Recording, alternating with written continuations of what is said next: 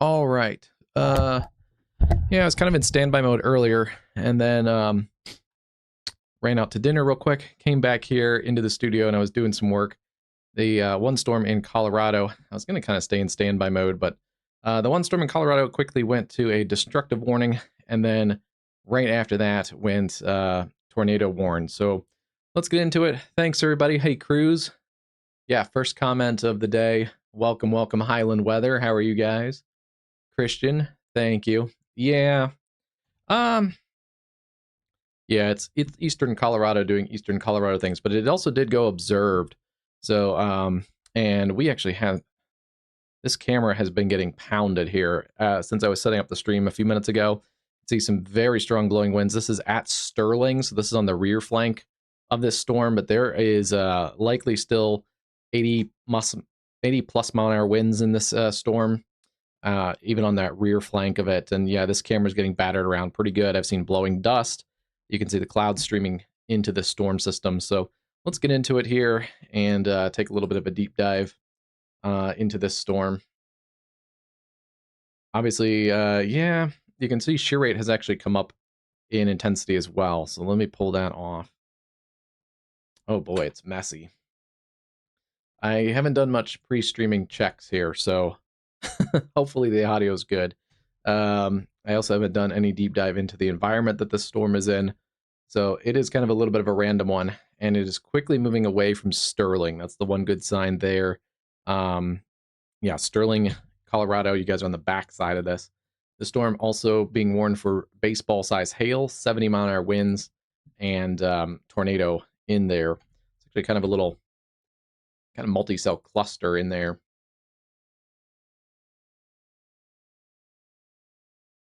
Very interesting. So confirmed tornado located near Iliff, or 9 miles northeast of Sterling, moving northeast at 55 miles an hour. Weather spotter confirmed tornado. So yeah, I wouldn't doubt that. It's a very hail contaminated signature here.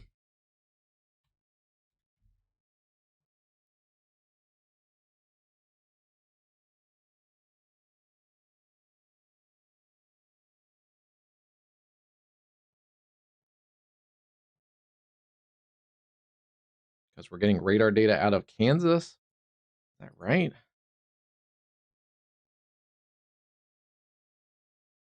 Yeah, if there's a tornado, it's basically parallel to 76 in here. Yeah, there's Iliff, so it's kind of right in this area here.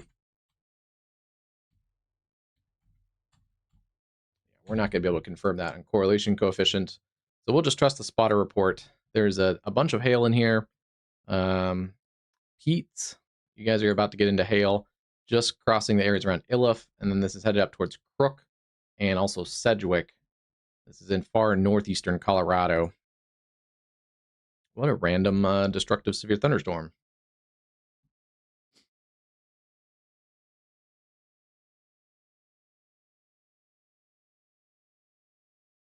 Yeah, you guys are in a little bit, seems like, of a rainy pattern.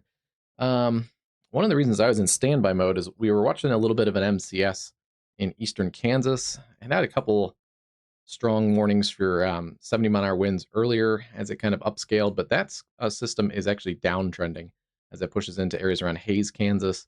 There is still a warning in northwest Kansas for Oberlin, Norton, and Hill City.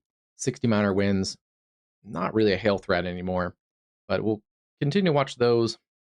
May get another warning or two out of these. This is the newer area that the Storm Prediction Center is also interested in. The storms that are severe warned now in eastern Colorado actually may upscale into its own separate MCS that some of the model data also showed earlier today. And that may actually work its way overnight up through portions of, well, a lot of western and central Nebraska. So if you have plans in Nebraska overnight, North Platte, O'Neill, Valentine, and anywhere in between, make sure we have multiple ways to get warnings overnight. That tornado warning, or sorry, that severe thunderstorm warning is it's still a destructive threat there for the baseball-sized hail outside of that tornado area. Let's see. Okay, unpin that. It's been a couple tornado warnings today. Let me get the details of this newest watch. Um, yeah, but today is not expected to be that high end of a tornado day. And I'm not sure this area has any tornado parameters, actually, or at least outlook by the Storm Prediction Center. It's right on the edge of the slight risk. And yeah, it's not in any risk outlined by the Storm Prediction Center for tornadoes. So that's what we say on some of our streams, is you definitely have to be weather aware and not focus in too much on the individual parameters, because Storm Prediction Center sometimes gets it wrong. And it's not even just getting it wrong. It's sometimes you just get a storm that overperforms the environment. So even if it's in a environment that doesn't favor tornadoes, you can always get one. There's a ton of strong wind in there. Yeah, that's what I think too. It's in a really favorable spot for storm development there in eastern Colorado. Let's see. Yeah, this severe thunderstorm watch that the storm is working into is goes until 2 a.m. 2 a.m. for scattered hail up to 2 inches in diameter. That's lime-size hail. Scattered wind gust 80 miles an hour likely, and frequent lightning. So I think just being in this watch area already, I think this storm has probably verified those parameters already. And this has gone back to radar indicated. So, yeah. For me, it still looks like broad rotation. I assume since it was a train spotter report, they actually did see a tornado, but um, yeah, it hasn't looked that impressive, at least for having a tight circulation on the radar. It's looked more like a wind event, but yeah, there still is kind of broad rotation right in this area here, just north and northeast of Illiff. The wider segment of this storm is going to be a bigger problem. It's through Pete's, it's about into Cook or Crook, and then it's through Fleming. And yeah, far northeastern Colorado. It's going to get to areas like Sedgwick, Orvid, Julesburg, and Haxtern. We have other storms in Texas, considerable threat. That's coming through the Lubbock area with another area of wind and, yeah, mostly wind. Don't think hail is a big threat in these storms. It was another day in West Texas where storms went up also along the dry line. And you can see them propagating towards the Lubbock area. They have surged an outflow boundary through Hale Center, Abernathy, New Deal, and those areas. Let me see. I think we should have a camera at Lubbock. We can probably get actually some pretty good footage of these storms. I'm guessing since it's West Texas, there's probably going to be a lot of dust with these storms as well. So definitely, if you're traveling in this area, pay attention to those warnings and also those travel conditions. I did not have our Texas cameras loaded up, but let me get those.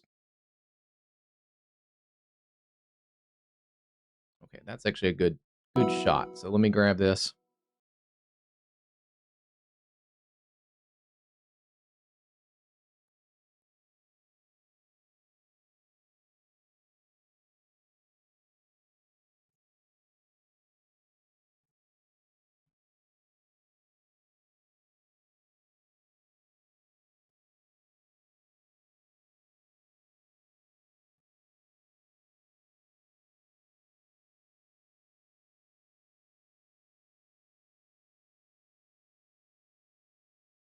Okay, perfect.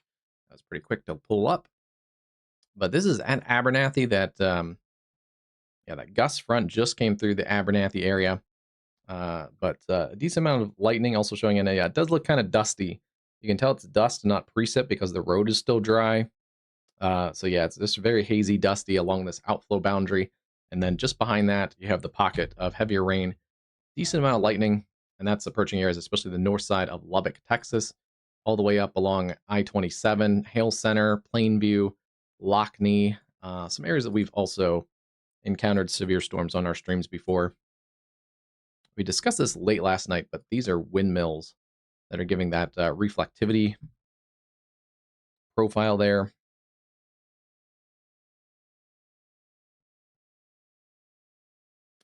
They've changed this view a little bit. They're looking around. Are they looking around for damage or the tornado potentially?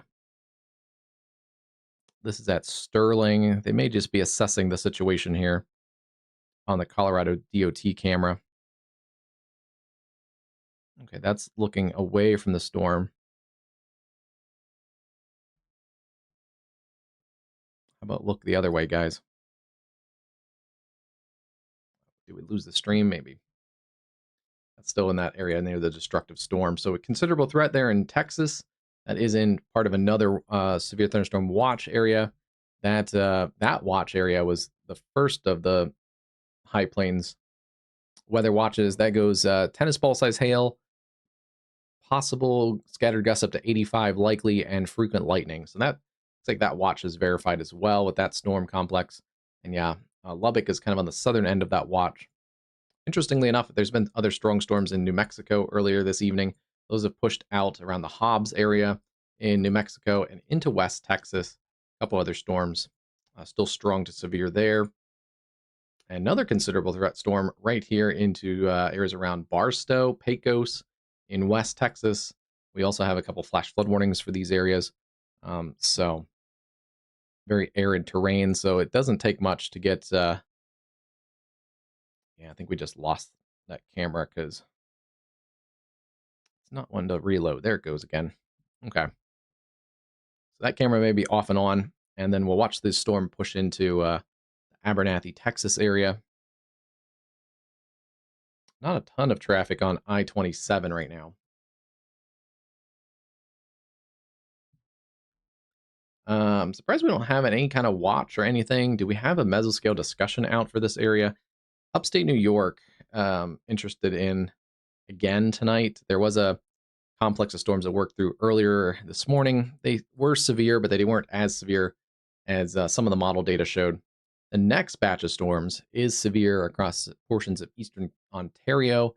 Earlier, there was a tornado warning in portions of Ontario on the leading edge of that near Smith Falls. Look and see if it's still on there. No, it looks like they've dropped the tornado warning. That whole complex, though, is severe warned by Environment Canada through areas just south of Ottawa, Ontario. You guys are included in that severe thunderstorm warning by Environment Canada all the way down through areas around Kingston.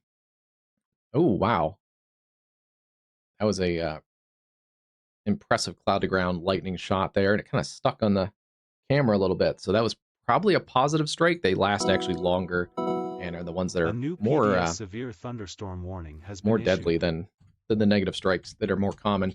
Yeah, so this whole complex is being warned by Environment Canada, looks like, as well as these storms back here. We'll see if that continues, if they extend warnings on the U.S. side for the Storm Prediction Center and the National Weather Service office.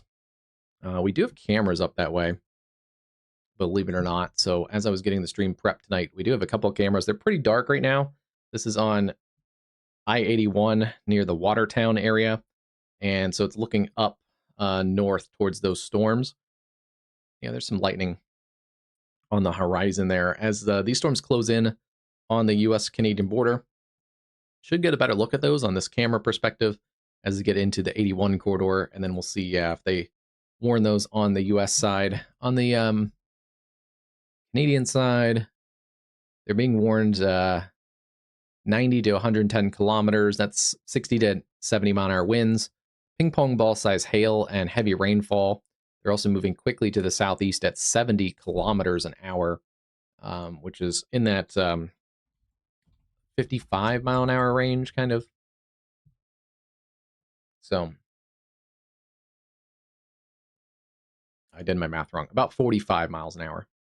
So yeah, let me track these out real quick because we won't pay attention to these for a few more minutes until they get closer to the Canadian border. But let's see, about 45, 46 miles an hour. They get over onto the Canadian side, Clayton, or on the US side, in about 25 minutes. Brockville, Ontario, 15. Ogdenburg, about 22 minutes. So yeah, they're going to cross the St. Lawrence Valley in the next 20, 25 minutes. They may get down to Watertown about 50 minutes or so, 45, 50 minutes. So we'll keep an eye on those storms.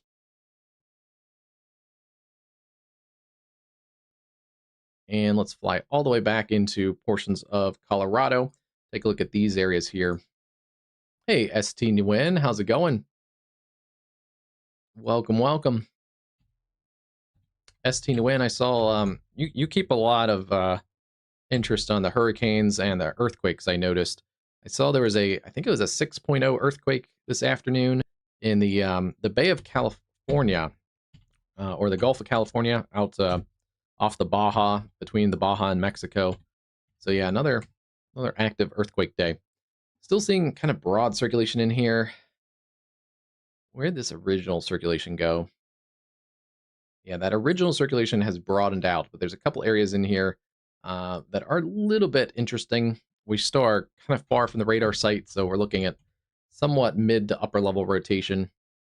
And yeah, tornado would be possible in here near Crooks and just to the north of Crooks. Let me see here if we had any. Sterling looks like our closest cameras.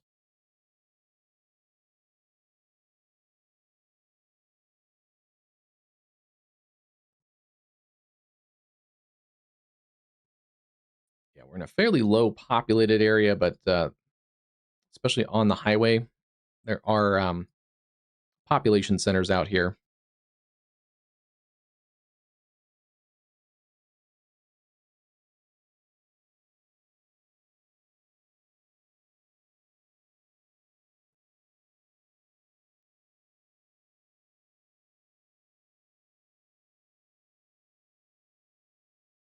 Hmm.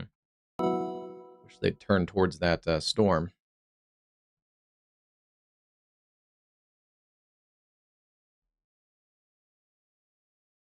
So it is still windy. The camera's bouncing around at Sterling. Not as much as it was, but yeah, there's still some showers and storms around the Sterling area. We'll keep an eye on that. Big health risk lifting through Pete's and then up into portions of, I guess this is southeast Wyoming, southeastern Cheyenne, and southeastern Morrill counties or Morill counties. And that is ping pong ball size hail, 60-mile-an-hour wind gusts. Interesting. The other area of the storm is still being destructive risk for the baseball size hail. And yeah, if there's baseball size hail, it's going to be in this pocket, kind of right in here, about to smash into the areas around Crook, and basically kind of overlaid with the same area where there's rotation. Some of that is, I think, some of this is enhanced by the hail, so it is a little bit contaminated. But yeah, if there's a tornado, don't think it's in there anymore.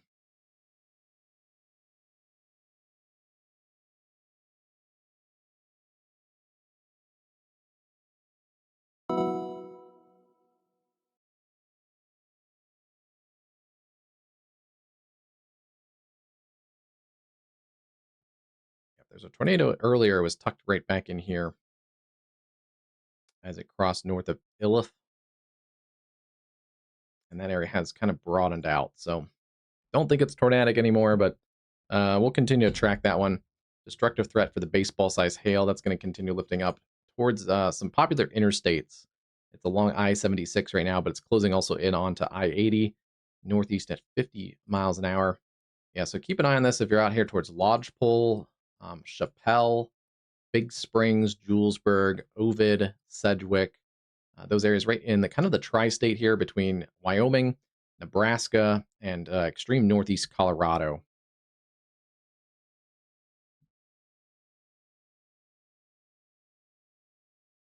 I haven't grabbed all the storm on this track. I'm just kind of tracking out the leading edge of some of that larger hail and push it out to about 50. Push it out to about 50 miles an hour. And it just moves, so we got to kind of move it around a little bit. But yeah, that's going to be Sedgwick in about 15 minutes, Ovid 24, Julesburg 32. And then if it does get up towards the I-80 corridor, Lodgepole would be roughly about 20 minutes, 25 to Chappelle, and then about 45 to the Big Spring area. Sounds good, Christian. Hope your night's going well there. And then still seeing those storms work in towards the Abernathy area on in the Texas area. This is in Lubbock, and yeah, the lightning has been pretty good off and on here. Looks like the rain might be starting to fall. It's a little slick on that highway.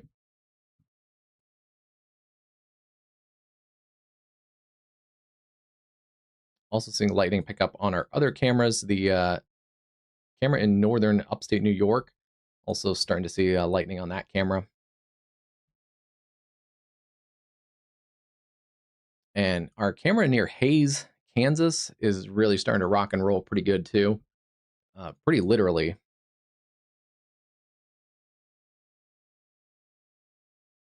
Wow. And from the experience in Kansas, the Kansas camera network generally has pretty good cameras that are fairly secure. So yeah, no warning with that storm anymore, but that is a feisty little batch of storms pushing through Hayes right now. It's kind of the degrading remnants of this MCS complex that worked through this late afternoon and into the evening hours. Still does have kind of a bow shape. And yeah, it's pushing up towards Phillipsburg, Stockton, Plainville, Hayes, La Crosse, and Norton. There could be some isolated pockets of 60-mile-an-hour gusts. There is a warning there for some of those northern storms, but yeah, these storms are pretty feisty too. Wow. Someone's got the big fireworks. You guys might even be able to hear that on you guys might be able to hear that on my mic. Someone's launching the big fireworks. It is 4th of July holiday weekend coming up, so oh boy. Yeah, we're gonna have those for quite a while. So you may also hear the dogs barking as people are shooting off fireworks. But wow. Let's see. Let's take a look at these storms again. Surprised there's still nothing by the Storm Prediction Center. There's no mesoscale discussion, and at least recently there's no watch. There was a watch earlier today for that first round of storms, but no watch here for these ones.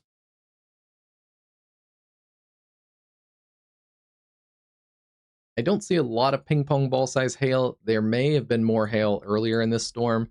It was being warned for by Environment Canada. Munster, Mansion Corners, maybe down here towards Frankton. That area looks a little bit more suspicious for some larger hail. That was in the 8 o'clock hour. As those storms have continued to push through eastern Ontario, they're now through Smith Falls, approaching Athens, Kemptville, Winchester, Brockville, all those areas into eastern Ontario. Yeah, it looks to be more of a wind risk right now, as those also get closer to the U.S. border. There still are some areas of spin kind of broadly in here. This was the area that was warned earlier near Smith Falls. And I think it was especially west of Smith Falls.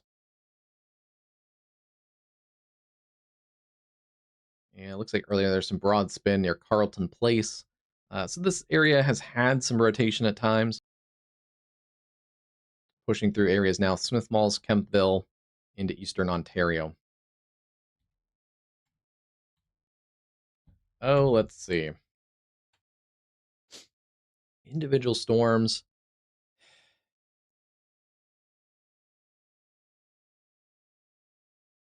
I've been in a couple PDS tornado warnings with tornadoes pretty close.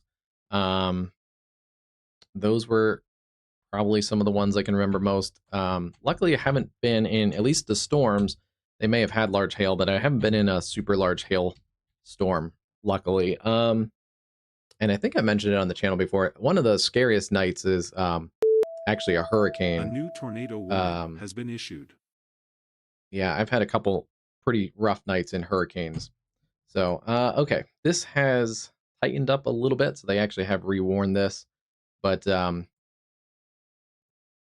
yeah, so it wasn't really one storm, but we were in kind of the right front quadrant of one of the hurricanes, and it was rocking and rolling all night. The wind was crazy. We were in our hurricane safe place, basically interior room, no windows, similar to the tornado safe place, but yeah, it was we were in the kind of the right front quadrant and had at least the kind of extended hours of off and on tornado warnings, some tropical tornadoes landfalling, and it was a rough night.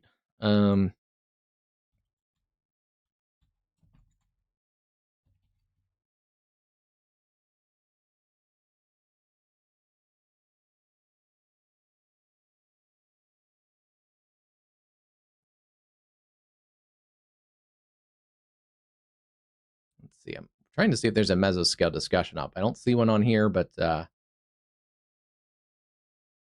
trying to see if there's a mesoscale discussion. National Weather Service.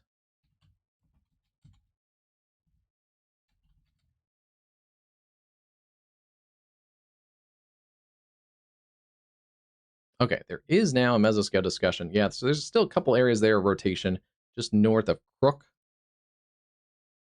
Colorado, eastern Logan, and northwestern Sedgwick counties.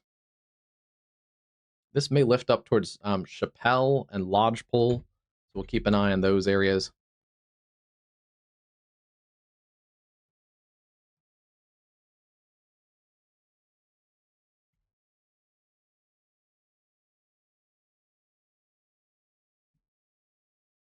We do have a new mesoscale discussion. I looked at this a few minutes ago, and it was not up. Actually, a low percentage chance of a severe weather watch. Ongoing convection across southern Ontario will spread southeastward into northern New York prior to midnight with the potential for isolated damaging wind gusts. Watch issuance is not anticipated. There is a difference in criteria between the Canadian Weather Service Office Environment Canada and the U.S. Weather Service Office. So these are, right now, I'm keeping an eye on them because they are warned by Environment Canada. Severe thunderstorm warnings, also a tornado warning earlier. So we'll continue to keep an eye on these as they close in on the border, but they are currently warned in Canada.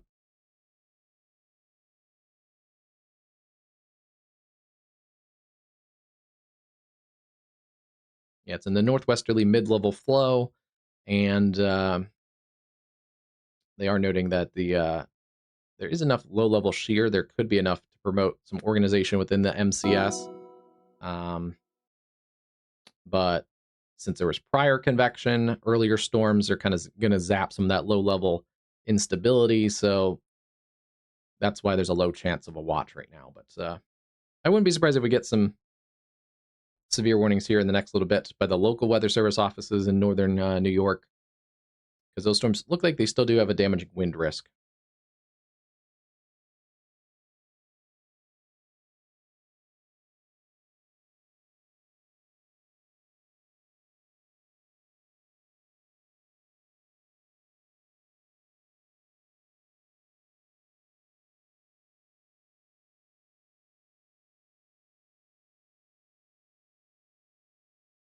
Dog update. The dogs did not like the fireworks. They were pretty close, though. Yeah, so they're not going to issue a watch, likely, very likely not issuing a watch, but they'll monitor the trends.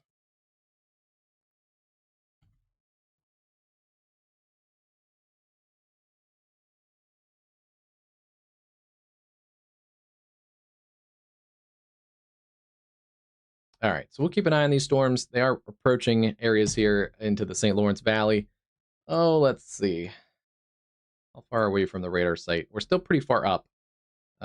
So there's pockets in here that could have some 60-mile-an-hour gusts, I think, in here near Westport, Ontario, just coming through the Portland area, and then potentially here just south and east of Smith Falls. So yeah, those are up in the rain cores in here. So yeah, that could translate to the ground a little bit too. This is potentially still a storm that has some hail in it. It's also being warned by Environment Canada, but that is in the areas around Kinmount. A couple different hail cores in there, and that's generally headed towards Burley Falls, Lakefield, Peterborough, Ontario. That one probably won't. That one's pretty far away from the U.S. border, but keep an eye as that drifts over there too. Back into Colorado, northeast Colorado, still seeing destructive risk for baseball-sized hail, 70-mile-an-hour winds, and then within that there is a area of circulation. It's been kind of transient off and on. It was warned as an observed tornado initially, Yeah, still seeing some rotation in there. I think the hail core has come down a little bit, which is actually helpful because we're not getting as much hail contamination on the velocity signatures. So hail core has come down just a little bit. Still potentially that tennis ball to baseball size hail, and that is lifting a little more northeasterly. Chappelle Lodgepole, right here at the tri-state border between Wyoming, Colorado, and Nebraska. Is kind of where that main batch of storms is going. They're going to continue. Tennis ball size hail, considerable threat. I think we're kind of in that range. So is this a different Weather Service office? North Platte. I believe it's a different Weather Service office. And Denver. Yeah, I concur with the North Platte office. I think it's in that 70, 2.5 inches hail kind of range. Perkins, Keith, Garden, and Dual counties in portions of southwestern Nebraska. That does include Oshkosh, Llewellyn, Big Springs, Brule, Ogallala, Chappelle, Julesburg, Lodgepole. You guys are up next. The one note with this is that area of rotation it's been kind of off and on. It's pulsed up and down, but it has been there. So that's an interesting one. It's been fairly persistent, even though it's it's not as healthy as it had looked at times, and then it kind of contracts and tightens up a little bit better. There's a look at the areas around Sterling, past those storms. So a little bit better shape behind those storms. They are racing to the north and east, and they are working away from the Denver area. So if you're in the Denver area, no severe threat there tonight. All right, that checks out, because remember we saw our haze camera in Kansas, and it was pretty feisty at times. That storm now does have a severe warning there for some small hail and some gusty winds up to 60 miles an hour, including down towards Rush Center, Kansas, Hayes, Victoria. That may get towards Russell, Kansas, along I-70. Yeah, still heavy rain, lightning, and thunder coming down. But that is surging out towards Victoria, and then Russell is the next big community there. Working a little more easterly. Those are, for the most part, outflow dominant storms, but still a pretty organized convective system earlier, so it's going to take a little while to wind down. But yeah, we can see the trailing gust front coming through Jetmore, through Cimarron, and then just pushing east of La Crosse, around Otis and Albert. There's the gust front kind of right in there.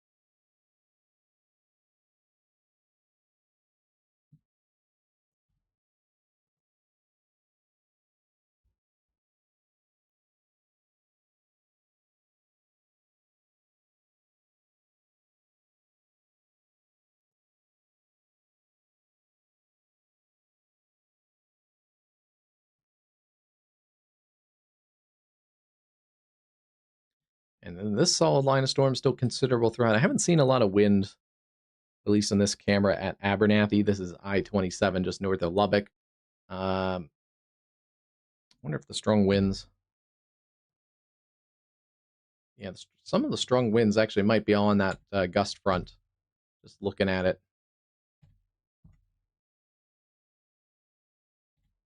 There's a little pocket of stronger winds just back here by Texas Tech on the west side of Lubbock.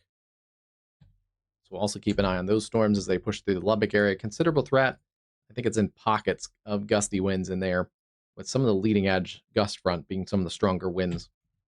Those storms continue to kind of degrade across the I-27 corridor, and then they have extended that considerable threat down through Brownfield and areas like O'Donnell, Wilson, New Home. Still seeing, there's little pockets of gusty winds in here. But it's not like a whole big swath of damaging winds like we've seen before. And as I suspected, we are getting a new warning into upstate New York, and it looks like it's going to somewhat match the Canadian warning. This is for St. Lawrence County in upstate New York. The line extending across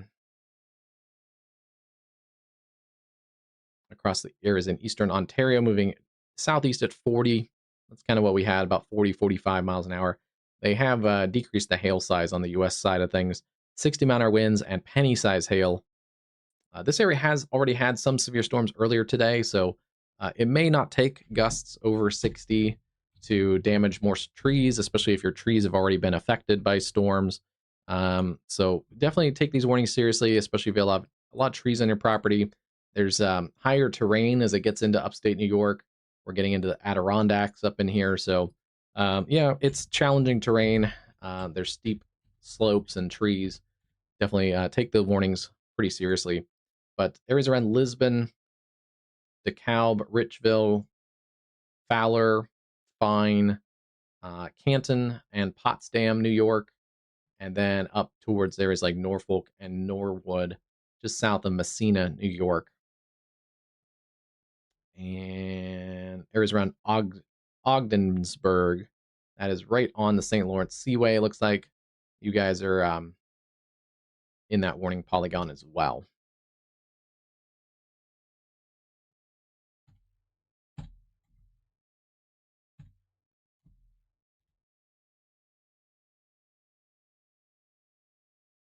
Yeah, some of the intensity of those storms has diminished some as we're getting a better look at those storms on the U.S. radar. There still is a little bit of kind of MCS spin in there, a little MCV that's coming across the Carlton Place area. And then some new storms have tried to go out in front of these too, so we'll keep an eye on some of those. They'll get incorporated into that line segment. But yeah, some nasty storms across northern New York. And then we have our severe storms back into eastern Colorado, northeastern Colorado, far western Nebraska, and then also still seeing feisty storms around Hayes down to Ness City, up through Stockton and Norton, Kansas.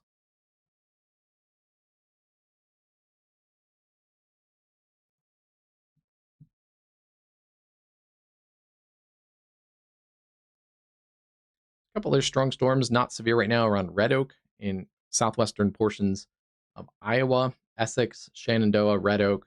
Kind of an isolated little pocket of storms. There was a severe thunderstorm watch across portions of Wisconsin. Most of those storms have all pushed off into Michigan, and not seeing a lot of new development there. So that, yeah, that watch ends in about 20 minutes. Looks like they're just going to let it fade away. Wisconsin didn't go as crazy as some earlier model data showed, so things stayed somewhat isolated there earlier today. There was a tornado warning and a pretty impressive looking supercell earlier into portions of the UP of Michigan. Yeah, I think it was around the Limestone area, somewhere up in there. Not a heavily populated area, but pretty impressive supercell earlier this afternoon. Those storms have all diminished. There's a couple pockets of stronger storms, Ludington, Baldwin, Cadillac, and then over just offshore of Rogers City in the northern portions of Michigan. But yeah, things are dying down there. This is really the next cluster of storms that we're going to see kind of escalate. And yeah, the model data takes this generally up across Nebraska, and by morning actually puts it into southern portions of Minnesota. So this could be an all-night threat for areas there in the plains, especially at least until 2 a.m. Areas like Valentine, O'Neill, Ord, North Platte, Imperial, back towards Sterling. This is the area that's more of the concentrated severe threat right now. And I believe it's still the area that has, yeah, the slight risk. The storms in Kansas were actually in a enhanced risk earlier. Those storms are about to leave the enhanced risk, and then they are expected to continue weakening as they push into central Kansas. You can see the tight gradient between the risk areas highlights that the Storm Prediction Center is really thinking those storms are going to die off relatively quickly, that there's a pretty big step down.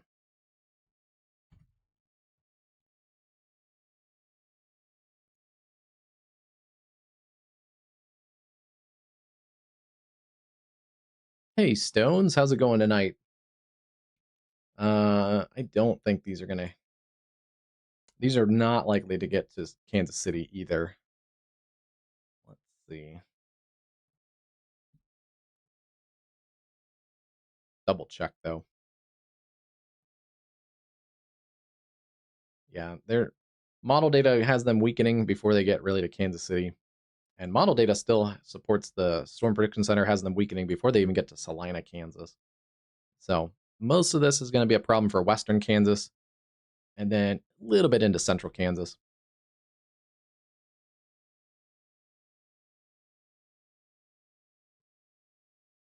And then actually while we're looking at the model data, this is a look at those storms. Yeah, you can see that really takes this cluster of severe warning cells that's over the Sterling area.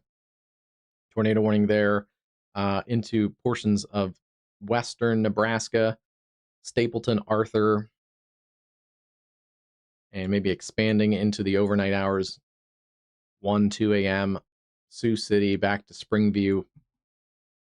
So yeah, this is an overnight severe threat, even into the early morning hours, 3, 4 a.m., getting into portions of Minnesota, and 7 a.m., potentially back into the Mississippi River Valley from the Twin Cities, back into western portions of Wisconsin. So another kind of overnight severe risk. They may diminish some, but then this model run actually hints that the storms may upscale again by lunchtime across areas like Traverse City, Cadillac, Big Rapids in northern Michigan tomorrow. And wow, you can see how this kind of northwest flow and this ring of fire works. This cluster of storms we're watching in Colorado tonight, the model data puts back into areas like Barrie to North Bay, Ontario by tomorrow afternoon. So another round of potentially strong to severe storms across eastern Ontario tomorrow. And it would be amazing if it verifies. But tomorrow night, we may actually have to worry about severe storms back into areas in upstate New York from the storms that start in Colorado that we're following right now. So wow, that if that verifies, that makes a trek.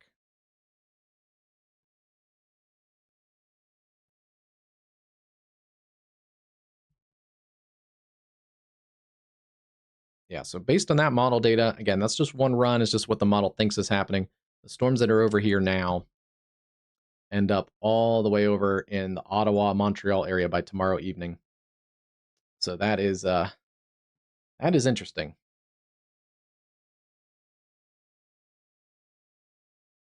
And then we have to watch again tomorrow. Kind of a rinse and repeat.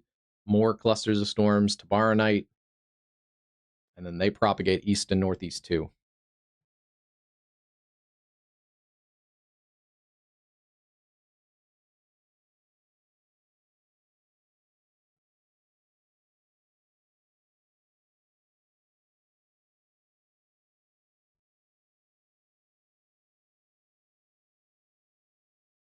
There's some pretty big lightning on that Abernathy, Texas camera.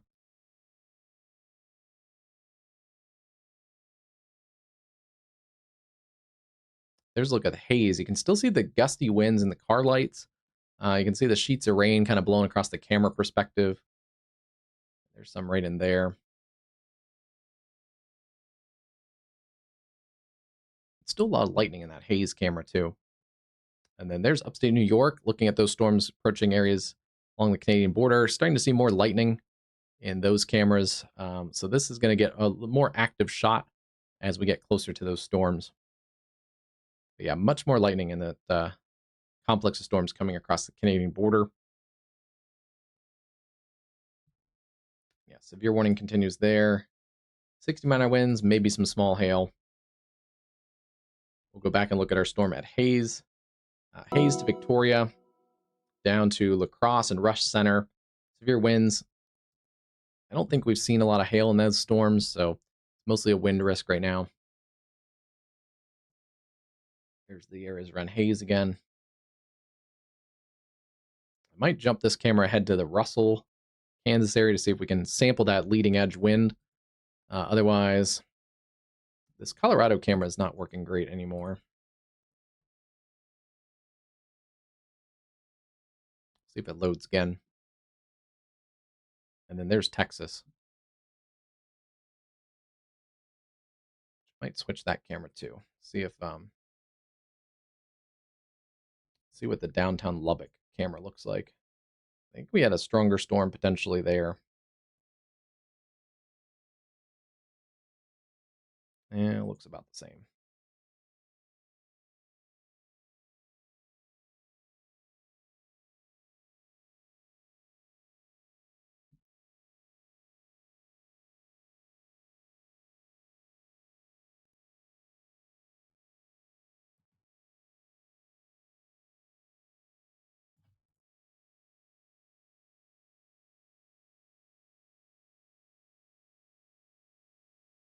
Yeah, that's basically downtown Lubbock, I-27.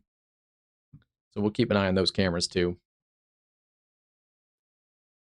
I guess. Yeah. It doesn't look like it's very warm, but the storm energy is mostly out across the high plains. So actually surprised that we still have severe warning storms approaching the Russell area. Um, yeah, they should die off pretty quickly into central Kansas. All right, some good news here into Colorado. They've dropped the tornado warning. It is moving into a different National Weather Service office. So we'll see if the new office does anything. But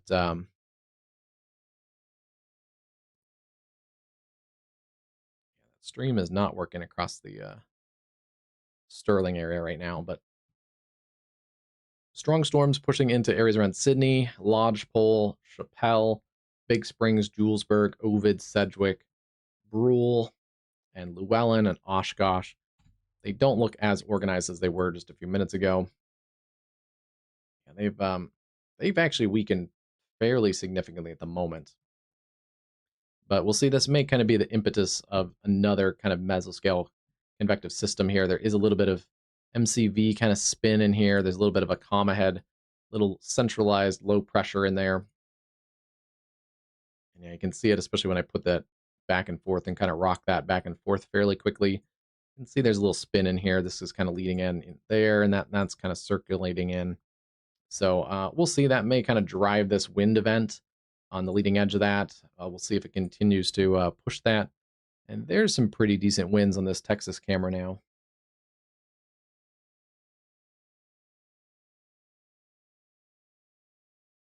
Yeah, it's pushing out towards basically paralleling 76. Julesburg, Sedgwick, Big Springs, Brule, Lodgepole to Llewellyn. Arpeggio, how's it going tonight? Welcome, welcome. What'd you say, Logan? Yeah, let me see. What did you say? Luckily, the bot doesn't like automatically delete. I can open up the comment and see.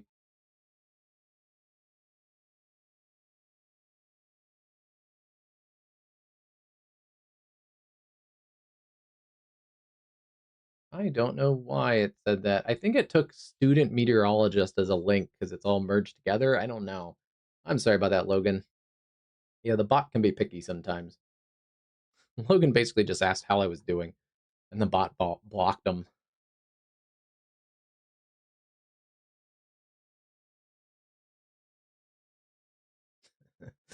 Yeah, whoa, that's changed pretty quickly. I just looked back at the Texas camera.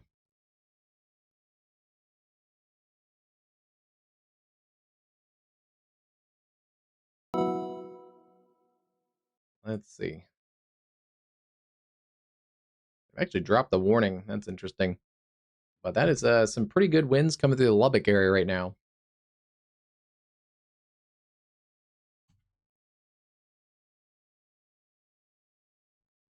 We're kind of right in this little pocket right in here. So there could be some 50-mile-an-hour winds. And that might even be a little touch higher than 50. Just looking at that camera perspective, it's nothing like considerable threat, but it could be pushing 55 to 60 mile an hour gusts in there. Yeah, you can really see the sheets of rain blown across the camera perspective. This is a little elevated, so looks like we're kind of on a elevated freeway, so we are up a little bit. But yeah, those are some gusty winds. Just on the north side of Lubbock.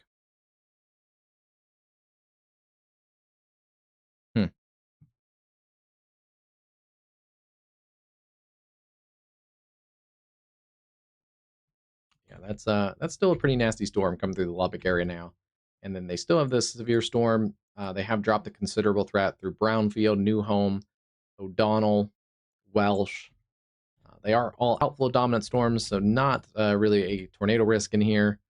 It's mostly just the gusty to damaging winds.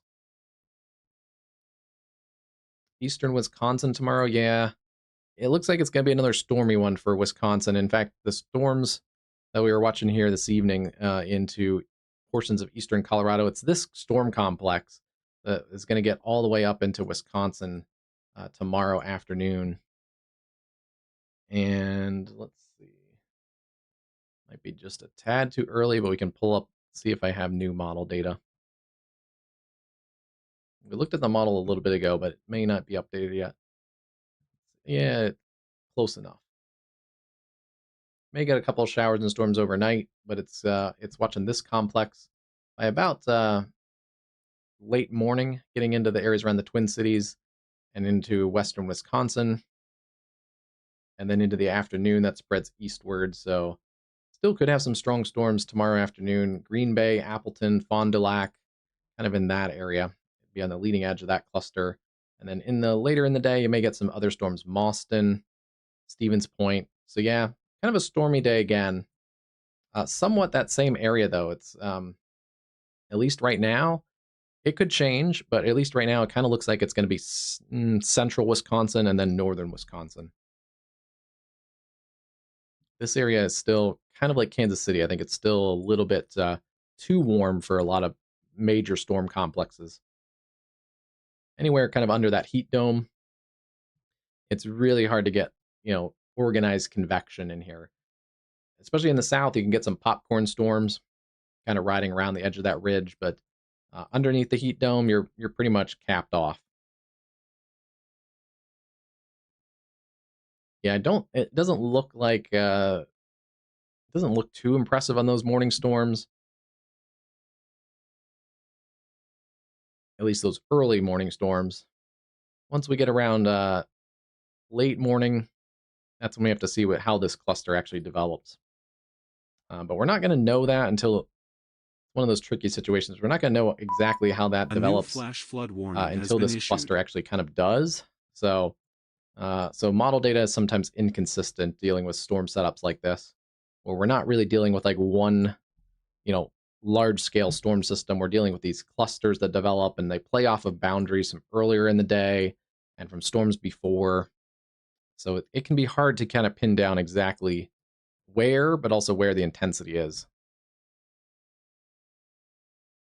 But I believe generally that follows, yeah, in general, that pattern does follow the Storm Prediction Center outlook.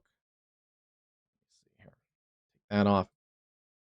Storm Prediction Center does have an enhanced risk tomorrow, level 3 out of 5 for southern portions of Minnesota, across that central portions of Wisconsin, basically central and northern Wisconsin, Rhinelander, Ladysmith, Eau Claire, Black River Falls, Oshkosh, Appleton, Mileston, Green Bay, Iron Mountain, and then up across northern portions of Michigan. So if you're down here, like southeastern Wisconsin, less chance of severe. Madison to Milwaukee, but we'll keep an eye on it for you. And yeah, I do think tomorrow we'll probably have another longer live stream. Wow, it's actually kind of crazy what the forecast for today looks a lot like the forecast did for, or for tomorrow looks a lot like the forecast kind of did for today. We have pockets of strong storms northeast, pockets of strong storms across the upper Midwest, and they've, looks like, added another area of slight risk down into western Kansas tomorrow. So very similar look in general over the next couple days. But yeah, this corridor from southern Minnesota through northern Michigan is going to be a corridor of mostly damaging winds tomorrow, but there is a chance of tornadoes across northern Wisconsin, central Wisconsin, and back into southern Minnesota. It's a wind-driven enhanced risk tomorrow with the hatched moderate risk there for wind, or medium probability of wind. And then there is a hail risk, large hail's potential here into southern Minnesota, especially northern and western portions of Wisconsin, and also northern portions of Iowa. Could have some big hail tomorrow. Looks like it's a wind risk out east. Is there a tornado risk? No tornado risk out east right now.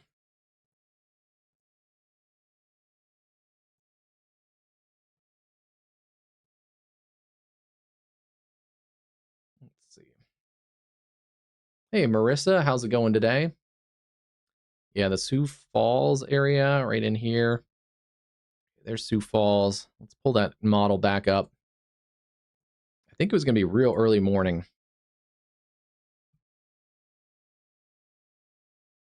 It's going to be in that roughly, I think like that 4 or 5 a.m. kind of time frame.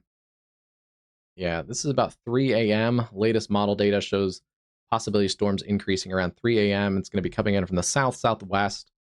We may also still be dealing with that cluster of storms across the Sioux Falls area.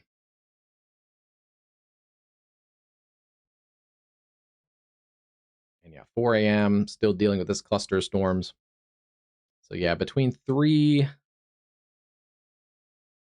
5 a.m., 3 to 6 a.m. kind of, that's your best chance of severe weather in those areas. Berriesford, I think is that right in there too? We've talked about that before.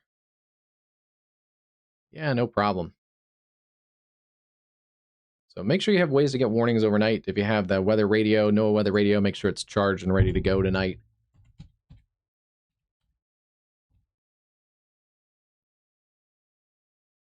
Oh, there it is right there. Yeah, I-29 corridor, basically 3 to 6 a.m.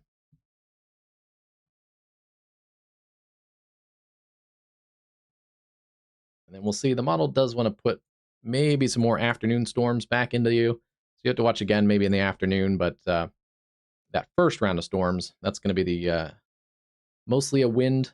But you could get an embedded tornado risk, a line embedded tornado, any of those complexes of feisty storms. It primarily is going to be a wind risk.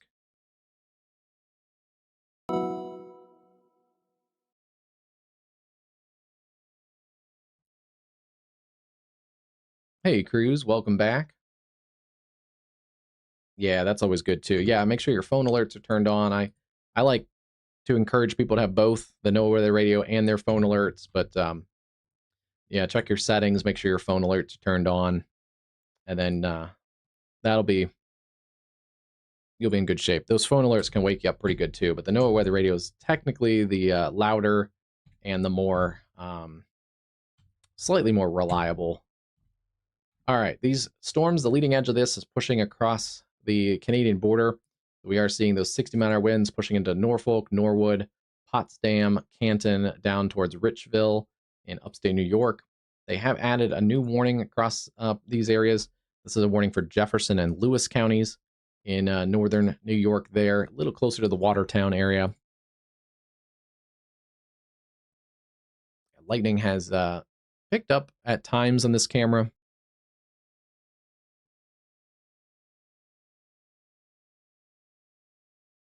Oh, wow. Yeah, there is a solid and lightning. There is a very well pronounced shelf cloud on that camera. Oh yeah. Let's take that full, and that's actually a very impressive shelf cloud. Or maybe not full, but fuller.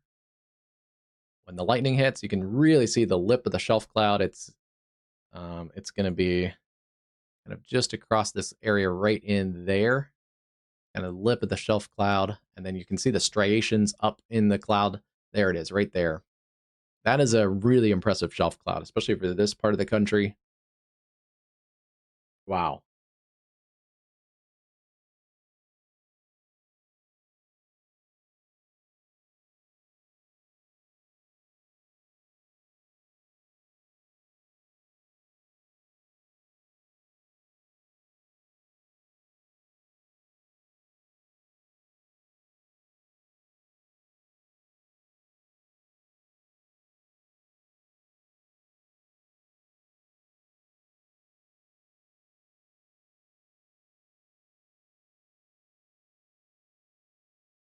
Waiting for that lightning. Yeah, there it is again. All right, that's impressive.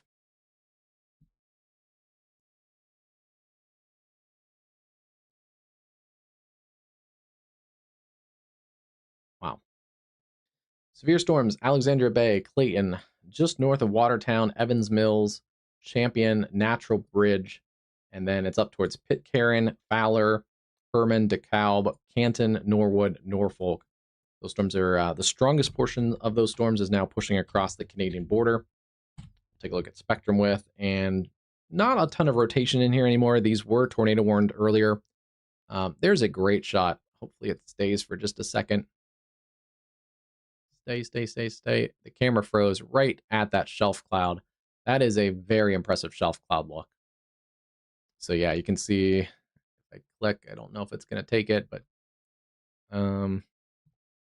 yeah, there's the striations up in the shelf. But this is the leading edge of that rain-cooled air kind of surging out and collapsing down towards the ground level. So just under there, just under that shelf is where you're going to have the really the higher winds under here. That is an impressive shelf cloud.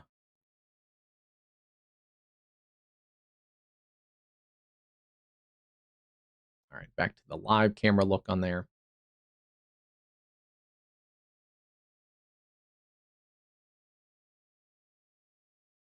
But yeah, the leading edge of the storm, you can see on the spectrum width showing us leading edge. There's a little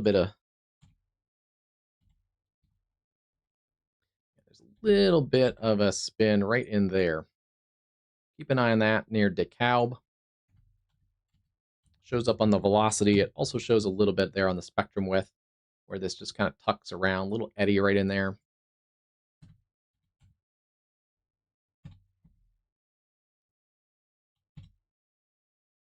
And yeah, still seeing pretty tall storms up to about 55,000 feet.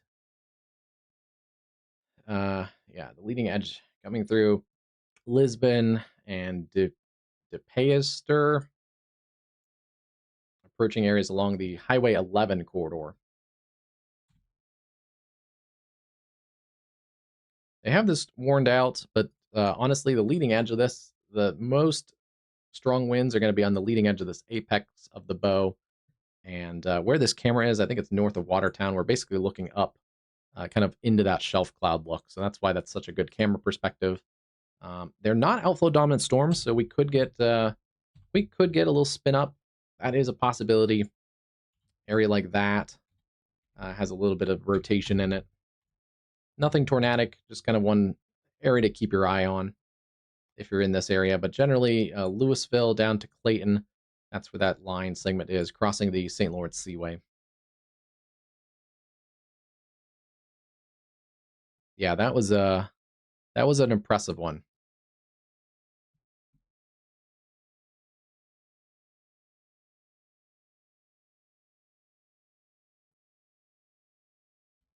We've seen some shelf clouds like that on the cameras in like out in the plains, but I haven't seen too many like that in the Northeast. So that was an impressive look. It's kind of a dark camera. Unfortunately, it's also a it's in night mode, so it's in black and white. But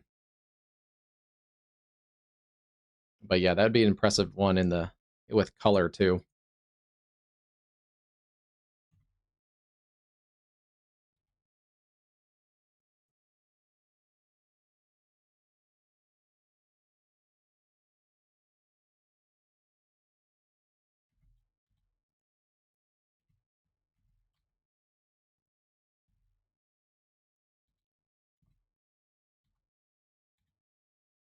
This storm is actually downtrended a little bit as it's leaving Colorado. Still a strong to severe thunderstorm. Oshkosh, Llewellyn, Big Springs. They have decreased the hail, and I agree with that one. It's down to about ping pong ball size hail. If there's hail in here on the ZDR, it's going to show up. Still not showing up great, but the hail core is in here near Julesburg and Ovid. Some hail up towards Chappelle, but the larger hail would be in that core around Julesburg. Still kind of riding along the interstate, so that's not great. But areas like Big Springs, prepare there for some larger hail. And then this is I-80, a very heavily traveled interstate. I-80 runs across the center of your screen, and I-76 comes in there just at Big Spring there, just outside of the Colorado border. So that takes you down towards Colorado and the Denver area, kind of a Denver connection on 76. This is a heavily traveled area of interstate, so always a dangerous situation. We have people from out of town, people that maybe are not experienced with a lot of severe weather, and they're coming into an area that's getting an all hazards severe threat here this evening. Although the tornado risk looks like it has diminished quite a bit here in the last little while.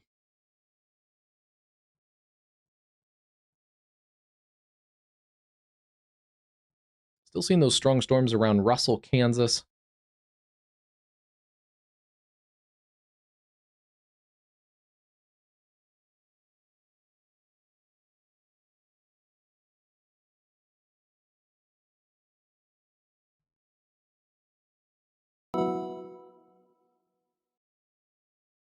Here's a look at the Russell area, just about to get into some of the heavier wind and rain, and yeah, starting to see that wind push across the camera screen. There's also another isolated storm, severe near Oakley, with a little bit of hail and gusty winds. Yeah, that storm has actually come up in just the last few minutes. So, an intense storm coming across I-70 at Oakley, Kansas.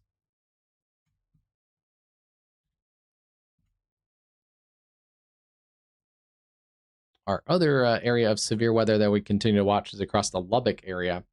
They've dropped the severe warnings for this whole line segment. Still seeing gusty winds, especially on the leading edge of this gust front in here. And the fun thing about the gust front, too, is it shows up because it picks up dust and bugs and leaves and twigs and things, whatever else is kind of on the leading edge of that. It actually generally shows up as, like it is right now, as non-meteorological targets on the correlation coefficient. So you can kind of see the leading edge of that gust front. This is another one we should be able to see very clearly using spectrum width. Yeah, very clearly showing up along there. Spectrum width is nice because you can pick up the gust front even without a lot of bugs and dust and twigs and things, without a lot of reflectivity. But yeah, just kind of looking at both of those, you can really pick out the gust front. This is a pretty semi-arid environment, so it doesn't take a lot of water to cause flash flooding, and we're seeing a decent amount of rainfall here. Looks like 1 inch to 1.5 inches of rain, and potentially about another inch more. Lubbock, also a fairly large city, also has a decent amount of concrete. Concrete doesn't drain well, so that adds to the flash flood issue across those areas.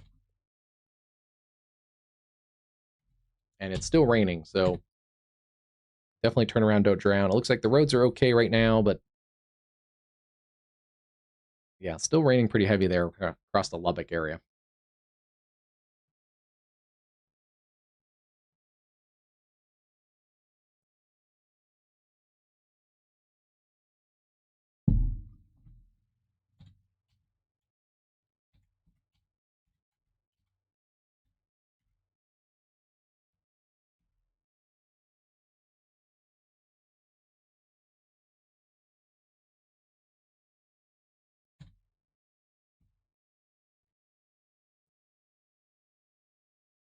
Still a bit ways away from the radar. They are going to get a little bit closer to this Thedford, Nebraska radar. So as they continue working to the north and east, we'll get a better profile of those storms again. But severe storms Oshkosh, Llewellyn, Julesburg, Big Springs, into far western portions of Nebraska, and also into the extreme northeast corner of Colorado. They have let the warning expire around Gurley, Sidney, and Lodgepole in southern Wyoming. So you guys are in better shape the rest of the evening. And I suspect here in the next little while, as those storms continue to clear, they should continue to cut some of this watch area out. So around Sterling, much better shape in the Sterling area. Those cameras aren't playing as well as they were earlier, but yeah, looks like the Sterling area much better shape.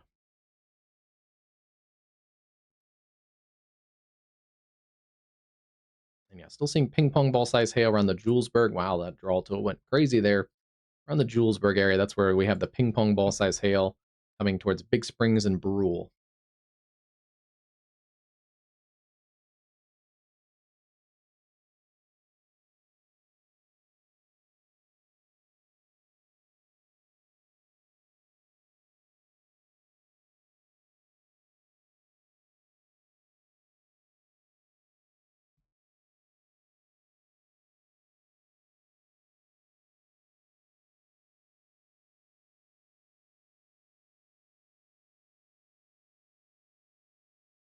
Why does it think Logan's posting links?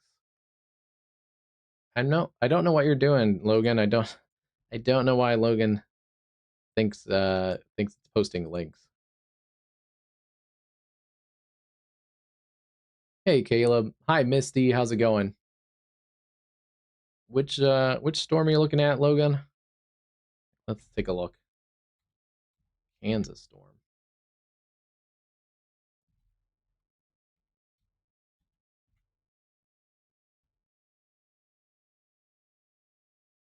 Kansas storm with a special weather statement. Let me take a look.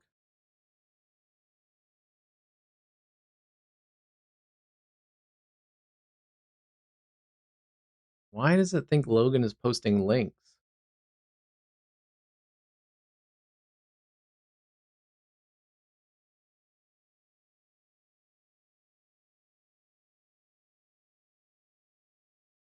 Yeah, I don't know what it's doing. Logan, hold on. Let me go. My bot is like freaking out. Hold on. I've never seen it do that before.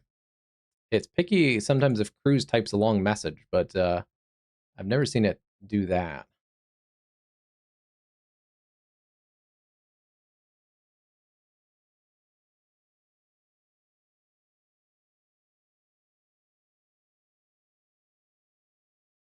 I don't know why. Yeah, it shouldn't be.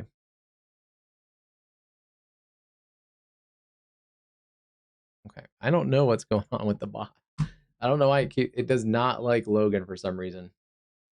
Let me see. Special weather statement. I sometimes turn them off because they clutter the screen.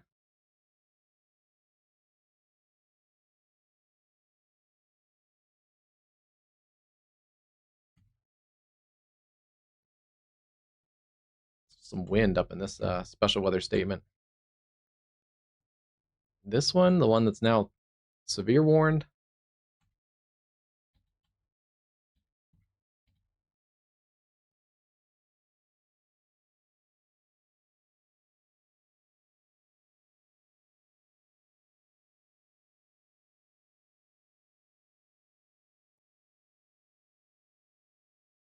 I don't know. I've never seen it do that, and Logan hasn't posted any links. So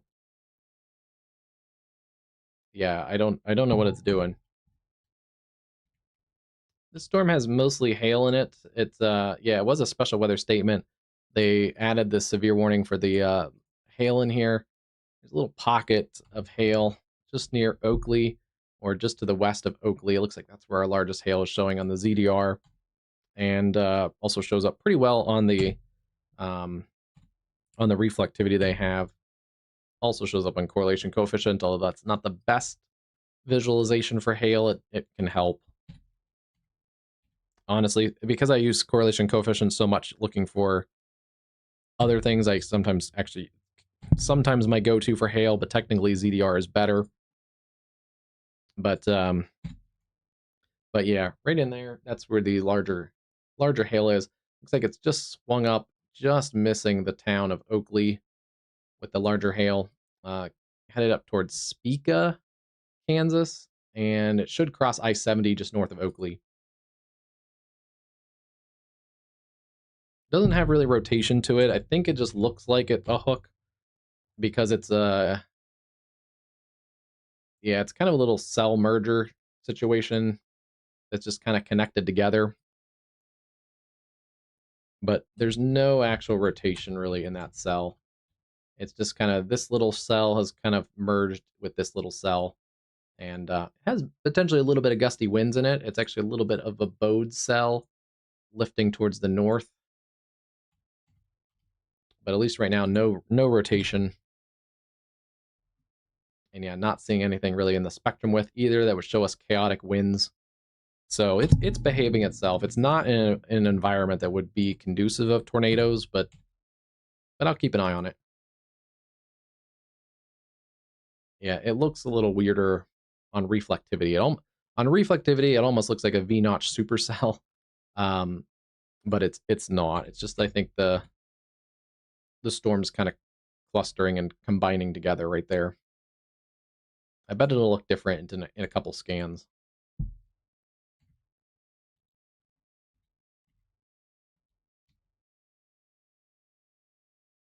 We're pretty far from the radar site, so it's hard to get really good data out of this, but there is a area of wind that's starting to bulge out a little bit through the Big Springs area, approaching Llewellyn. So yeah, we'll keep an eye on that storm. It's crossing the I-80 corridor. Some pretty heavily traveled interstates there.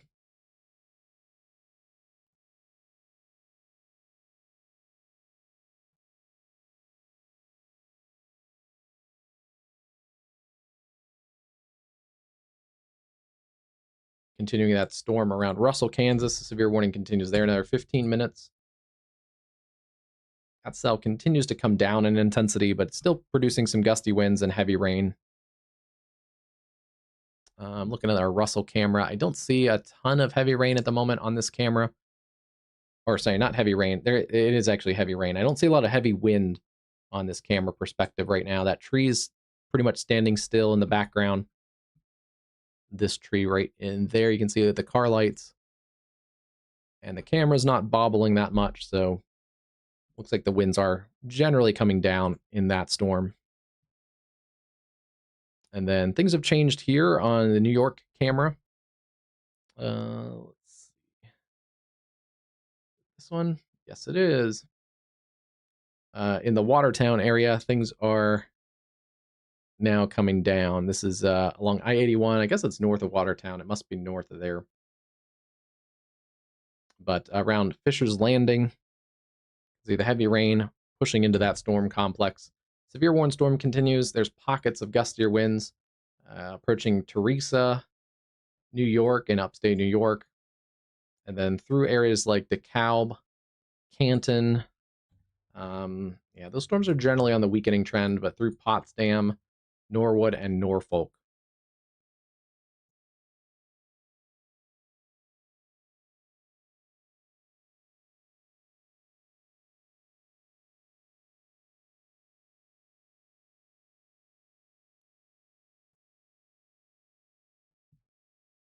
And for Canada, they've dropped the severe thunderstorm warning for the Ottawa, Kansas area, or Kansas, Ottawa, Ontario area up towards Carleton Place, Smith Falls, Kemptville.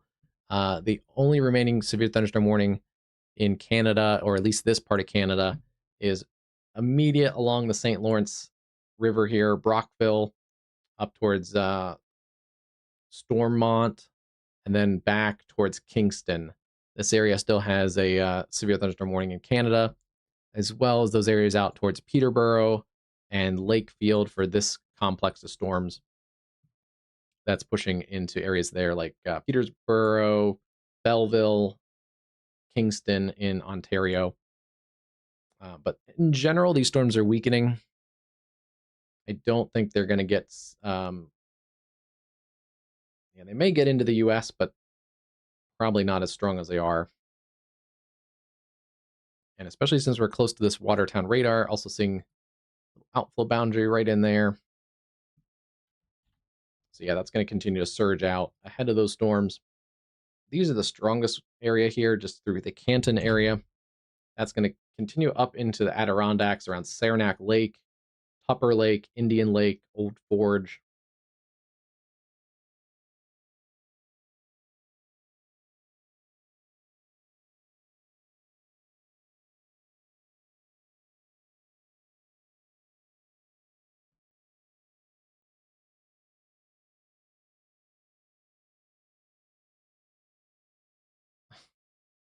The bot keeps going after Logan. I'm so sorry, Logan. Yeah, I don't think it is. It's probably... It should be in rain-cooled air behind this leading complex. There's just a lot of storm fuel out here, so It's still working, but it's not in a really favorable tornadic environment. It's probably borderline severe even. 60-mile-an-hour winds, quarter-size hail. There's no rotation in it. Just kind of these couple cells just lifting off across the I-70 corridor. So it looks a little bit stronger, I think, than it actually is. But yeah, that's lifting. Generally, it may get up towards Rexford, east at Colby. It's actually probably technically one of our stronger cells in Kansas right now. Those storms near Russell continue on the weakening trend.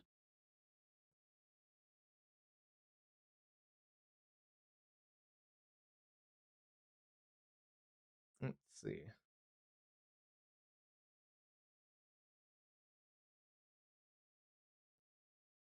Sounds good, Logan. Yeah, that's one thing I don't have is the normalized rotation. Although all the other products say it's not rotating.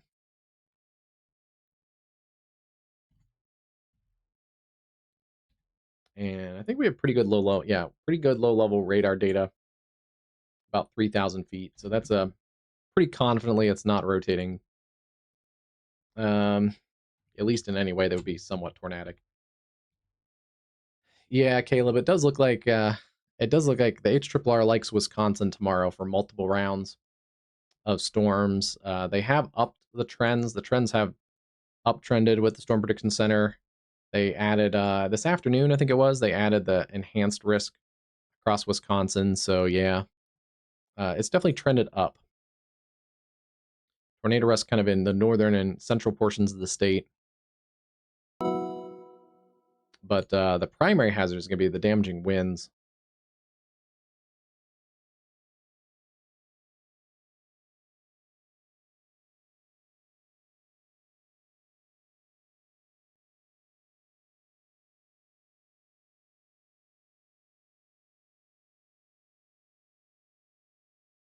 Yeah, and it is hatched for CIG1.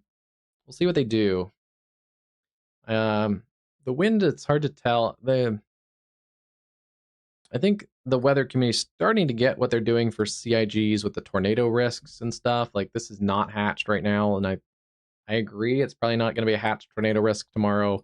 The wind, they could go either way. I think they could either hatch it and go double hatched for CIG2, or they could maybe put like a 45% and keep the single hatching. I could see them do that too in the wind probabilities up here. So it'll be interesting to see what they do with that. I think recently they've added hatching and they've double hatched when they probably should have just increased the wind probabilities within the single hatching. They did the other day for one of the storm complexes where they double hatched it instead of just increasing the wind probabilities. So that was a little weird. I think it was the storm complex that went and had like the 100-mile-an-hour plus storm complex that went through South Dakota the other day. They double hatched it, but I think they kept it a moderate, which the 45%. They should have they should have double hatched it, but they should have also increased that percentage of probability for damaging winds. And yeah, we'll get a better sense of this storm as it gets further east. It does have a little bit of rotation in this storm, and it may be trying to rotate again. It has a little more of this S shape on it than it did earlier. This is where winds are surging out across Big Springs and Brule, Ogallala, and then there's a little bit of a weakness in here where it's getting a little bit more inflow, and you can see that kind of broadly in here. These brighter blues and greens are headed towards the radar site, and these reds are headed away from the radar site, or far from the radar site. But in general, we see kind of broad mid-level spin. Yeah. There's been a lot of talk on social media too, and I actually keep forgetting about it, but with budget cuts right now and staffing cuts, we're not getting a lot of balloon launches out of this area of the country in general. You can go on social media and find the exact map of it, but in general, we're not getting a lot of weather balloon launches from these areas in the Mountain West. And normally, you get 2 balloon launches a day, normally at 7 in the morning and 7 p.m. And if there's severe weather, likely they can sometimes launch other balloons between that time period. But yeah, in these areas, because of staffing and budget cuts, the National Weather Service offices are only launching balloons, I think, in the afternoon, that 6 or 7 p.m. time frame.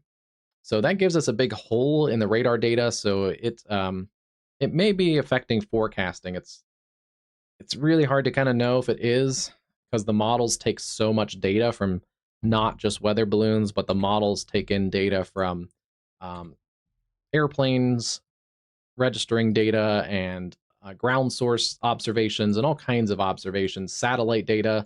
So yeah, the models do take a big mix of data in, but at some point, months and months of not as many balloon launches, you would suspect does kind of degrade a little bit of the data. Yeah, so there's some broad rotation showing in this storm. Looks like still the largest hail is just about to cross out of Colorado into portions of western Nebraska, Big Springs, Brule, and Ogallala. I almost said Wyoming, but we're out of Wyoming now.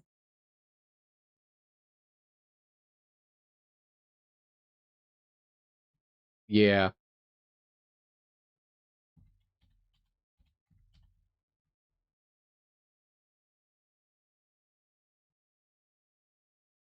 That surge of wind is about to cross the 26 corridor. So US 26, kind of right in there.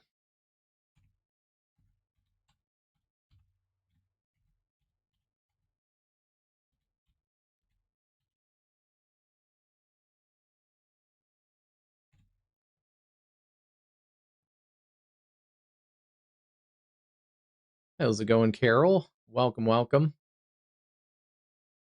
Nice. Yeah. That area in the southeast is in for a little bit of a rainy pattern. There's a little bit of moisture coming off the Atlantic, and it'll kind of continue wrapping around that heat dome across the Midwest and pushing into the Northeast. So you may get some more storms the next couple days, kind of rounds of storms across the Gulf Coast, especially if you're in the southern part of Georgia. That may be the better shot at some storms.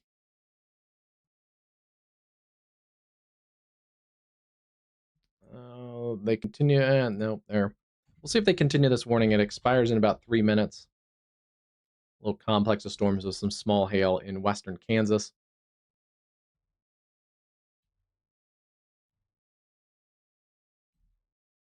Looks like the hail core has come down a bit.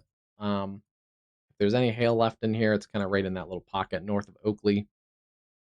So we'll keep an eye on that storm, but it's lifting away from the interstate, which is good.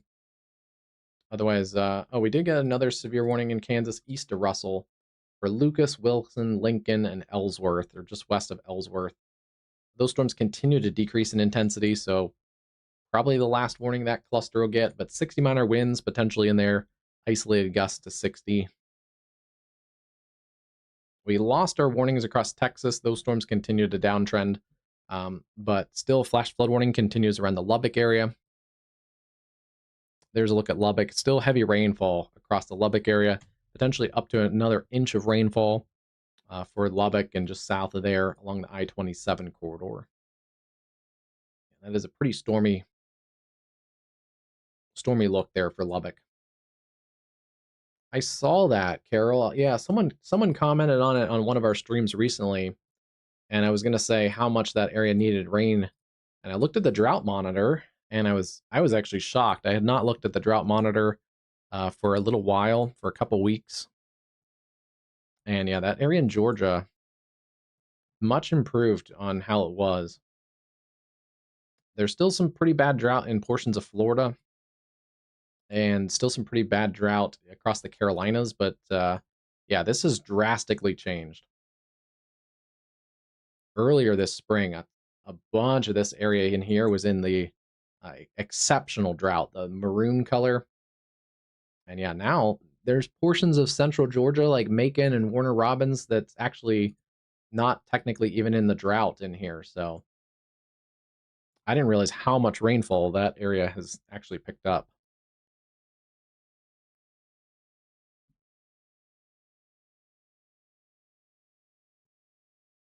The West is still very much in drought. Most of the Four Corners, areas that have had the fires this week, and it doesn't look like it's going to trend any different over the next 8 to 10 days or so. So unfortunately, the West, there is a ton of drought in here.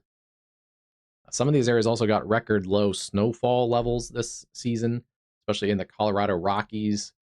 So some of this drought is probably going to get worse over the next few months, and it'll be interesting to see. But a lot of the Four Corners region relies on snowmelt from the Colorado Rockies for irrigation and drinking water sources and stuff. So it's going to be a rough summer for some of these areas. Hopefully, we can make a little bit up in some monsoon moisture, especially across like Arizona and New Mexico, but probably not enough to really make a big hit in the drought. Looks like areas like Steamboat Springs, Glenwood Springs there in western Colorado under a pretty exceptional drought.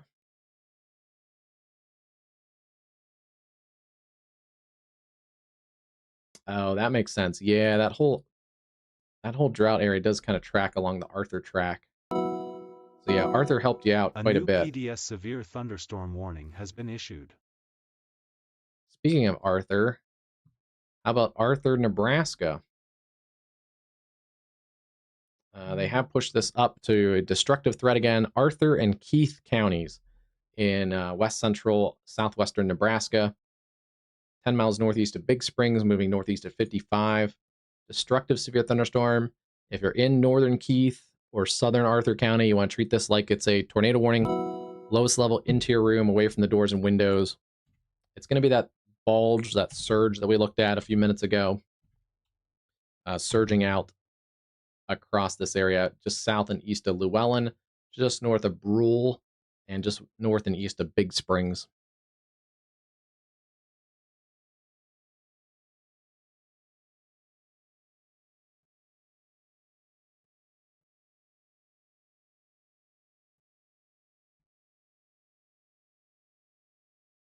I'm going to expand it just a little bit from the warning just to get, I might even expand it up just to get Arthur, just in case it kind of heads a little more north. But roughly, especially the strongest winds, just north of Brule, about 2 minutes or less.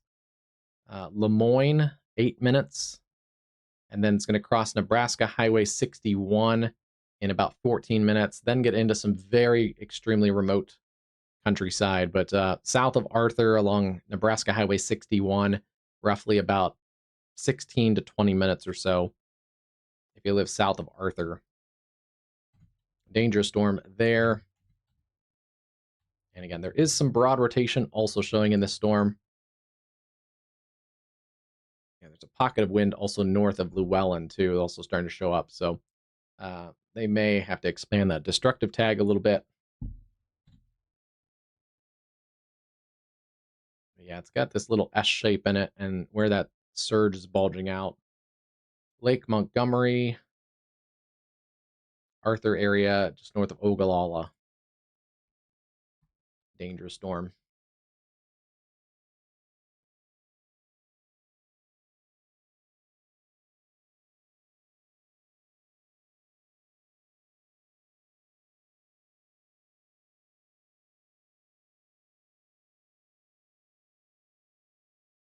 Oh, wow. Yeah, that's pretty bad because that area, especially in northern and central Utah, usually gets a decent amount of snowfall too. Yeah. Yeah, worried about the conditions there.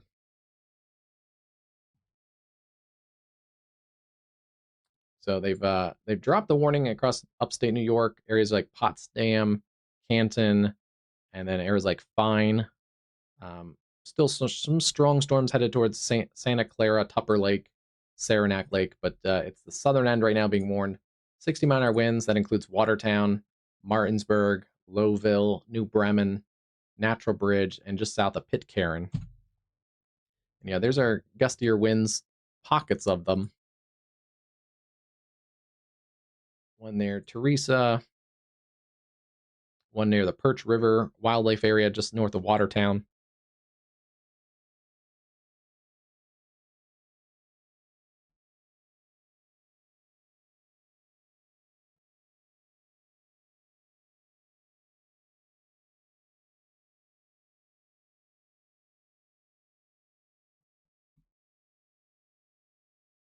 Here's a look at Watertown just to kind of get a sense of things. It's still dry, it looks like on that traffic camera.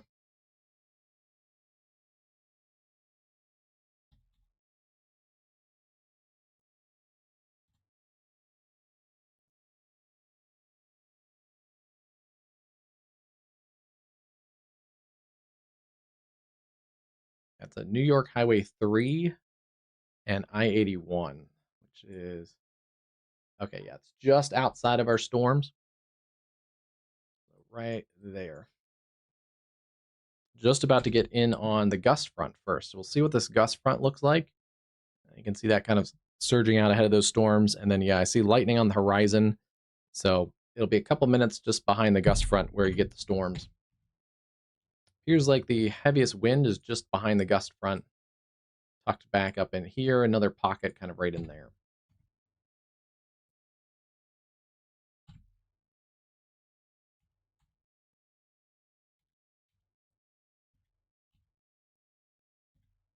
Yeah, these storms are not as severe up here towards Pierpont, Hopkinton, east of Potsdam, weakening storms.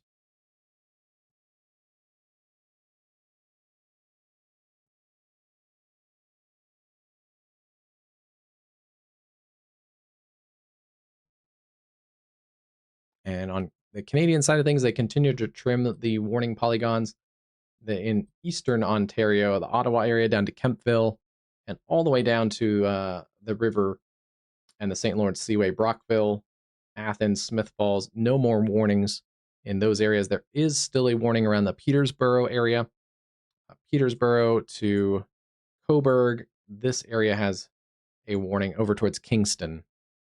Those storms probably will make it towards upstate New York. Probably not as severe, but later tonight along the 81 corridor, we may get some more storms, especially this leading edge. This was the stronger mesoscale convective system working through Ontario today. So it was more of a higher chance of severe weather with this leading edge. And it is continuing to weaken as it gets into a little bit more stable air across upstate New York.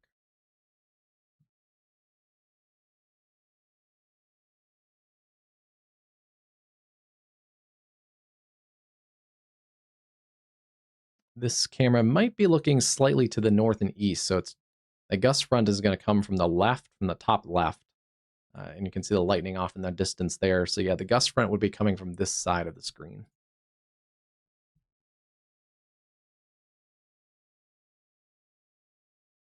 Jefferson and Lewis counties. That's the warning there.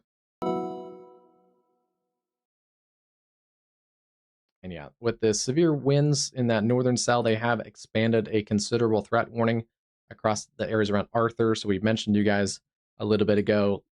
Timing of arrival should be about the same.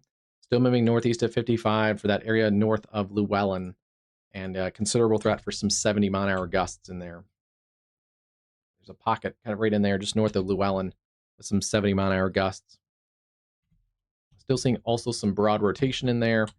Looks like it's backed off again, so the storm has had rotation at times, but it continues to kind of broaden and weaken, and then somewhat tighten up, and then broaden and weaken again.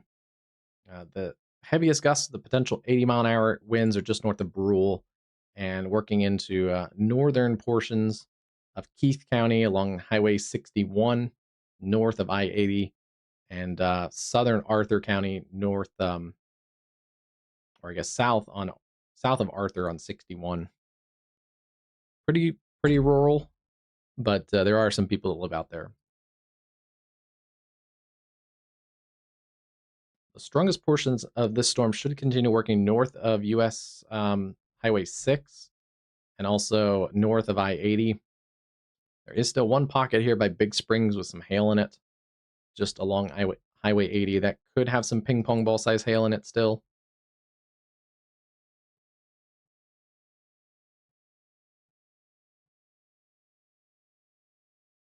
And yeah, those storms near Oakley have gone below severe limits. Not seeing a lot of wind in there. The hail core looks like it's come down, so that's a good call. That storm near Oakley, decent amount of lightning with it, but not severe anymore.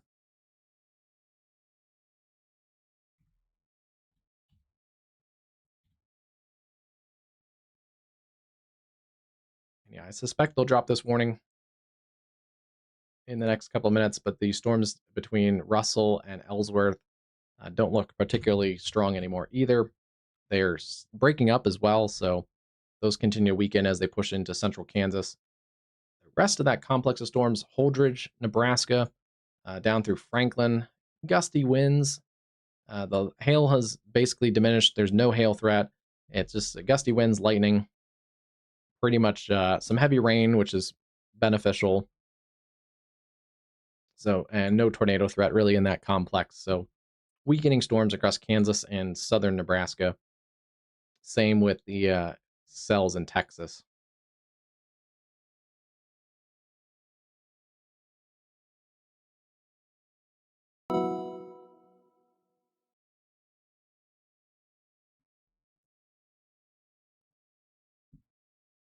Pretty good call. They've kind of basically warned this whole line now, considerable threat at least. And they've sandwiched the destructive threat in there. I like how they're doing that. Instead of some warning offices may just put a big destructive tag out, but then you get the problem where not everybody's going to see the destructive winds. So the southern flank of this, they have warned considerable threat for 70. And then this northern area, they have considerable threat for 70. It's the surge right in between there, where there is the potential for some 80-mile-an-hour gusts. And yeah, that continues to work towards the north and east. They've dropped the hail a little bit as that hail threat continues to diminish. We are seeing that wind threat continue, though.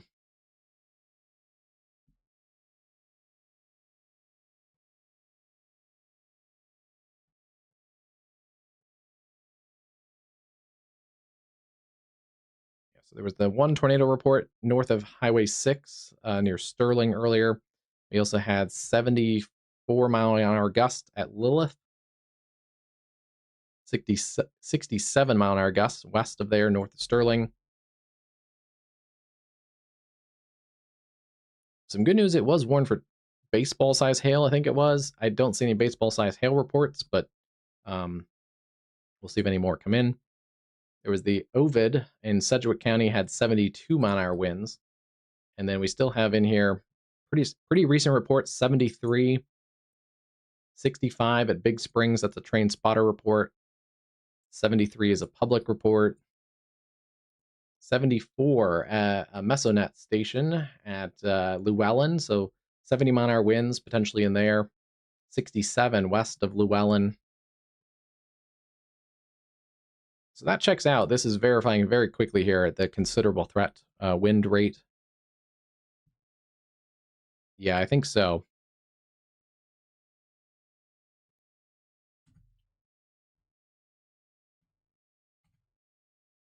And there's this big bulge right in there.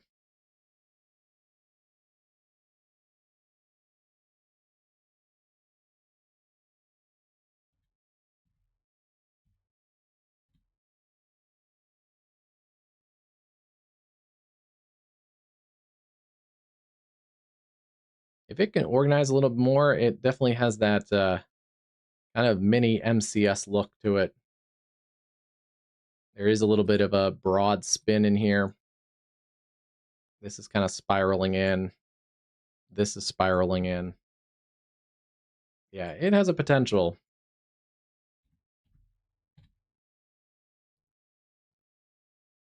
And yeah, especially this area right in there has the stronger potential for some really destructive winds.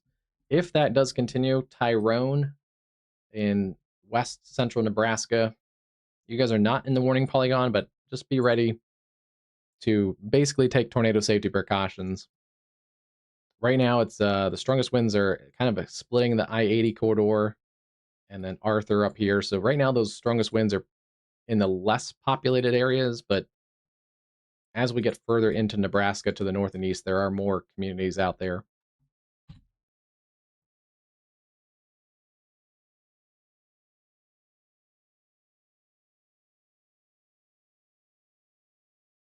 And that wind surge is even more pronounced at the moment, too.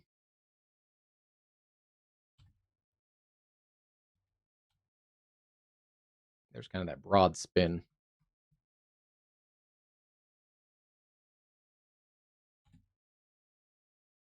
It's not in the craziest environment for tornadoes, but yeah, you can always get some leading edge vortices that spin up. If it goes, if it continues to escalate, it'd probably look more like that cluster storms. I don't know if it'll get to that level, but it would look more like that cluster storms that did go through South Dakota the other morning and overnight hours that had the 100-mile-an-hour winds and stuff. It was a fairly small complex, so it stayed fairly tight. It's not going to reach derecho status. I think the Storm Prediction Center came out and confirmed that because it wasn't only like 30 miles wide, and a derecho has to be longer. But yeah, it could get into that kind of mini derecho type of condition as it continues to work up through this watch area.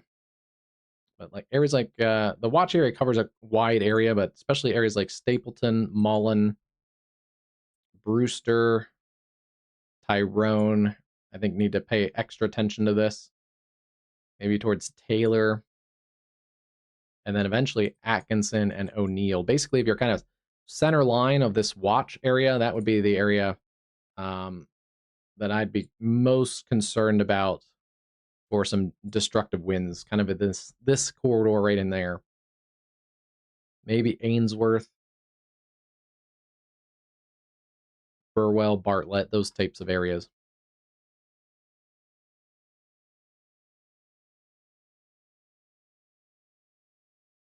As it gets closer to this radar site, we'll be able to get a better low-level look at things, too. This is just likely contaminated in there, but there is still broad rotation kind of back up in this little area. Where it's making this little S shape, there's a little bit of rotation in this area here where it's surging out. Yeah, right tucked up in there.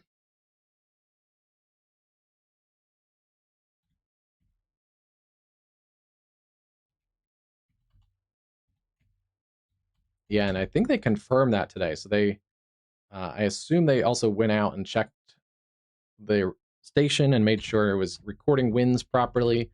I believe they did confirm that officially today, which is crazy. And that wasn't the only gust. It had the same general area had 131, but the same general area also had 114-mile-an-hour gusts.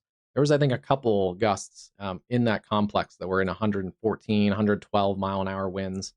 So yeah, it wasn't just like a one-shot random wind event. It was a pretty cohesive band of destructive winds, which is pretty crazy.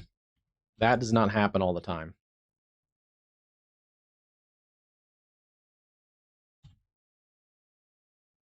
Yeah, as we get closer to the radar site, we get a little better look at all this too. But right in there, that's leading edge of these destructive winds. And yeah, right back in here's your broad area of rotation, but still kind of watching that.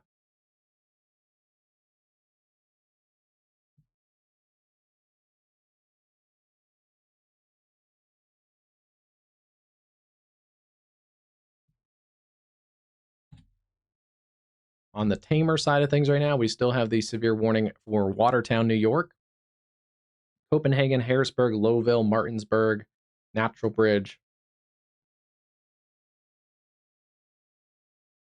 Yeah, and the rain is coming down now in Watertown. So this is right at Highway 6, just into the storm.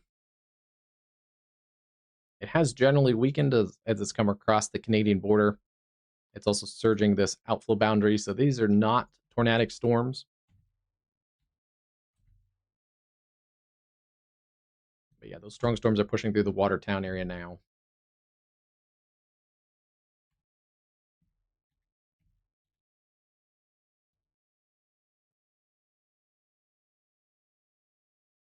I don't think it missed that much. As Misty said, it was second highest in in the U.S. I don't think I missed by much either.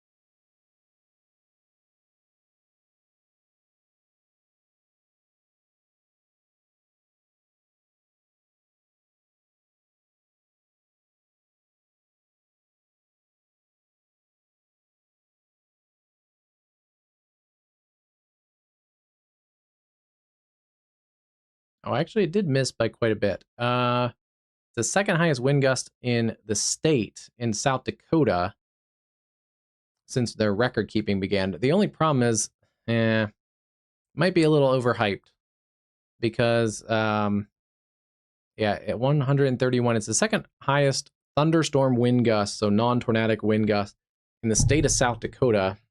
You would think that's a pretty significant thing because there's South Dakota here. Pretty big square Kansas-y looking state, but a fairly large state, but they only kept those records since 2003. So you're only going back 23 years. So that's a little suspect.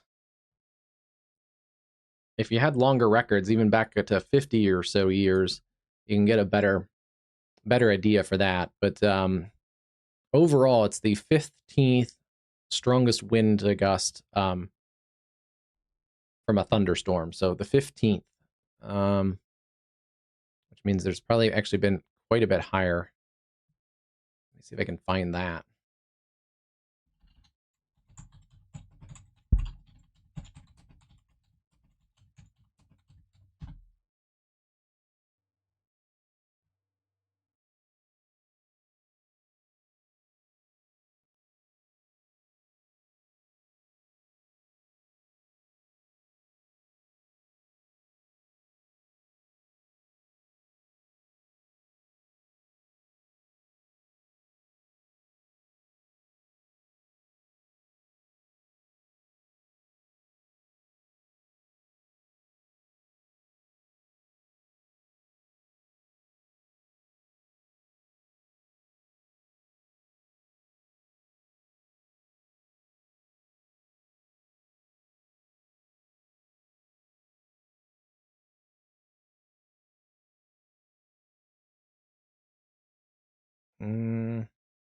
Yeah, there's been higher gusts.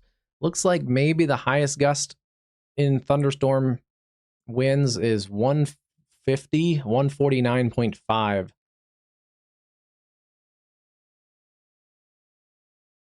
At Andrews Air Force Base in Maryland, August 1st, 1983.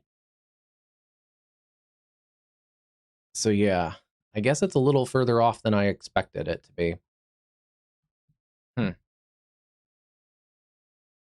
Yeah, it's still pretty, I mean, it's still significant, but boy, I wish those South Dakota records went back longer.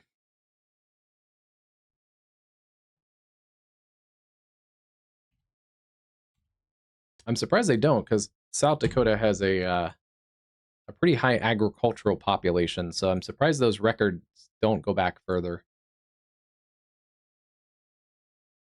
Let's see. Yeah, there's our wind and rain getting through the Watertown area. Lightning has dropped off a little bit.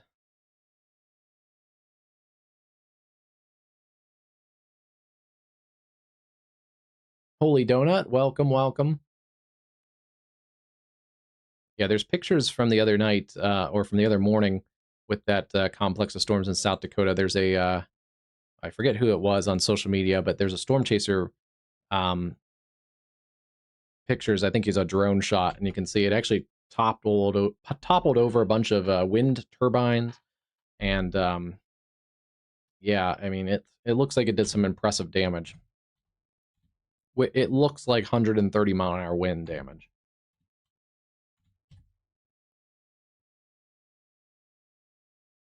Still seeing that broad circulation in there and little pockets. As we get close to this radar site, we'll get a better idea of where this most destructive wind is located. But there's little pockets of damaging wind in here, crossing the areas around Lemoyne and just north along Nebraska Highway 61.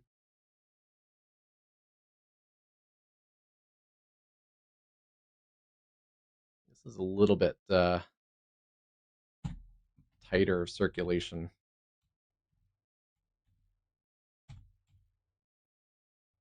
Yeah, there's a little something fishy going on right here for that rotation. I don't think it's tornadic yet, but it's something to keep our eye on.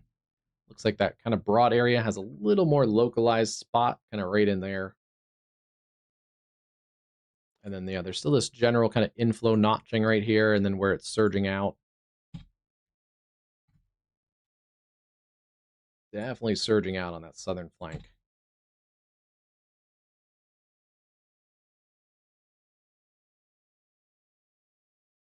I wouldn't be surprised if, yeah, we've seen trains flip and topple over from less than 130-mile-an-hour gusts. So yeah, that's plausible too.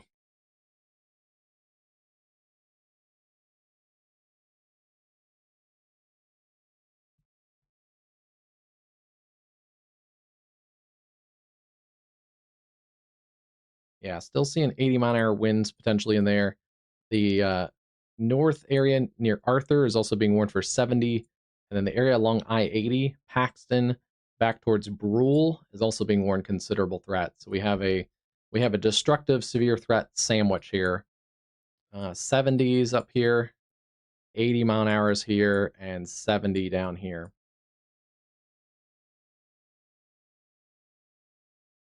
And some of that 80, if there is 80-mile-an-hour winds in here, could be pushing just kind of on the northern side of this warned area too. And there's a little pocket right in here. It's kind of riding that polygon line. May get some of those 80-mile-an-hour gusts just a little bit closer to Arthur if there are any in here. And then heads up east of Arthur along Nebraska Highway 92. If you're east of Arthur, Nebraska Highway 92 over towards Tyrone, start to get ready to, make sure you're in a sturdy, safe shelter away from windows, a sturdy, permanent structure. Destructive winds like this, 80-mile-an-hour destructive winds, can easily topple or flip over mobile homes, camping trailers, temporary structures like that, outbuildings. They can do significant damage to structures that don't have permanent foundations. So you want to treat this very similar to a tornado warning. In the lowest level interior room of a sturdy structure with a permanent foundation.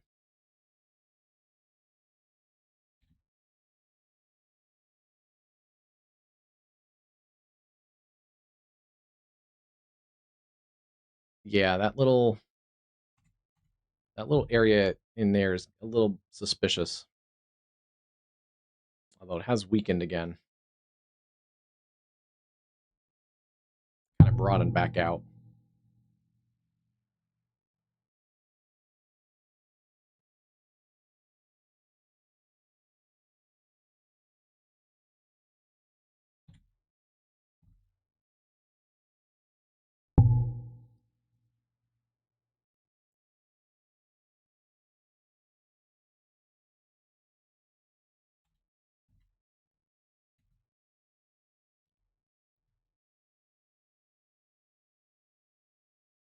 There's a little weakness now in there too. That's a weird spot, but shows up there too.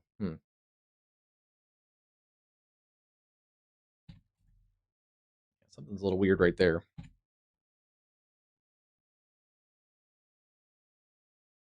maybe trying to develop a little piece of rotation in there as well. Hard to say. Yeah, you can kind of see tucked up in here. It's starting to develop a little piece of rotation there as well on that leading edge. And yeah, there's still some broad rotation back to the north under that northern section as well. So we have to watch kind of two areas, especially in the near term.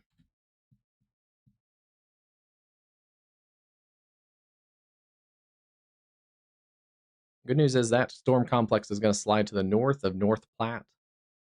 There may be another storm that's developing. This could be close to severe storm. Amherst and Lamar, extreme northeast Colorado, and extreme western, southwestern Nebraska.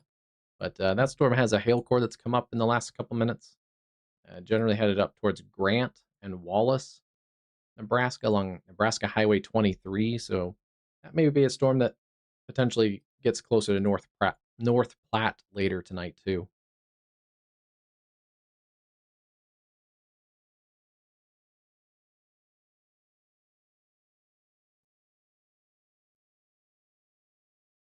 And still seeing strong to severe storms in the Watertown area, Champion, Natural Bridge, Copenhagen, Lowville, Worth, Adams Center, getting into the northern portions of New York.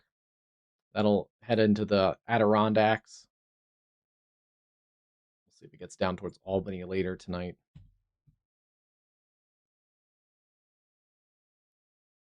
And they did warn that other random little cluster storms. There's a strong storm near Silver City, Hastings, Emerson, and Red Oak in western portions of Iowa.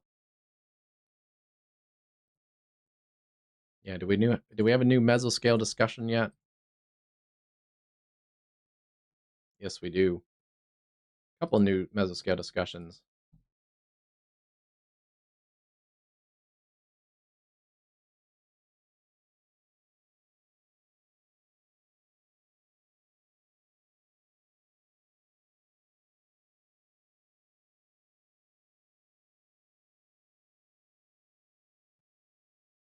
So yeah, downstream watch appears unlikely. Some isolated wind and hail potentially still in there in Kansas, but it doesn't look like they're going to issue a new watch. And yeah, this is our new mesoscale discussion. I think Misty was referencing.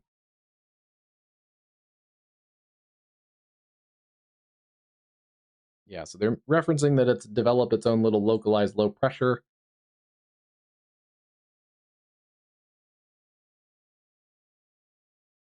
That evolving cluster storms working to the north northeast.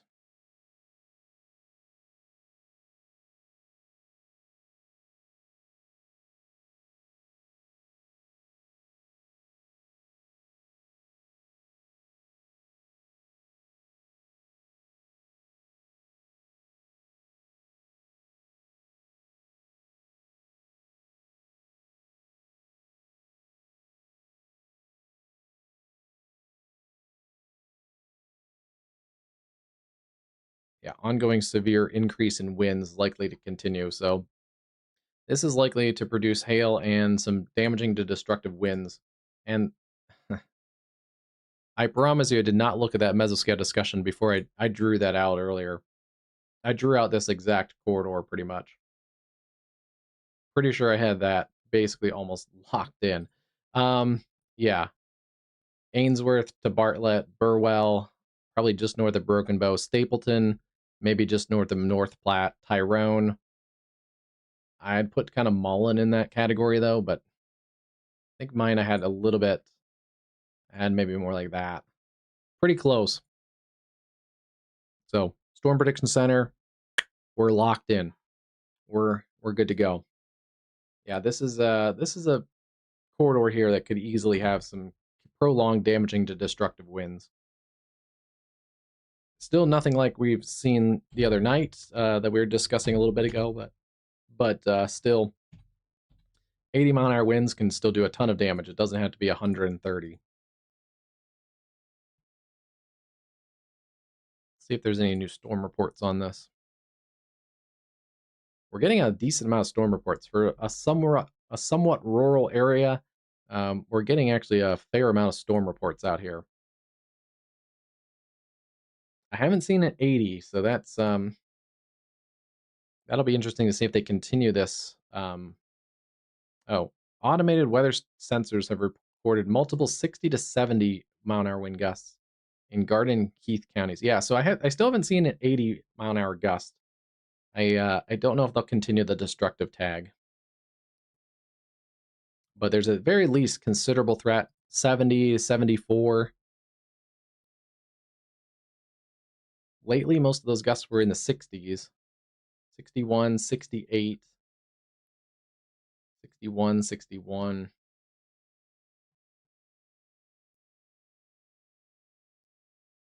And then here's a new 73 in Arthur County, southern Arthur County.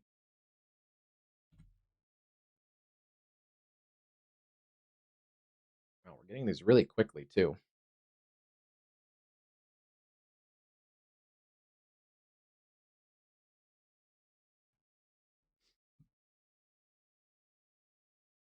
Okay, pretty close. There's little pockets of 73.8, 70, 70, 72, 71. So right in there, that little blue bulge confirmed there at 73 mile an hour. So that continues. That's working at 75 mile an hour gusts potentially in there.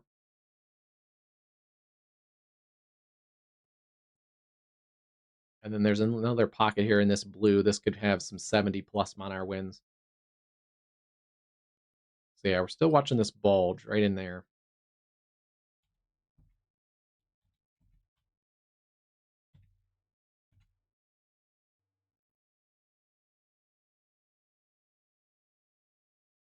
'76, maybe.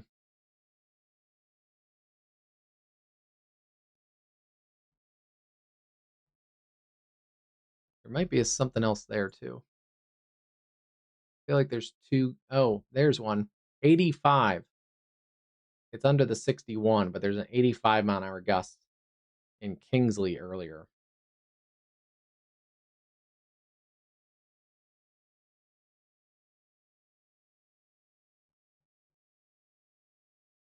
So it looks like we have confirmed that damaging to destructive winds in this storm complex.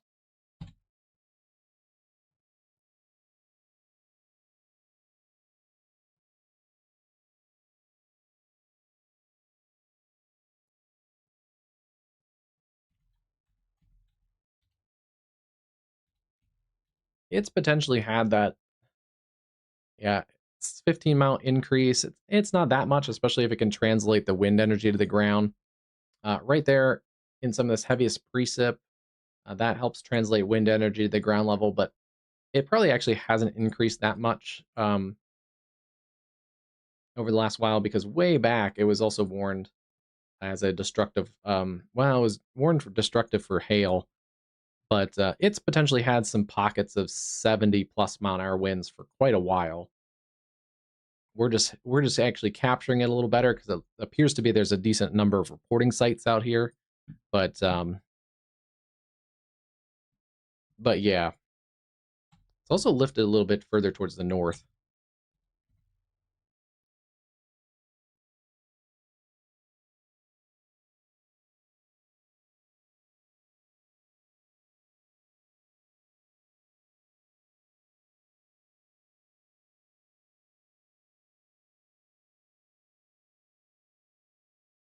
If that's kind of the center line of that warning polygon, more of that damage to destructive winds are going to be actually up towards the Arthur area now.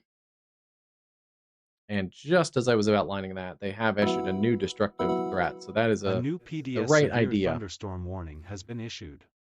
Yeah, PDS, destructive severe thunderstorm warning, now for eastern Arthur County. And yeah, that's what I was going to say, is it was lifting a little more north-northeast. So that puts more of the 92 corridor from Tyrone over to Arthur into that destructive tag. This is going to get really close to the radar site. We're going to get really good radar data out of this because that radar site is essentially center line for some of the destructive winds.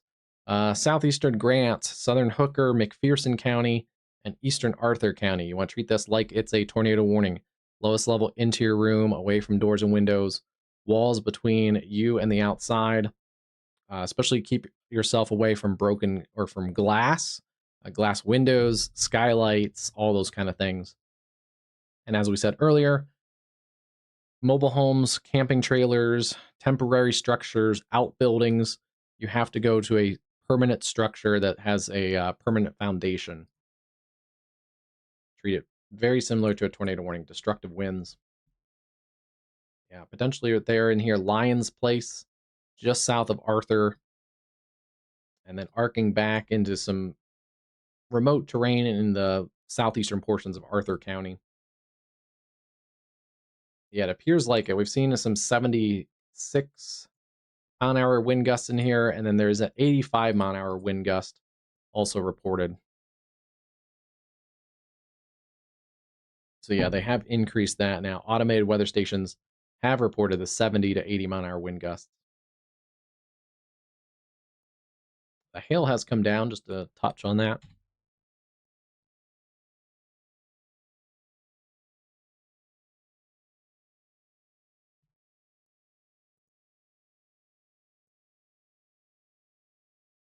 And honestly, not to brag or to take too much credit, but I think I like my path that had it more like this better than the North Platte. I think is still going to miss out on most of this complex, but I'd be a little more cautious if I was in Mullen, Ainsworth, some of those areas on the northern side of this.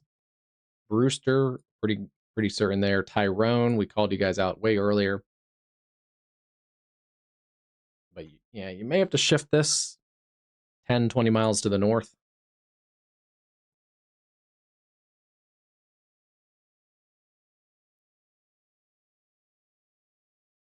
Yeah.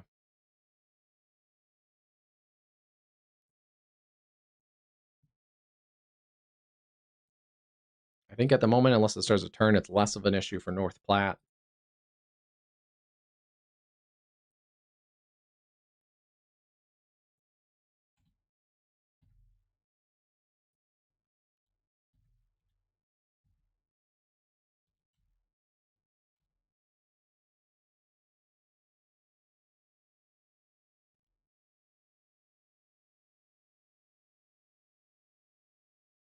And yeah, it's still trying to develop this wake low, as they said in the mesoscale discussion as well. So that's going to continue this little engine to continue to go here.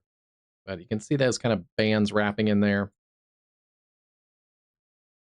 A little bit of a mini MCS, little wake low. And that also, the wake low, if it deepens, will continue the strong winds well after the leading edge. So where some of those thunderstorm complexes, like the ones in Lubbock earlier, had most of the strong winds on the leading edge, yeah, that wake low can actually keep pumping out some 70-mile-an-hour winds on its own if that continues to deepen. Let me zoom in and see if there's any smaller communities out here. Bucktail, Tyrone, areas along Nebraska Highway 97, north of Tyrone, south of Mullen. Basically, tornado safety precautions. Have they changed the speed at all, or is it still, yeah, still relatively fast at about 50 miles an hour? Slow down just a little bit.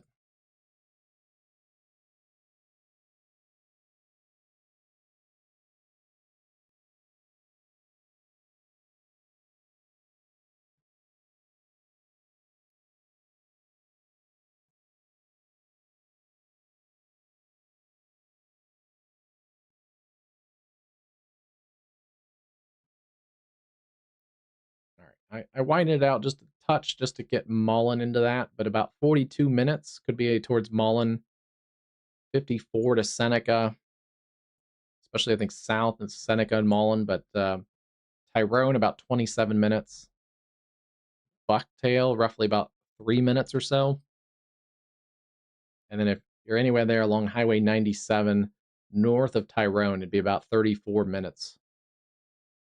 Yeah, south of Mullen, north of Tyrone, 34 minutes or so.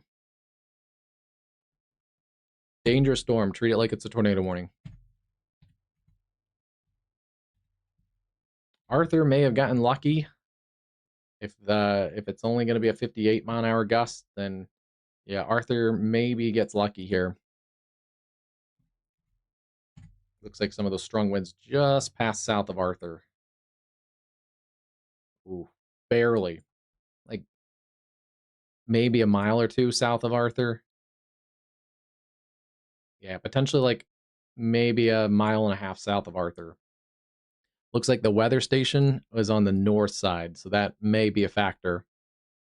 If this Arthur weather station was on the south side of town, we may actually have another 75 plus mile an hour wind gust. But yeah, I think the leading edge of this right in there is the stronger winds. That's lifting up kind of maybe even missing Tyrone. That's still lifting a little more north northeast.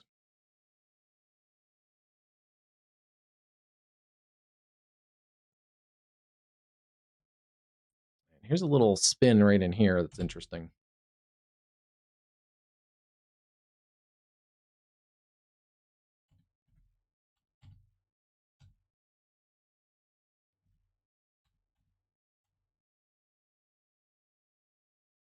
Yeah, we'll keep an eye on that one. It's had broad circulation. You can see back here at times.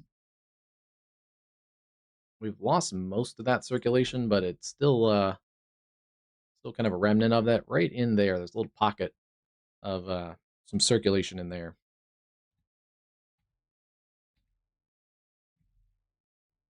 Yeah, I think so. I'm surprised they don't have another warning out for those storms.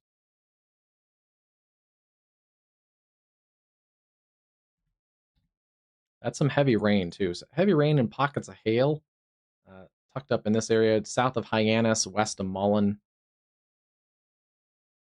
Probably not as windy, but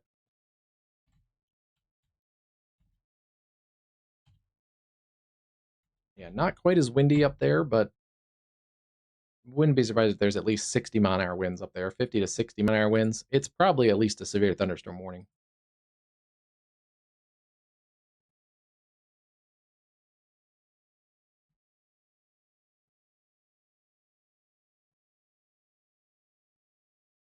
Looks like another 80-mile-an-hour wind report, 79 at Kingsley Dam, um, the lake recreation area, Lake something recreational area. Hopefully, there wasn't a lot of campers out here getting into the holiday weekend with 4th of July, so a lot of people go out camping. That could be a bad situation if you get broadsided by 80-mile-an-hour gusts in your camper.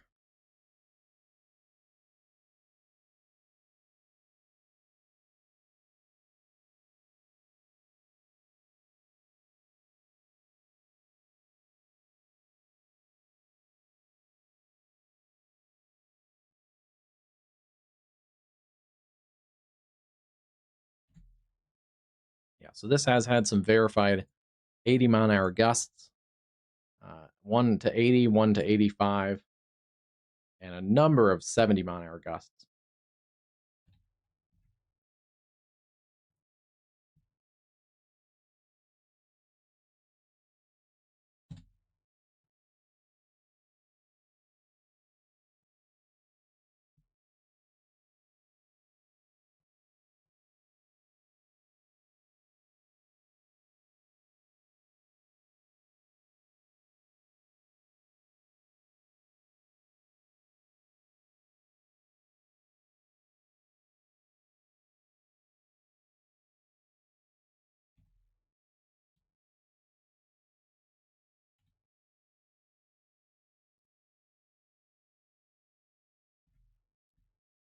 Kind of like the other night, there's not many other severe storms at the moment. We've lost those severe storms across Kansas. That's a good sign there.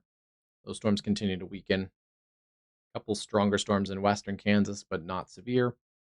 We continue to lose those storm threats also across Texas. There are a couple spots around Lubbock and then south of Pecos that do have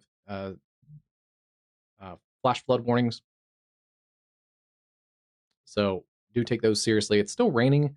Looks like a little bit across the Lubbock area. I see lightning from time to time on that Lubbock camera that we've been tracking earlier today. So, yeah, there was some lightning right there too. So yeah, definitely turn around, don't drown if you have plans in West Texas. There may be even some spots of isolated flash flooding even outside of those flash flood warnings. Otherwise, things have calmed down significantly. We've also lost that severe warning around Red Oak, Iowa, but that's still a stronger storm. A couple isolated storms, Wisconsin and northern Michigan. And then this is our other complex of storms into now upstate New York, eastern Ontario, Peterborough, Brighton, Belleville, Ontario. Stronger storm there, still under a warning by Environment Canada. Let's see. Is it? No, they've dropped the severe thunderstorm warning, Environment Canada. So those storms are strong but not severe. Peterborough, Coburg, Brighton, and Belleville. And then we have strong but not severe storms also approaching Saranac Lake, Tupper Lake. Still severe warned storms now push through the Watertown area. Copenhagen, Casterland, New Bremen, to Lowville and Martinsburg, down to about Lyons Falls. You can see that gust front there out ahead of those storms. These are nothing like the storms that we've seen in Nebraska and Colorado tonight. There's some isolated gusts to 60 in here, especially back to the west of Watertown. There's little pockets of some 60-mile-an-hour gusts. The only thing I still worry about in this area is this area had a strong to severe complex of storms earlier today. So there may be some weakened tree branches, some weakened trees that are a little more susceptible to sub-severe winds. And then it's still a pretty warm and humid atmosphere, so there's a couple storms trying to fire across the I-90 corridor from Syracuse over towards Utica. Likely not a big severe threat into the evening, but we'll continue to watch the upstate New York for some isolated severe weather. And yeah, you guys might not be done. There may be another complex very similar to this coming into upstate New York tomorrow evening, tomorrow afternoon, those kind of time frames.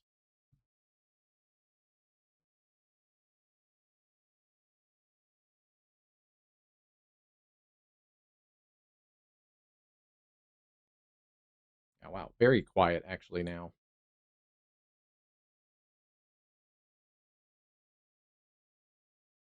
Currently, only 2 active severe thunderstorm warnings in the entire U.S. right now.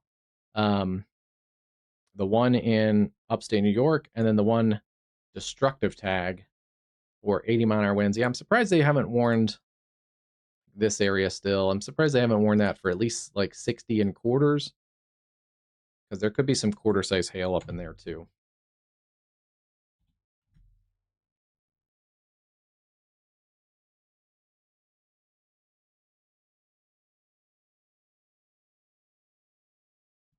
There's a little new area spin right in here, so we'll continue to watch that. There's kind of a little convergence area there too.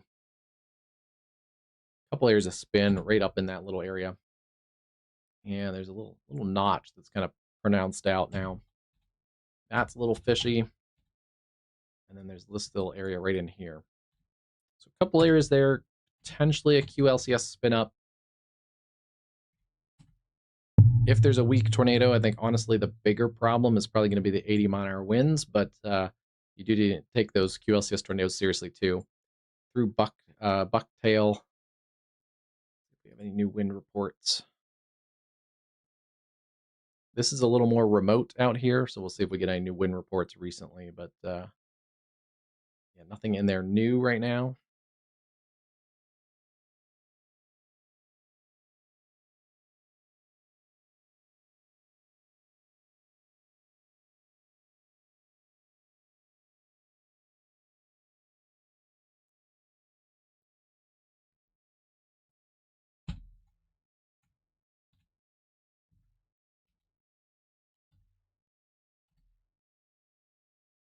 Oh yeah, that does look a little suspicious.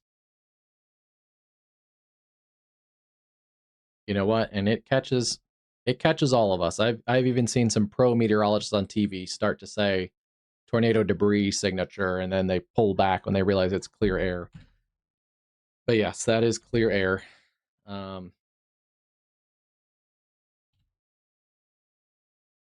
right at the leading edge.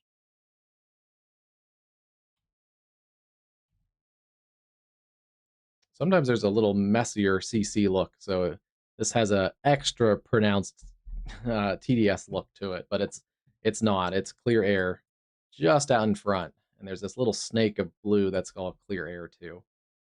But yeah, that does look that looks a little scary at times, but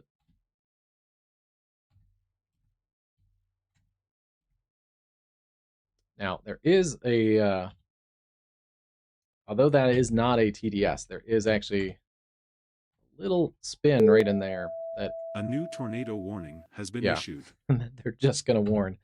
That's not the TDS. That is not a TDS, but we'd be looking actually just off that, and that's why some of these are really hard to find.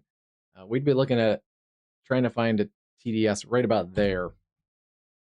Yeah, just as we were looking at that, like literally it took about a scan or two, because yeah, that really isn't actually that pronounced, but just on the latest scan, we just got a new scan, and now a little notch right in there. This is potentially a little little mesovortice there that has some 90-mile-an-hour gusts to it. And now a radar indicated tornado warning. Hooker and McPherson counties moving east at 45.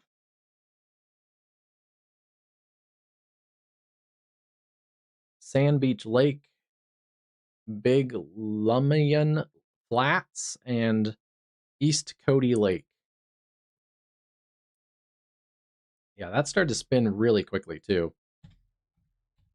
There is another little yeah, there's another little mini spinny kind of on the southern flank of this too. There's kind of two right in here. And this may have had these for quite a while. We're just getting close to the radar site.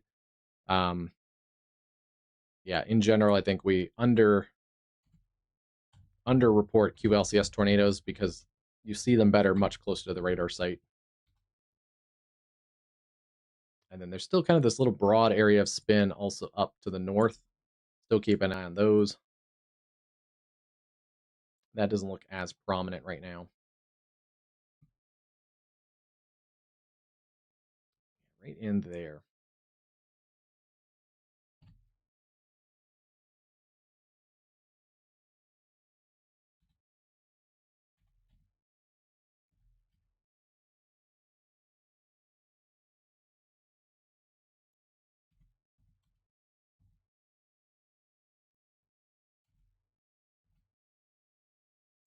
Ooh, that's much more suspicious.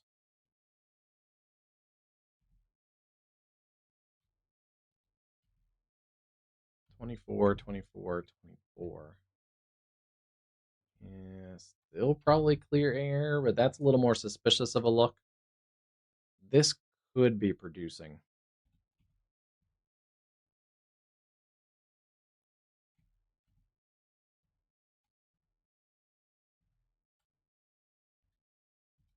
Moving so fast, I'm not getting a great look at that.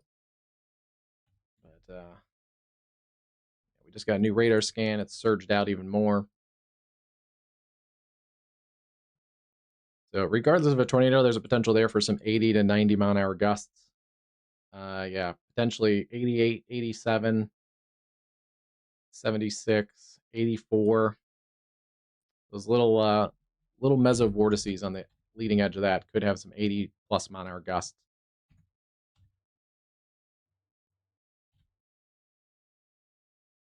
The good news is right now, both of those most tornadic signatures are covered with that one tornado warning.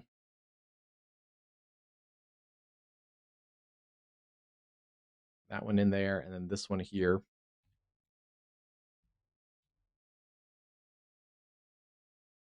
They keep kind of they keep shape shifting a little bit. They keep broadening out and then tightening back up.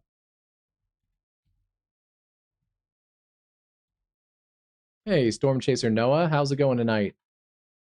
Hope you're doing good there. Yeah. Oh, I'm loving it. This is this is this is pretty fun to get into do this. I think we've had the most I'll have to double check, but I think we've had our most June streams that we've ever had on the channel, so it's been a fairly active June. Hello, Catman. How's it going tonight?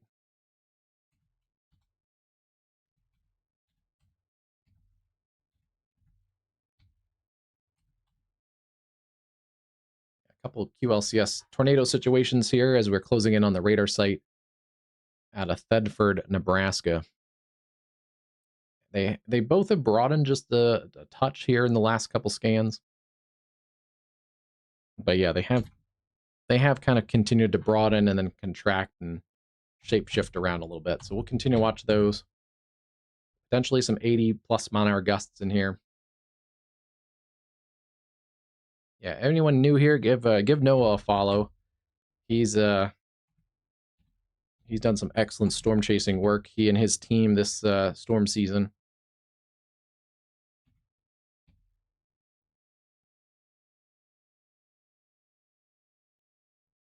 Interesting. I guess it's because we're in such rural countryside. I have not seen a new storm report in a little while. We had a bunch of storm reports out here by the lake and along the I-80 corridor, including some gusts to 79, a couple different gusts to 79. And there's one gust down in here that was to 86.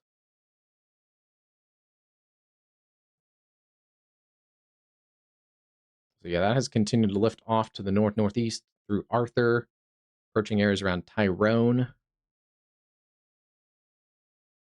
And then if you're north of Tyrone along and west of Nebraska Highway 97, tornado safe place, lowest level interior room away from the doors and windows.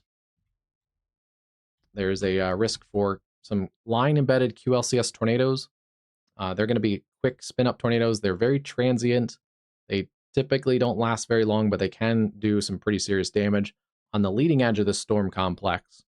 And then if you get missed by the tornadoes, there's the wider risk of destructive winds, potentially 75 to 85 miles an hour.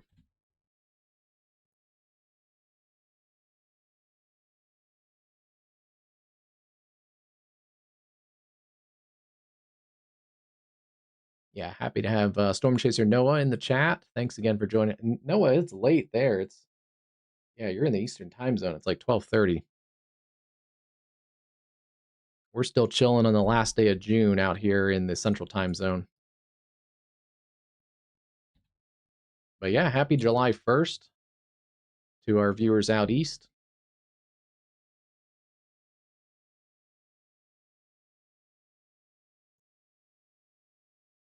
Looks like we've lost that warning around Watertown in New York.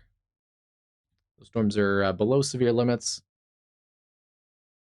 Let me double check. I sometimes leave it off, but probably has some special weather statements on it. Yeah. A couple pockets in the Adirondack, Saranac Lake, and New Hudson, Long Lake. A couple areas that are marginally severe with special weather statements. And I wouldn't be surprised if we get another isolated severe warning out of these cells. There's a couple strong cells over Lake Ontario right now. We'll see if those push across.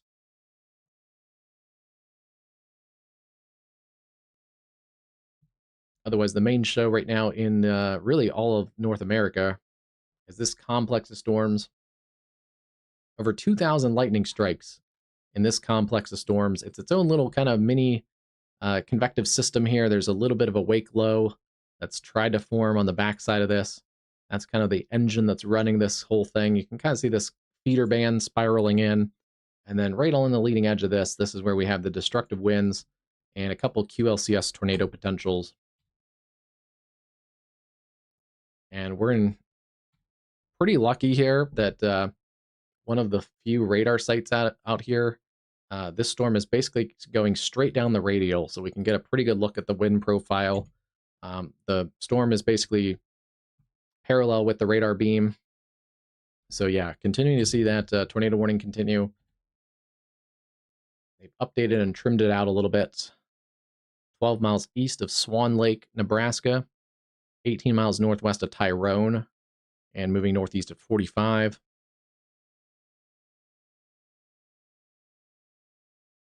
Hopefully everybody already got the destructive warnings. The destructive warnings themselves will wake your phone up. It'll turn your NOAA weather radio on.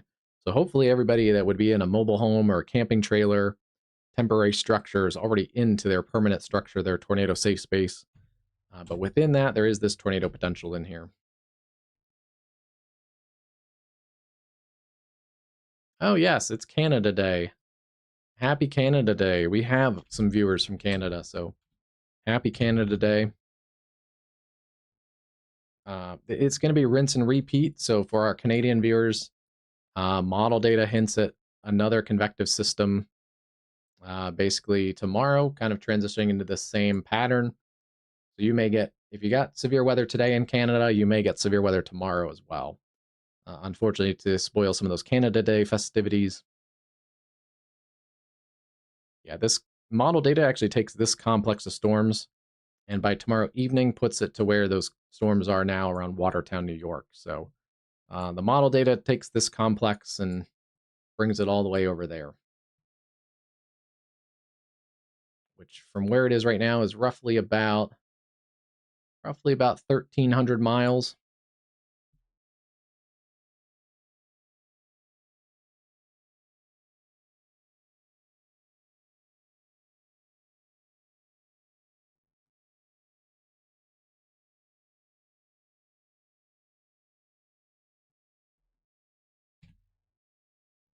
Yeah, this storm has weakened. I probably should put on the special weather statements tonight since we do have some storms that have the special weather statement. Oh, yeah. Yeah, that's a good way to do that. That southern flank isn't as strong.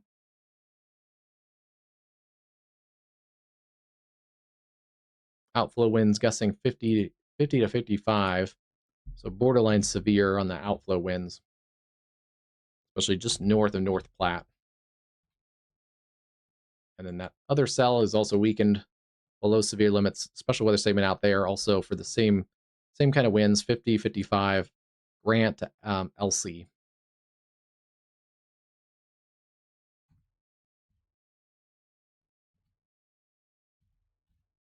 This is much messier now. Let's see.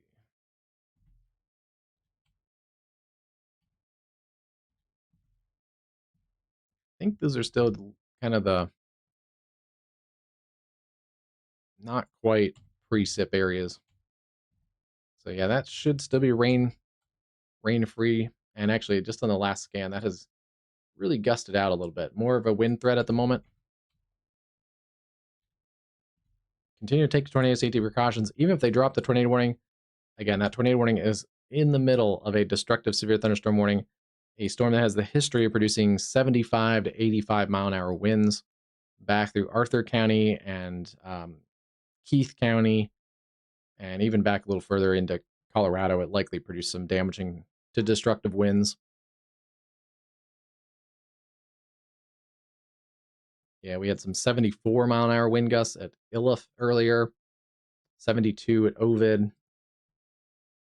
couple confirmed tornadoes there back by Sterling. So this definitely has had a history already.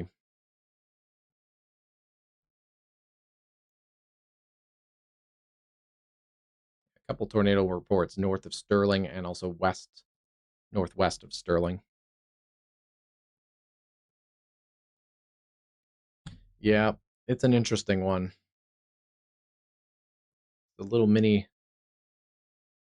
derecho kind of system again, like we saw the other night, but not quite as strong.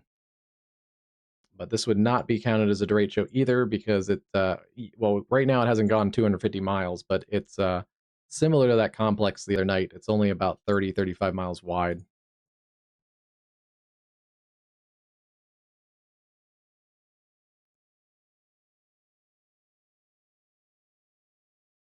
Yeah, roughly about 40 miles wide for the heaviest winds.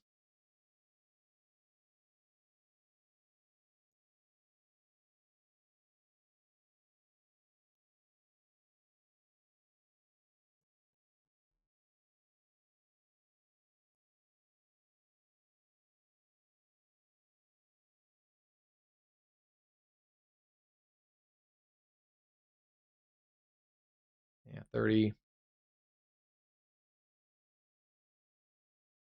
How far has it actually traveled so far? It's likely still producing some.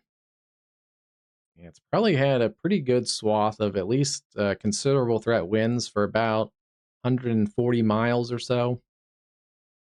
So right now it has a track of about 140 miles of considerable threat, at least considerable to destructive severe thunderstorm winds, and then it's about 30 to 40 miles wide.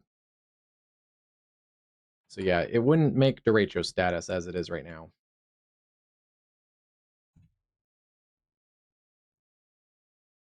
Closing in on the radar site, still seeing this area of QLCS spin. It has reduced, mostly a damaging wind risk at the moment again. Still is a little bit of a notch on the reflectivity, but once we look at the velocity profile, then also on spectrum width, we're not seeing as much of that spin in there. Going back a couple radar scans, that's where we had little two circulations, both capable of producing QLCS tornadoes, one there and then one there. So yeah, that profile has changed rather dramatically pretty quickly, kind of gusting out again.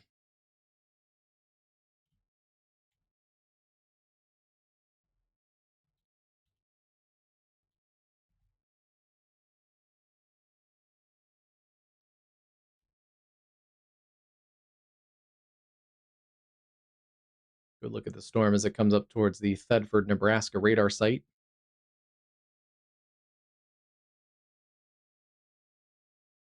Roughly about 30 miles from the radar.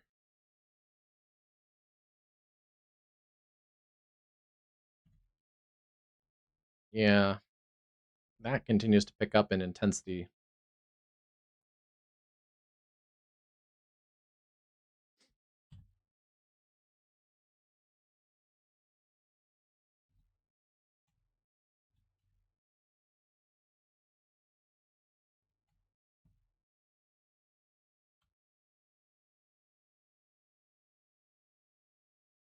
And it still could produce a QLCS tornado too. It's actually tried to tighten up again. A new tornado I was warning gonna say has it's been tried to issued. tighten up again on the last scan.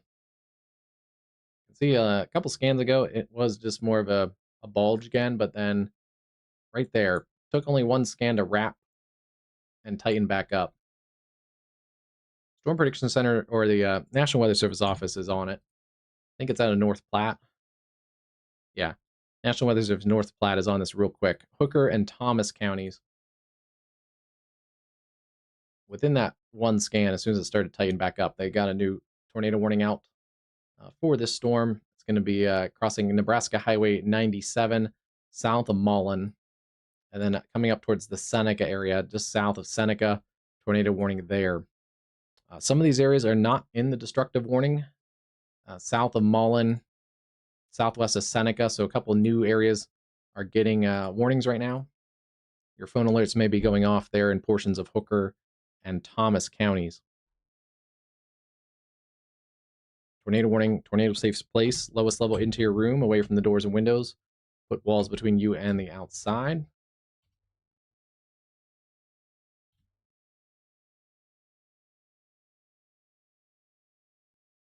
We have not gotten a new spectrum width scan yet. I'm guessing when we do, we won't see this little shear line. We'll see a little hook again. So that only took one scan to tighten back up very quickly.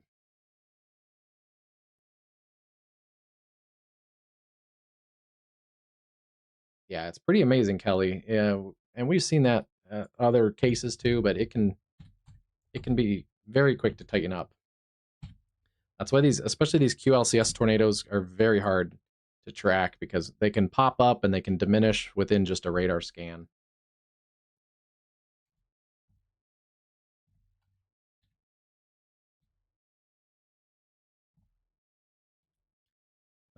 It's been a really remote area, so I haven't seen a lot of new storm reports. But yeah, I wouldn't be surprised if this is still producing destructive winds in here. It skipped a few of the communities. We may get a report here out of Tyrone in the next few minutes.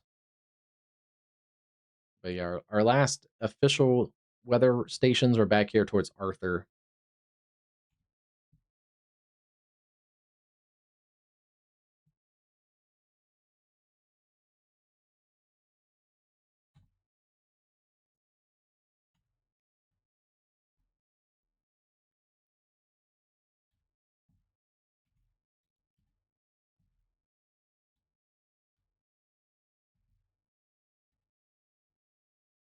Still waiting for another radar scan.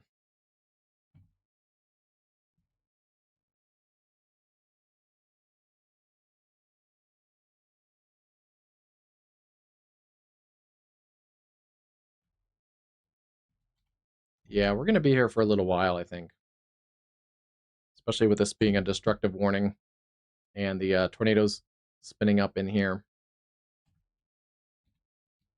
I may have to go take my contacts out.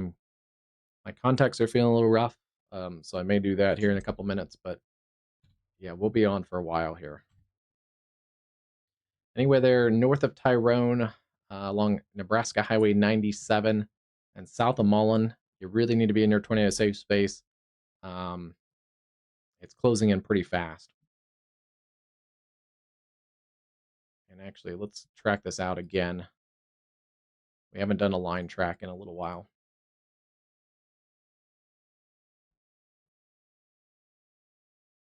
Roughly about 50 miles an hour. Tyrone, it's basically now Mullen, 4 minutes.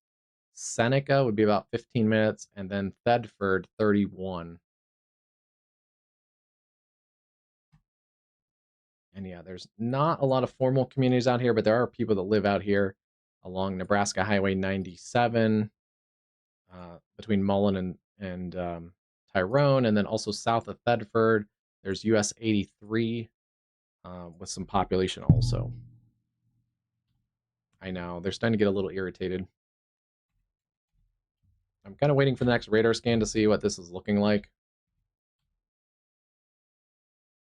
And then I'll probably go grab my glasses. Okay.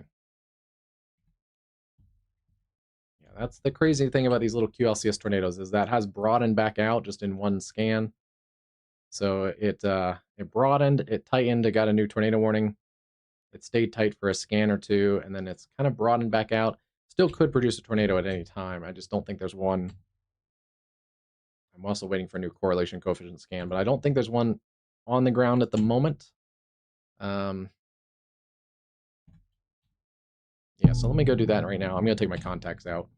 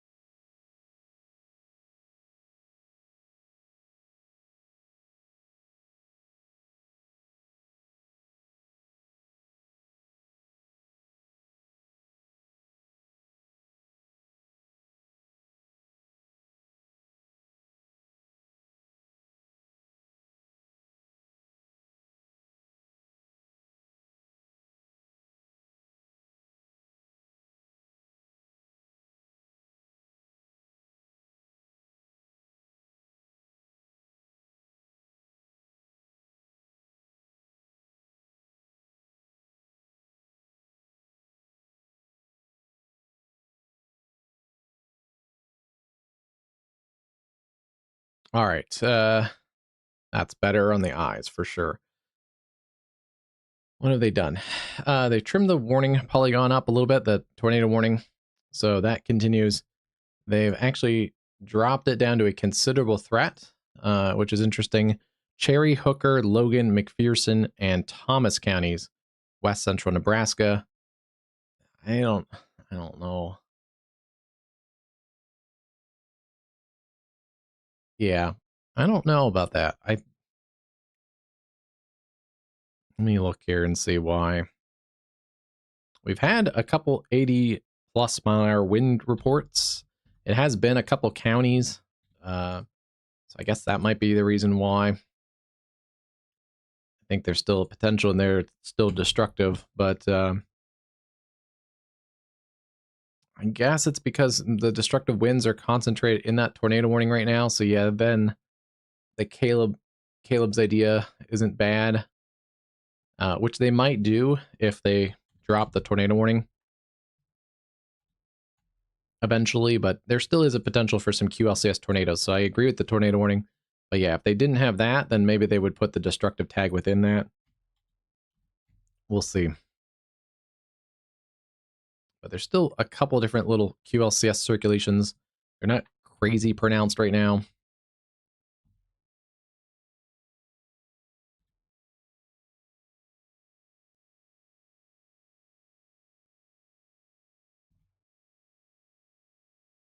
We got a new velocity scan first, so that has jumped ahead pretty quick.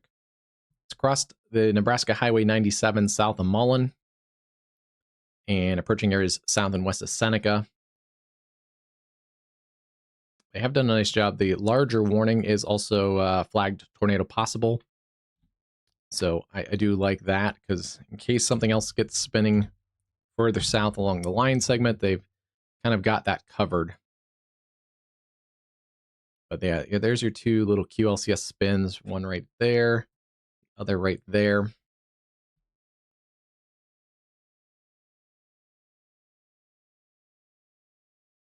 Yeah, working very quickly off to the north and east. So Seneca, you guys are up next for those.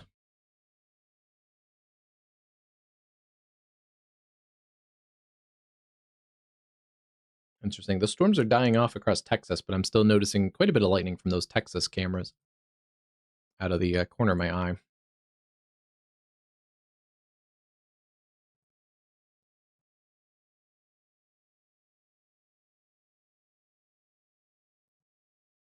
Seneca, roughly about 15 minutes.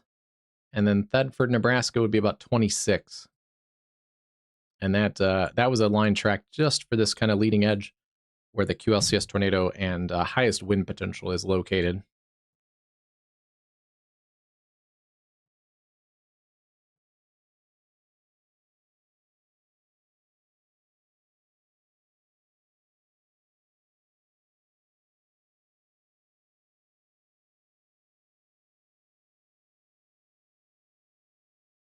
It's moving pretty fast too. It's moving 45 to 55 miles an hour. I think the warnings have varied a little bit, but yeah, roughly about 45 to 50 miles an hour. It's interesting. They have the tornado warning at 45, but they have the whole line segment moving 55. So I tracked it out to 50 just to kind of split the difference. And the road network out here is not great either. So there's, yeah, to chase all this, it would be very difficult. It's fairly remote and rugged terrain out this way.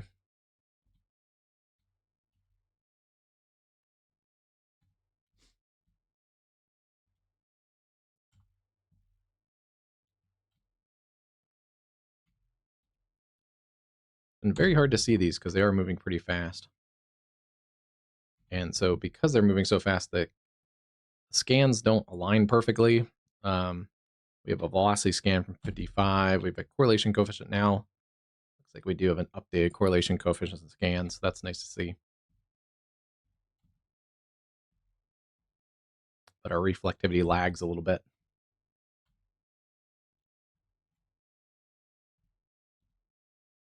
I don't think we've seen anything on the ground, but could. Could drop a QLCS tornado at really any time.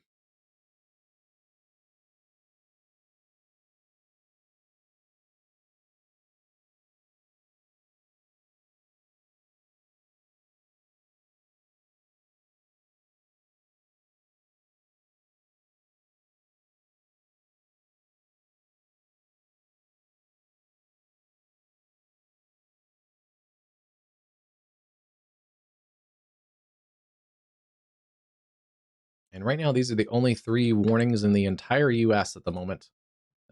Destructive severe thunderstorm, potentially producing some 70 to 80 mile an hour winds. They are transitioning that down to a considerable threat for the next area between Tyrone and Mullen in west central Nebraska, also Seneca and Thedford, where the radar site is located. There's a new warning. Considerable threat for 70.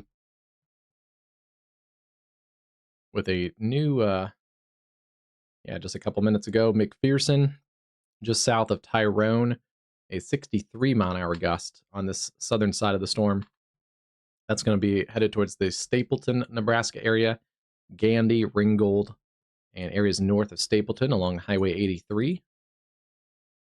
Considerable threat, severe thunderstorm warning there for Logan County, southeastern McPherson, and southeastern Thomas counties. They're warning that part of the line for also some nickel-sized hail. If there is any hail, it's going to be tucked back up in this little area here south of Tyrone along Nebraska Highway 97.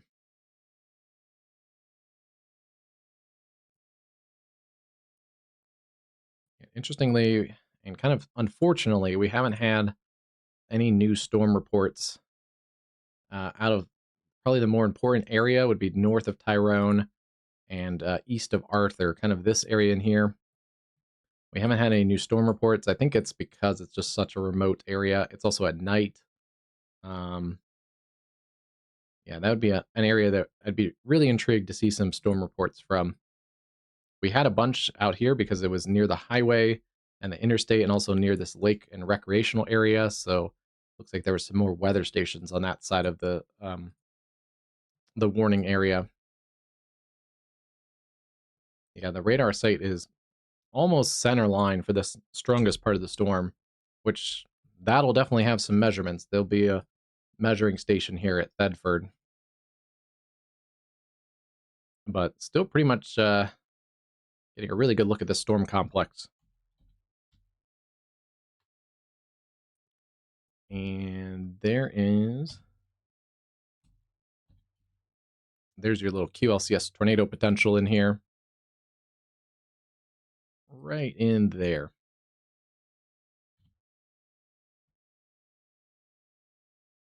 That was it just a minute ago, so it has to catch up on the next radar scan. But yeah, seeing it pretty good in here on the spectrum width.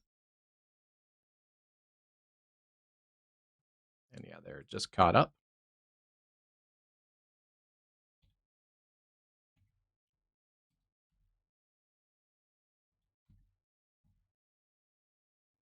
Still don't see anything crazy on the correlation coefficient. It'd be this little notch kind of right in here. So we'd be looking basically in that area. And I don't see anything that clearly says it's a tornado on the ground or anything like that.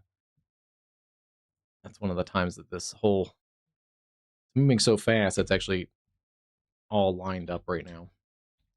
This also has a nasty little hook on it on this other circulation. Look at that little hook. It kind of wraps up and then wraps back in right there. That also shows tornado potential there. But I also don't think that one's on the ground. We'd be looking kind of right in this area here where that hook is actually located. Maybe. No, that's clear air too. Yeah, there's a little clear air area right in here where that carved out. But that is a well-pronounced QLCS circulation as well. So both of those are capable of producing tornadoes. And next couple minutes, I'm guessing they're going to extend this out, at least through Thedford, through Seneca, probably north of Thedford on US 83.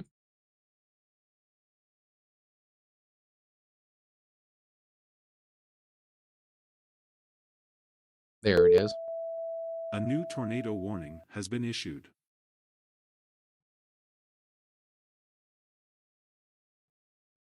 Surprised they didn't get Thedford in there, but okay. If I was in Thedford, I would take my tornado safety precautions. Lowest level interior room away from the doors and windows, especially that you're in the overall considerable threat severe thunderstorm warning anyway. I would just take my tornado safety precautions. I guess they're expecting this to pull more towards the north. Let me see where this is tracked. Eh.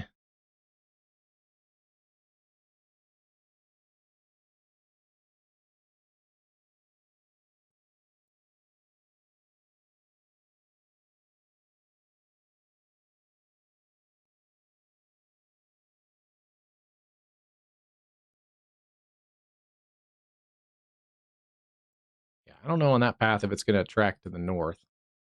Still seems pretty center line for those areas. So unless it really starts to pull, I think it's going to probably go on the southern side of this warning polygon. But wow,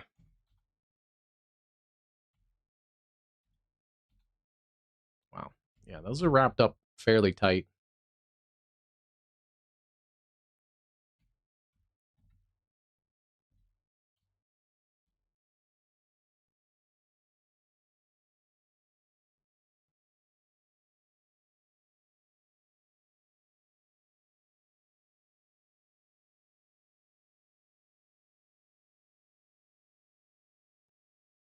Yeah, I think they're using the tornado warning also to cover that destructive wind possibility, which makes sense because the the protocols for those, you want to be in that lowest level interior room anyway, so that somewhat makes sense that they're doing that. But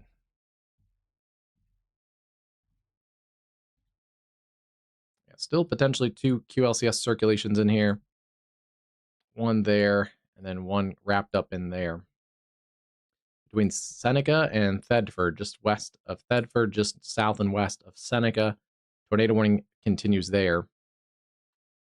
And I believe this trajectory has also included another county, Hooker, Thomas, those were the existing counties. And then now South Central Cherry County in central Nebraska.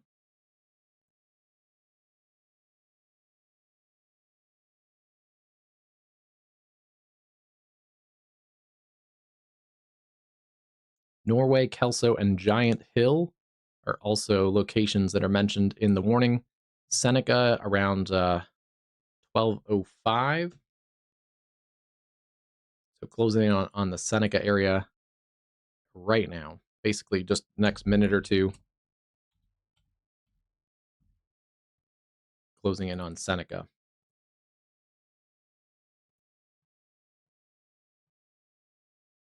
Yeah. A little bit ashamed. There's nothing in here, so we don't have any really key um, observations of probably some of those stronger winds that were in there between Arthur and Tyrone. And the Arthur weather station is on the north side of Arthur. It looked like on radar the winds just south of Arthur were stronger than that. The Tyrone weather station is on the south side of Tyrone, a couple miles south of town. It looked like their strongest winds were north of the city or the town. So that storm may have split the difference, and we don't have a lot of great ground truth, but I wouldn't be surprised if that storm produced some more 85-mile-an-hour wind gusts in there somewhere. Yeah, this has jumped ahead again.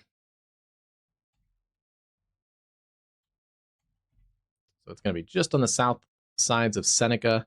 It has broadened out just on the last radar scan, but broadly right in there. Our other little QLCS circulation has also broadened out somewhat, but down. I mean, this is really close to the radar station, so only about 500 feet up. Seeing some velocity readings in the 80-mile-an-hour range. I still think there's some spots in here that could have some 70-plus mile-an-hour winds.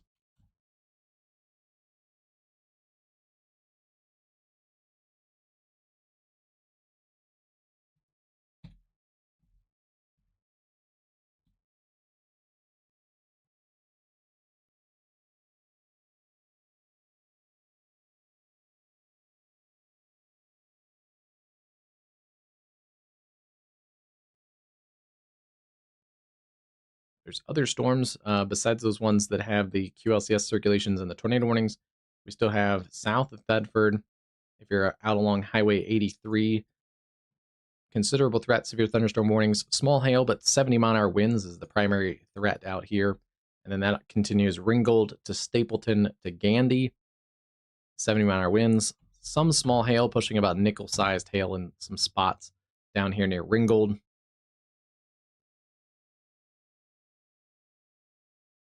This part of the storm is going to be less of a tornadic threat. We can see this little outflow boundary that's surged out.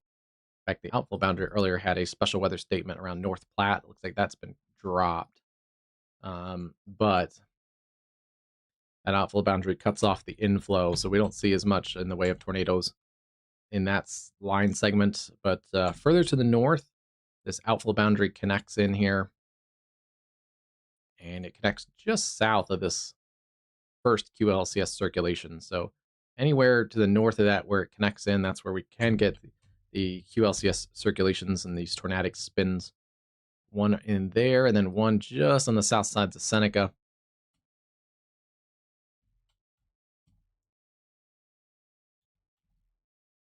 We're going to lose some of the best radar data because it actually gets too close to the radar site, particularly this one.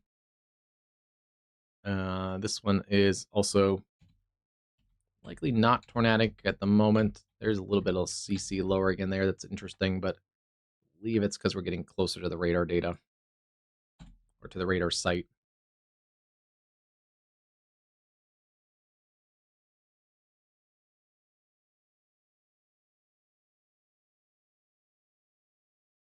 Yeah, we're such low level, there's actually some contaminated radar screens in here. And this one, as I kind of suspected, is also transitioning just south of that warning polygon. So if you're in the Thedford area, I would take my tornado safety precautions for this circulation, and then the other circulation is just crossing the Seneca area.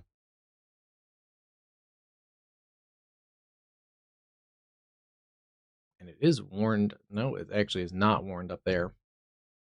Yeah, just north of there. This is another bulging surge. Luckily, it's covered kind of by the tornado warning too, but that's going to continue working towards the east.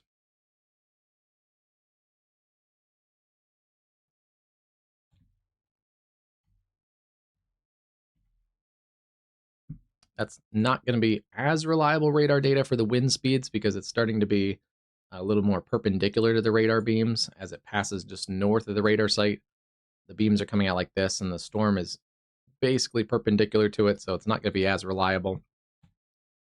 It was better earlier when it was back here, and we were getting directions towards the radar.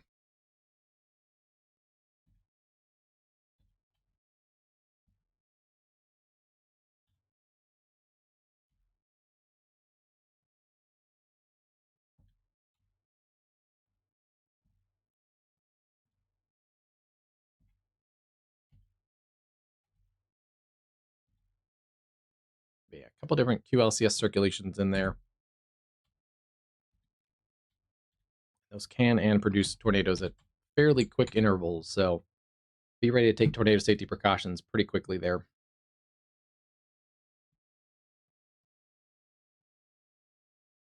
Things are calming down if you're west of Highway 97, so from Tyrone to Mullen. Give it just a couple more minutes, but the tornado threat and the highest damaging wind threat has pushed to your east.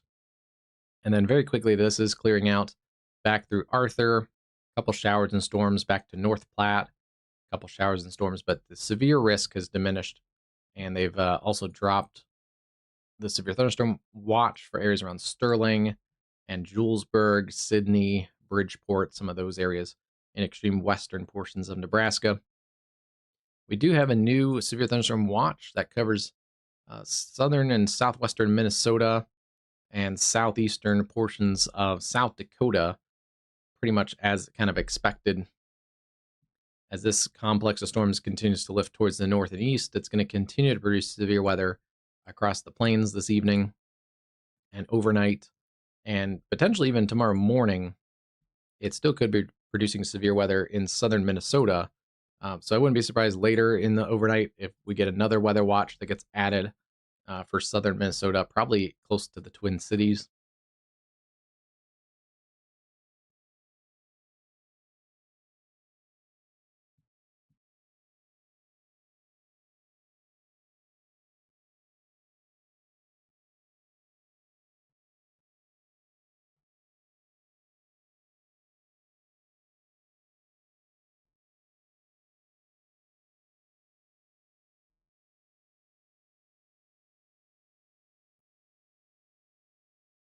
That newest watch for portions of South Dakota, southwest Minnesota, and one county there in northeastern Nebraska.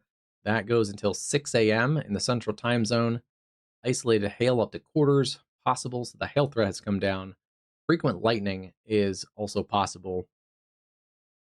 It's a weird way to word that. I think frequent lightning is basically guaranteed, but and then scattered wind gusts up to 75 miles an hour possible.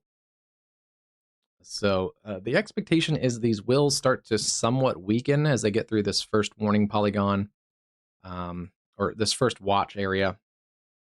But right now they're pretty strong. But yeah, they may be more of the considerable threat kind of level for portions of southeast portions of South Dakota.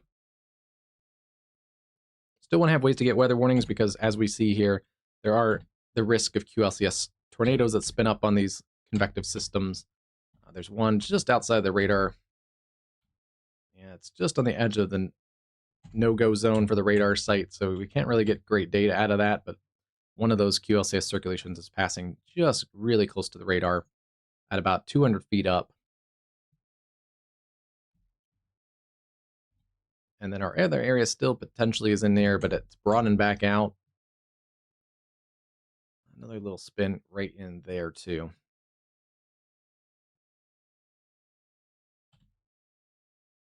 Yeah, seeing those on spectrum width as well.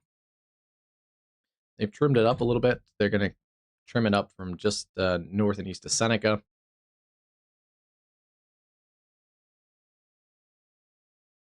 Yeah, that it's been there for a while too. The low precip hook is still in here. It's been here for quite a while.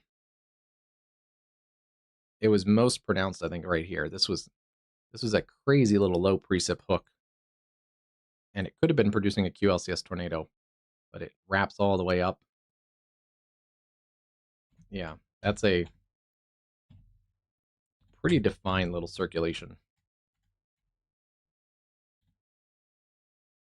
And it still stayed there. It's not as pronounced, but we're also really close to the radar site, but it's right in there.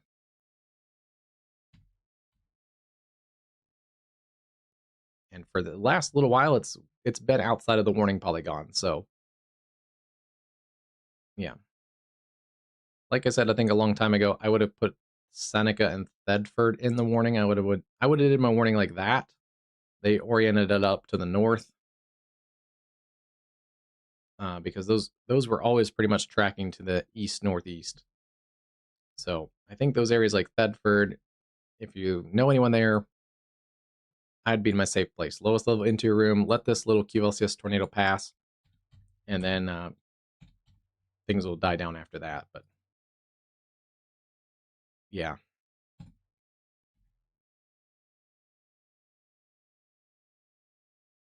Sounds good, Stones. Have a good night. Yeah, your severe threat is minimal.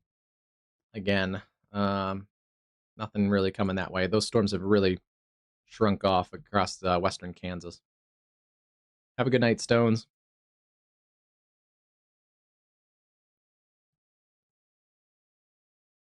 Nothing new. They've just trimmed the official watch. So we called that earlier. Mullen to Tyrone, you guys are good to go. Back towards Arthur, good to go.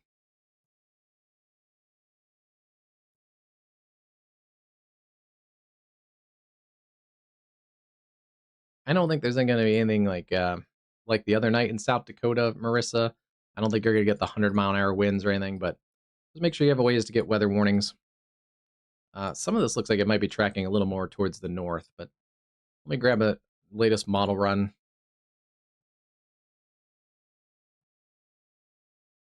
Models aren't perfect, but they give us an idea.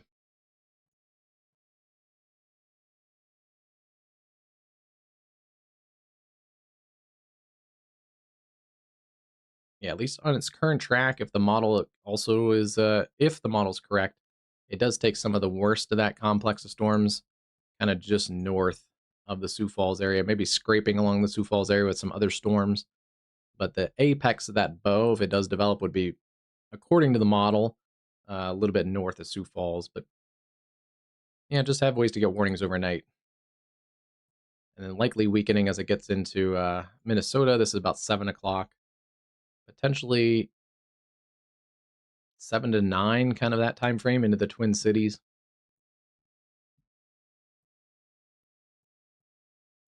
And then continuing to weaken into the late morning hours across Wisconsin.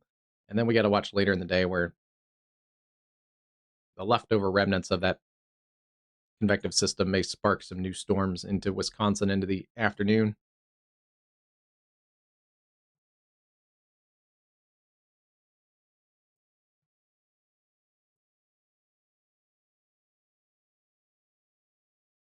Yeah, it's going to be close. The model does want to take it more north and northeast.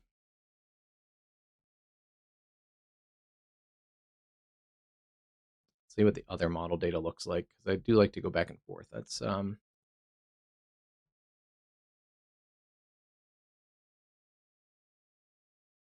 of the latest model data takes it kind of messier look, but not quite as severe. And yeah, one of the other later models takes it mostly to the north of Sioux Falls area.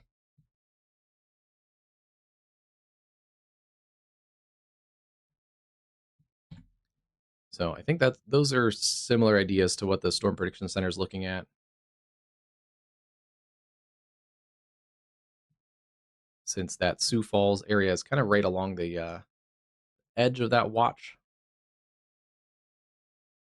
I think potentially a little bit higher chance of severe weather. Mitchell, Salem, Madison, Lake Andes, all of that, those types of areas.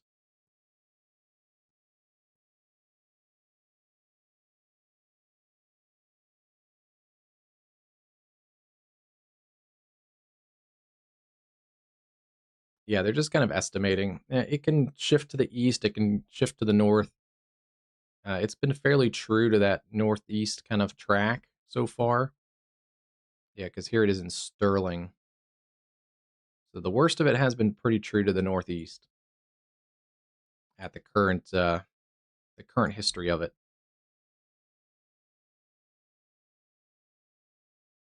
And yeah, you can see it's kind of its own little wake low in here near Mullen. It's starting to pull in some moisture and convect some bands in there. It's a nasty little system. There could be some pockets of some hail in here near Valentine. Some heavy rain, Ainsworth, Johnstown. And those are some new bands that have kind of come up. Yeah, those are new storms near Bassett, lifting off towards Springview. And look at this little hook. This little QLCS hook is still very pronounced. The other hook is basically just over Thedford and just over the radar site.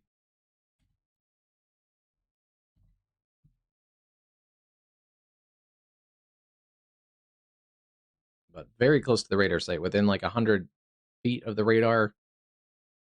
77, 78. I'm really interested to see what the radar site says, because we should get new ground truth from that radar station.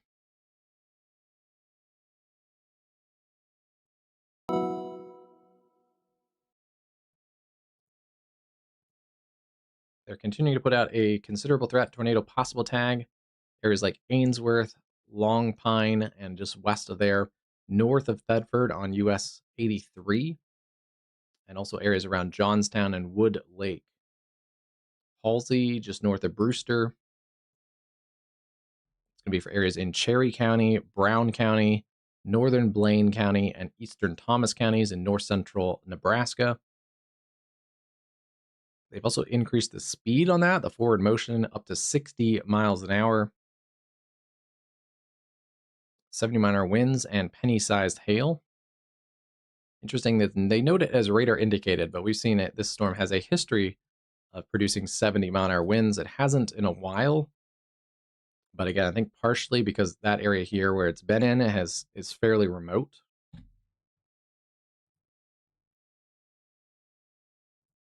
And yeah, still seeing considerable threat through the Stapleton area with that outflow boundary right in there.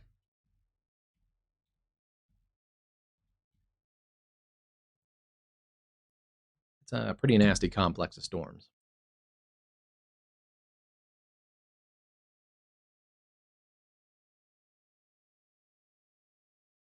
Yeah, I'm waiting for that to come in. I'm interested, very interested to see what this comes in at.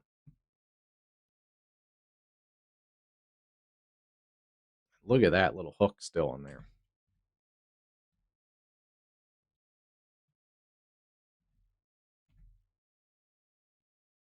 It's not as pronounced on the velocity scan, but look at this crazy little QLCS hook in here.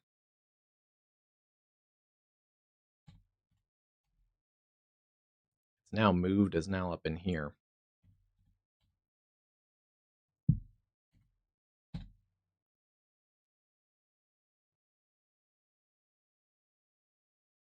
Here comes the new radar site.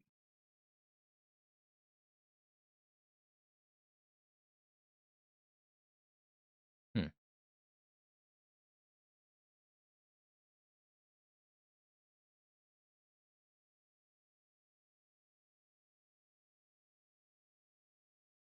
Okay, yeah, it looks a little less hooky there.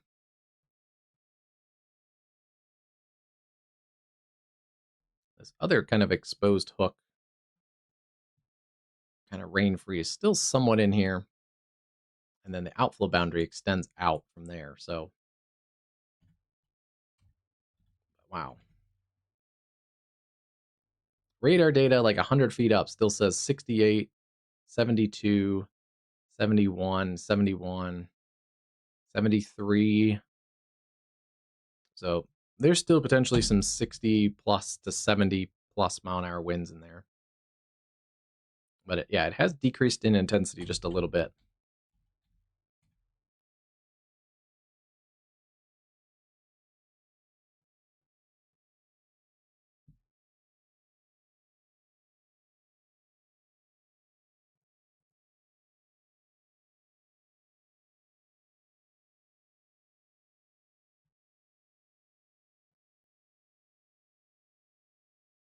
And some good news right now, we don't have the tornado warnings. So while we don't have a tornado warning, I'm going to eat my dessert, or just off camera here. I'm right here in case something pops. I'll probably pop back on as soon as I see a new weather station report.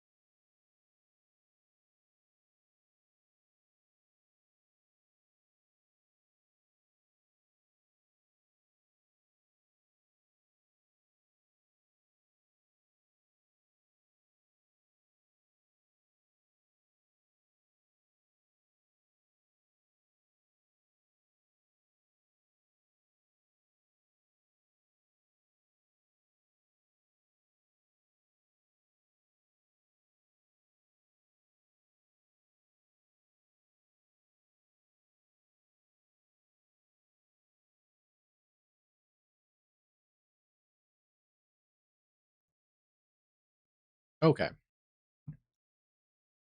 Dessert completed there. Just actually noting while I was looking at the radar, this was only a 30-minute loop, and this whole like feeder band and this whole system has really developed rather quickly in the last 30 minutes or so. You can see going back to about midnight, nothing really there. A couple showers south of Ainsworth, and beyond the warnings extension, this is its own little powerful cluster of storms. Not probably severe as far as winds, but there's some pockets likely of some gustier winds, potentially some pockets of some small hail also in those cores. But that has gone up very quickly in the last half hour. Yeah, only about 28 minutes ago. We did get a new extension of the southern end of this considerable threat east of the Stapleton area. It's for areas around Lillian, Myrna, and Selmo and Brewster.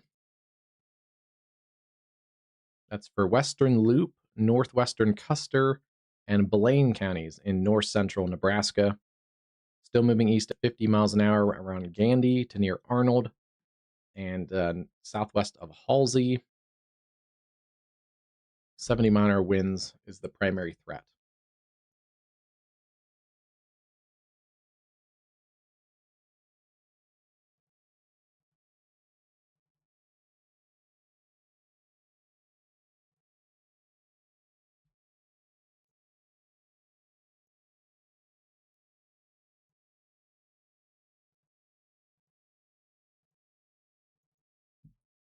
So for this part of the line segment, yeah, about 50 miles an hour.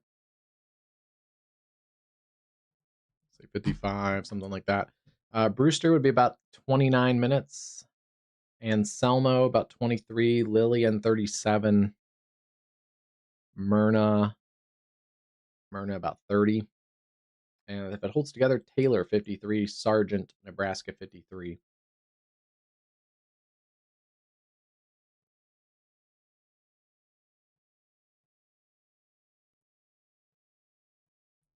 Now that yeah, I'm surprised we haven't had a official weather report yet out of that anywhere there along Seneca, Mullen. Yeah, those are active, so we should get, oh, there it is right there. 76-mile-an-hour wind report. That's pretty much where I thought it would be. We had a little QLCS circulation rolling through that area.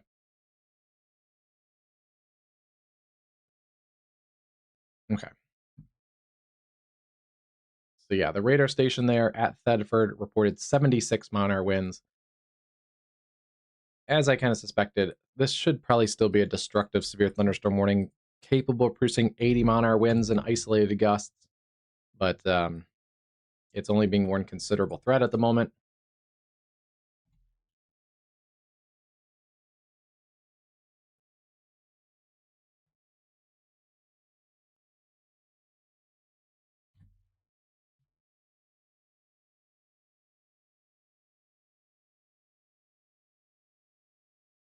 Yeah, very close to the radar site.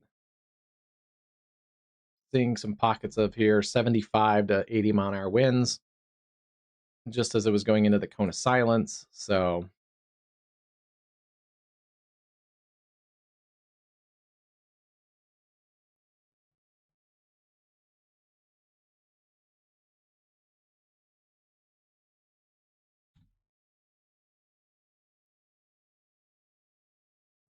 yeah, 76-mile-an-hour gust at Thedford. We'll see if Mullen or Seneca report any wind as well.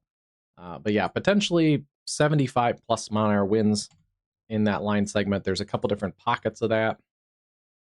There's one that's gusting out here. There's one that's gusted through Thedford, and looks like another potential one up here. All basically lifting up towards the northeast. This one could get the southern one could get close to Halsey and just on the north sides of Brewster. So keep an eye on that. I would still treat this very similar to a destructive severe thunderstorm, being in an interior room away from windows, certainly away from glass and skylights. And I would recommend getting into a safe, sturdy structure, a permanent structure with a permanent foundation. You have a few minutes if you're out here towards Ainsworth, Johnstown, Woodlake, Long Pine, and anywhere there, even towards Brewster, you have just a couple minutes to get to a sturdy structure. This is not the type of storm that you should ride out in a camping trailer, a mobile home, or an outbuilding or some type of temporary structure. And somehow this is not radar indicated anymore. This is confirmed out of the National Weather Service station here, 76 mile an hour gust. So I don't know why we keep going with these non-confirmed warnings when we have plenty of ground truth here of surface observations of 70 plus mile an hour winds. There's another pocket in here that's showing 80 plus, just north of Brownlee. And yeah, that area has intensified in the last couple minutes.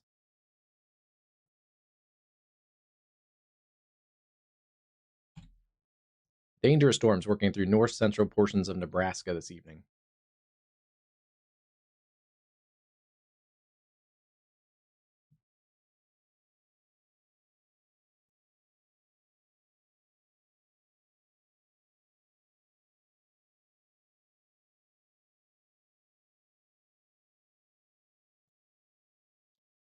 You can see we've had some other severe storms today.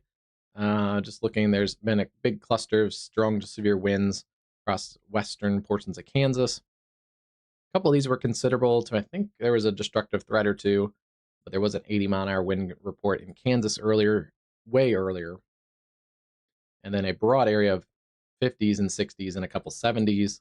Same for southern Nebraska, a couple of storms in the 50 to 60 kind of range, extending back like 12 hours. These are all heat. Wow, it got really hot in parts of like extreme heat here in Wisconsin. 107.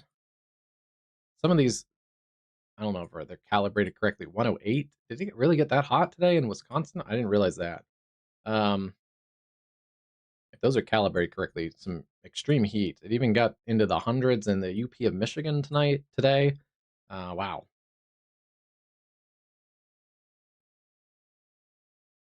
Same across the Pittsburgh area, it looks like. So yeah, the heat dome is in force. So it's interesting, these weather stations, especially the National Weather Service stations, they have different gauges and reporting sensors and stuff. So we're not getting a lot of those hundreds and extreme heat reports like we are in Pittsburgh or we are across the north, because these areas are more susceptible to hundreds, and certainly the south, like Texas and stuff, you would have those reports every day down here in the summertime. So yeah, different weather stations have different weather sensors. Obviously, across the north, you're going to get rain or you're going to ice and snow sensors. They don't have those in some of the areas along the Gulf Coast because you just don't get a lot of ice and snow measurement stations. So it appears like some of those northern stations also report extreme temperatures, which is interesting. I actually didn't notice that before, so that's interesting to how you see the differences at these different weather stations. Let's see. Yeah, there's still pockets in here. There's also still some QLCS circulations in here. There's one right here that should be tornado warned and could be producing a tornado.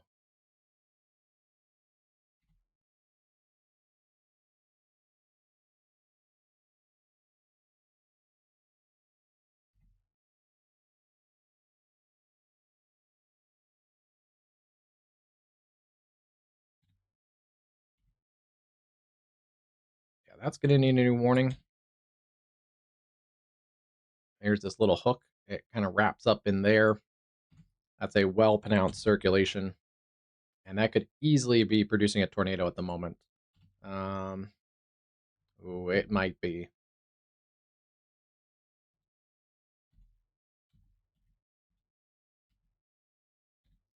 It's kind of a little bit of rain-free hook. But yeah, there's your A warning new for it. tornado warning has been issued. That could be producing a tornado. There's another one that's also hooked up in here. This one is wrapped up in the rain. That one not as suspicious on the correlation coefficient.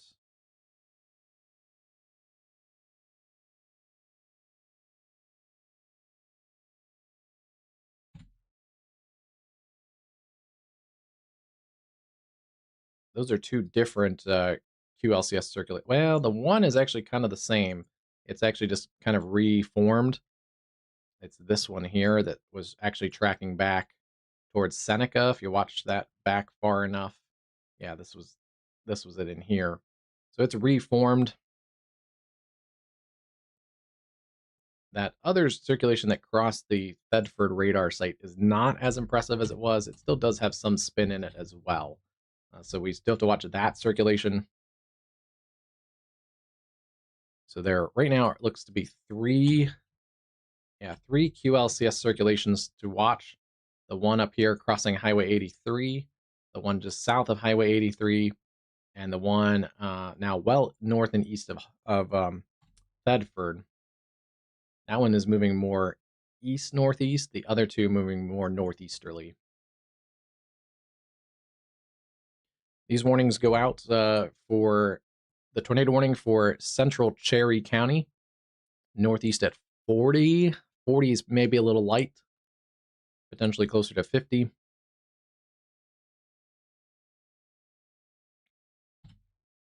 And yeah, seeing those on the spectrum width as well.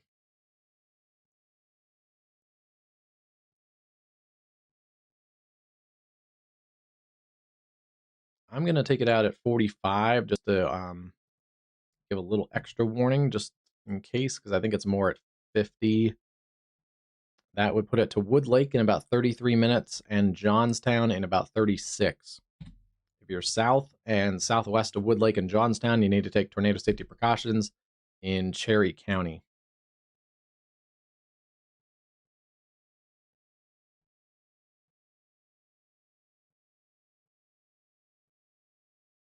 Yeah, they can spin up very, very quickly. I'm still concerned about this one. It's not as prominent as it was earlier, but it still is in here. It's near Purdom, Nebraska. A little bit of a hook right in there. And that's going to continue working more easterly across some very rural terrain, but Falter Place, Ellesmere, Kashapa, some of those areas, keep an eye on that storm. That may have its own 70+ mile-an-hour winds also. So regardless of a tornadic circulation, these little mesocyclones have their own wind in them, and potentially their own 70 to 80 mile-an-hour pockets of wind.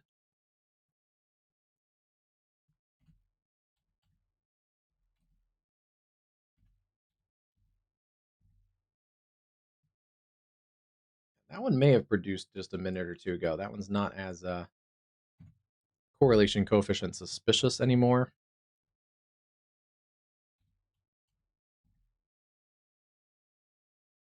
Yeah, this last radar scan had something suspicious on there. And before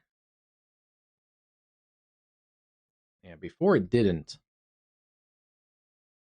Unless that's the start of it. That may be the start of it. It may have produced a brief tornado, actually. That could be the start of it. There's a little bit of a CC lowering right there. And then the next scan, something a little bit more suspicious of a scan. And then now it's pretty clear again. So it may have briefly touched down in there.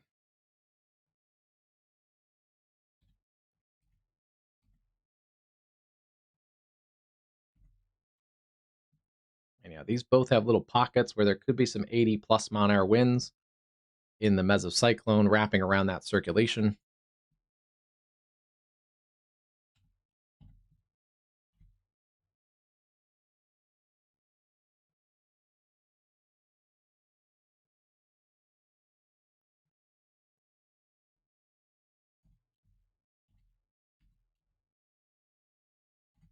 This other one is just a notch looser than the other two. I'm surprised it doesn't have a tornado warning, but it is just a touch lower and a little bit less organized than the other ones.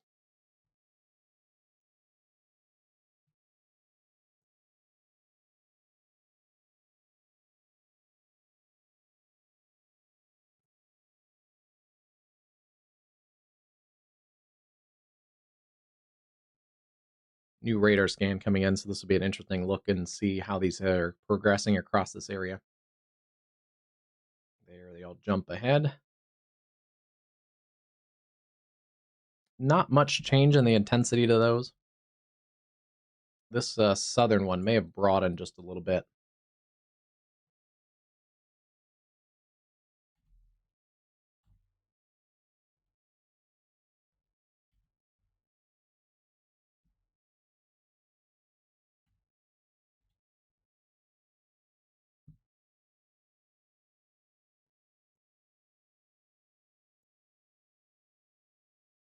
So yeah, that 76 mile-an-hour wind is the latest of the damaging winds.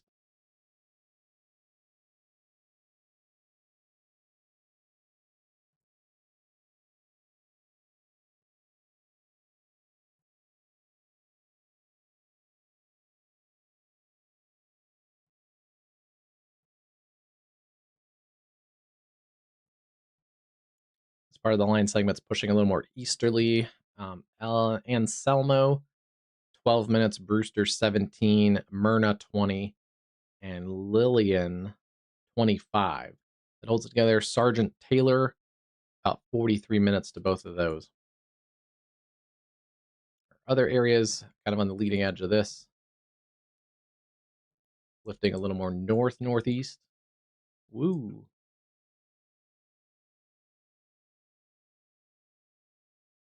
Also roughly about 50, 55. Get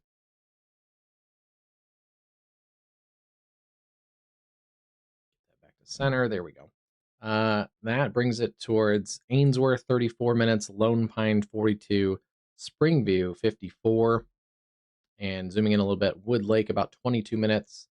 Same for Johnstown. Johnstown, Wood Lake along US 20, roughly about 20 minutes or so.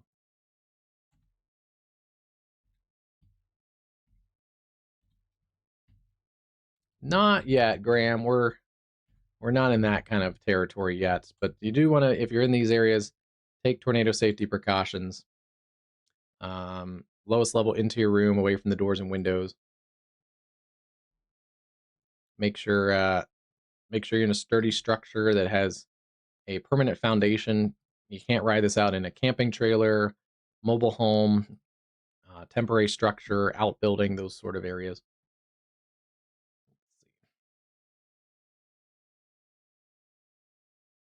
Cancel that. Just sometimes that tracking tool gets a little sticky. Waiting on an update for this correlation coefficient, so we haven't got a new CC update in a minute.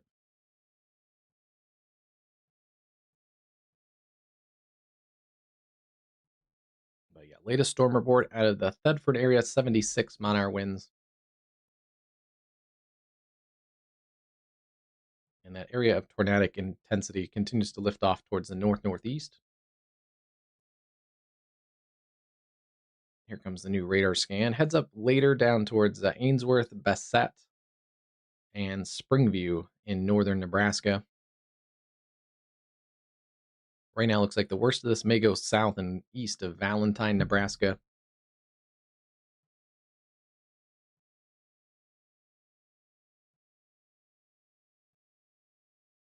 And then watching this little cluster, there's some new storms that have developed down in southern Nebraska.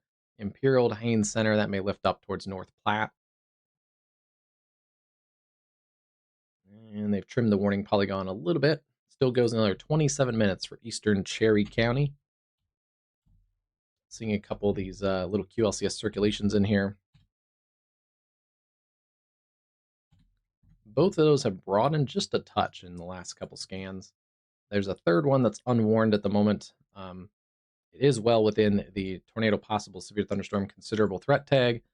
It has continued to broaden a little bit as well. That's the third circulation that came across the Thedford area. Although I wouldn't be surprised if that circulation has its own 70 plus mile-an-hour winds in it. Generally lifting towards Nebraska Highway 7.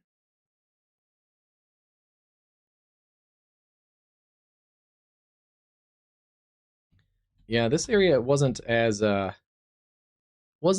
favorable for tornadoes today, especially like supercellular development. It wasn't wasn't really in a favorable environment for supercellular tornadoes.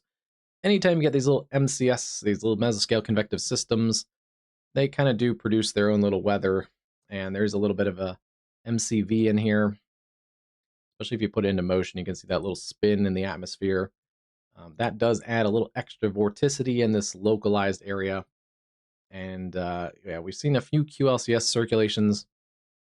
I haven't been able to confirm any on radar, and we haven't had any observed on radar, but they can produce tornadoes within a radar scan, so need to treat them seriously. Sounds good, Caleb. Thanks for hanging out with us tonight. And it looks like we'll be on at some point tomorrow. Maybe not with round 1, as this eventually gets up into the Mississippi Valley, but probably with round 2. I have a couple meetings and things to do in the morning off the channel. But yeah, by tomorrow afternoon, I should have my schedule cleared out back on.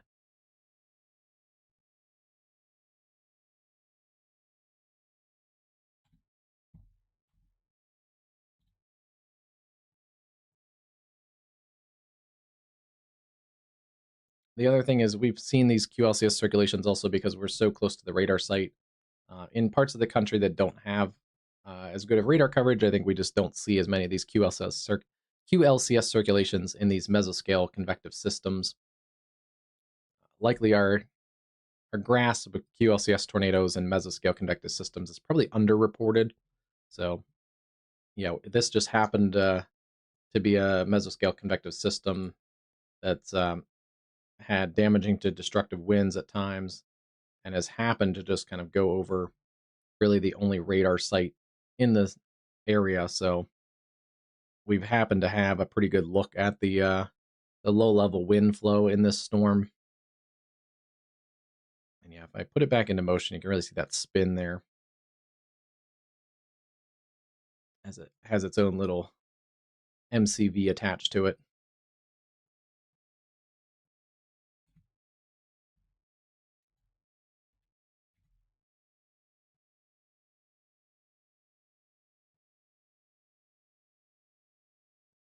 They've trimmed up that warning polygon for the severe warning. Considerable threat continues there towards Ainsworth and Woodlake, Johnstown, anywhere south of Woodlake and Ainsworth on Nebraska Highway 7, all the way down through Brewster, Dunning, Halsey, and then down towards Anselmo, Myrna, Lillian, and Milburn, Nebraska, all here in north central Nebraska. If you're west of 83 Stapleton over towards Thedford, you are in better shape. You're out of the warning polygon. That includes Mullen and Seneca. So some areas that got hit pretty hard earlier. Still another round of storms, still some lightning and thunder over that same area, but that is a non-severe thunderstorm. And then there's a lot of lightning with this complex of storms. There may also be some non-severe gusty winds in here, north of Thedford, north of Seneca, where that little MCV is, that little mesoscale convective vortex. Basically its own little low pressure system.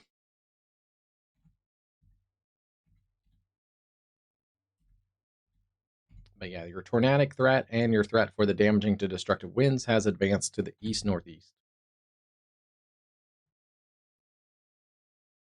They're just trimming a little bit of that warning off, but still continuing that another 23 minutes. Considerable threat around Anselmo, Lillian, and Brewster. And then not really severe, but there is a nasty line of storms, kind of this inflow band for this whole convective system that's gone up out ahead of this. Pockets of small hail, gusty winds in there, Springview, back to areas around Woodlake. So you're already getting that lightning and thunder and gusty winds. Some other storms have also gone up non-severe right now in northeast portions of Nebraska. Oh, let's see.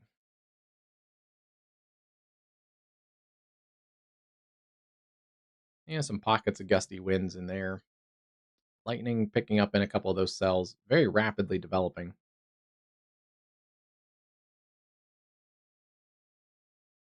So we'll watch for that batch of storms as well. That's going to lift along the Missouri Valley. Sioux City coming up, isolated to scattered thunderstorm chances. And then, yeah, that's going to lift eventually up towards the Sioux Falls area. Could be a loud night.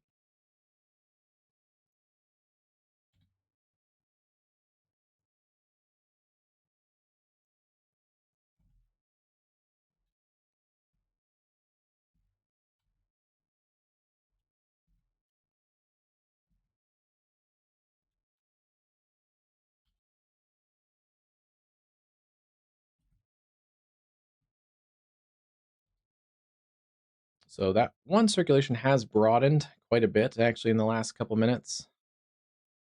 Yeah, much broader than it was.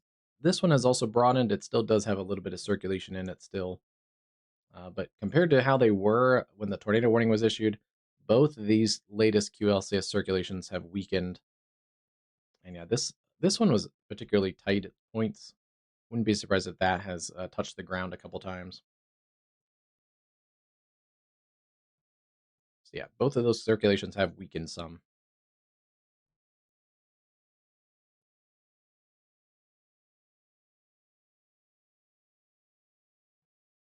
Still seeing some wind, a lot of wind still around the radar site.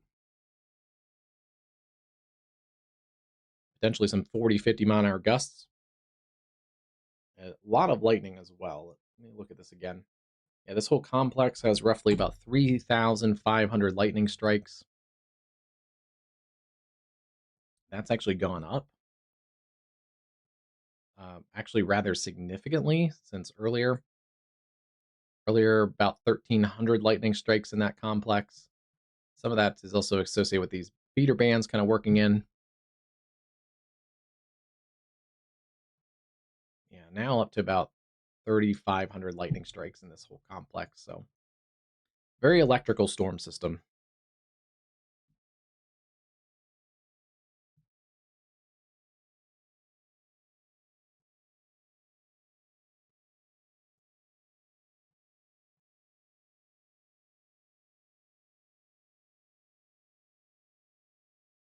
Still seeing lightning on some of the cameras. This one out of the Texas Panhandle still has lightning on it.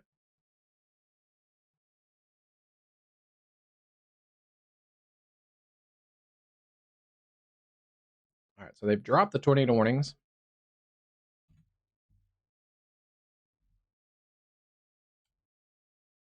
Still seeing a little bit of circulation in that QLCS circulation. There's a little hook in there. That's going to continue lifting up towards Johnstown. So keep an eye on this. If you're in the Johnstown area, I would just kind of hunker down, lowest level into your room, away from those doors and windows. Certainly want to do that anyway. Make sure you're away from the windows and glass as this comes in. We're not seeing large hail, but still potentially some gusts there above 70 miles an hour. Can do some pretty decent damage. And yeah, that's lifting up towards Lone Pine, Bassett, and Springview as well.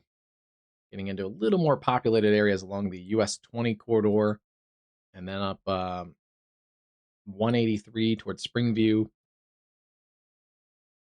Some of the terrain in western Nebraska is a lot more rough terrain and rugged. So as we get out into the central portions of the state, a little bit more communities out here. Yeah, a couple special weather statements, it looks like, for some of those storms that are now in eastern Nebraska, as well as a special weather statement for this complex near Wallace and Madrid, Grant, and just north of Imperial.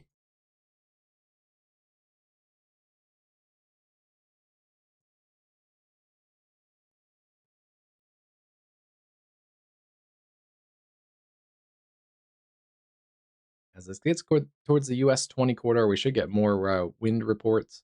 The last wind report out of the National Weather Service radar station there at Thedford at 76 miles an hour. And that's not the only 76 plus mile an hour gust.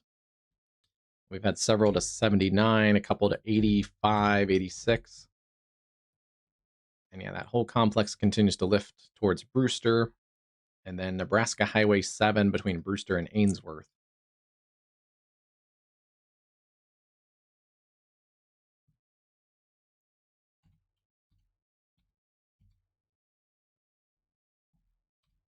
then still seeing a little bit of that circulation in there.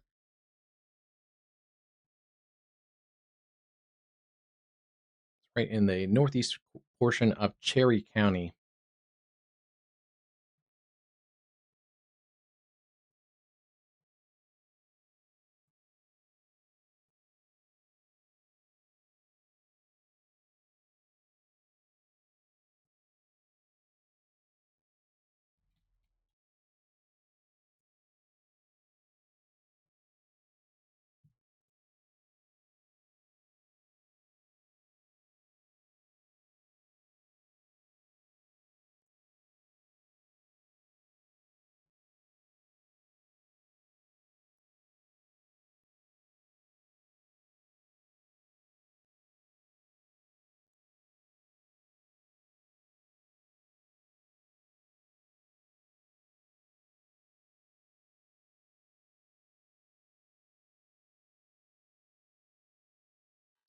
Should be getting a new National Weather Service Storm Prediction Center outlook in the next few minutes. So I'll be excited to see what that outlook looks like.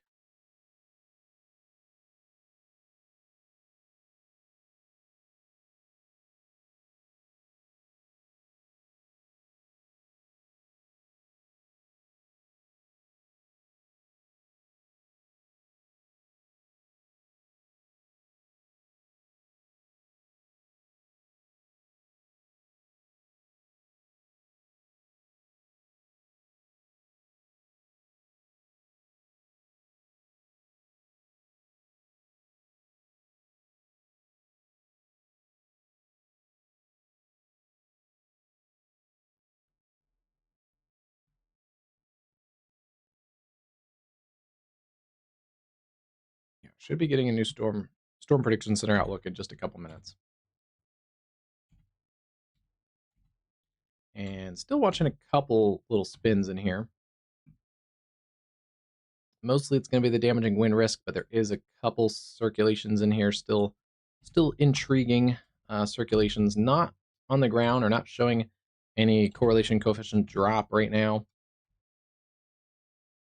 But yeah, two circulations that are still probably just below tornadic limits.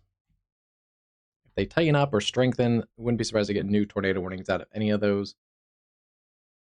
The northernmost has broadened out significantly, but very clearly see those other circulations in there.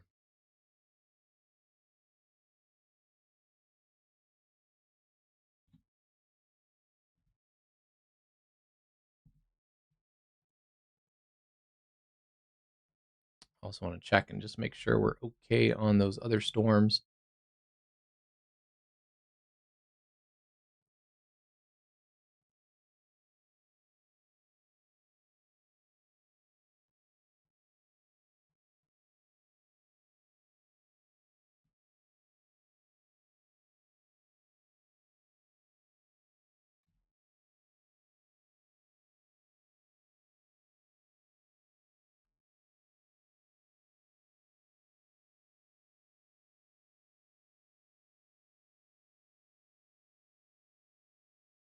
Okay, pretty much those storms from Ontario have weakened.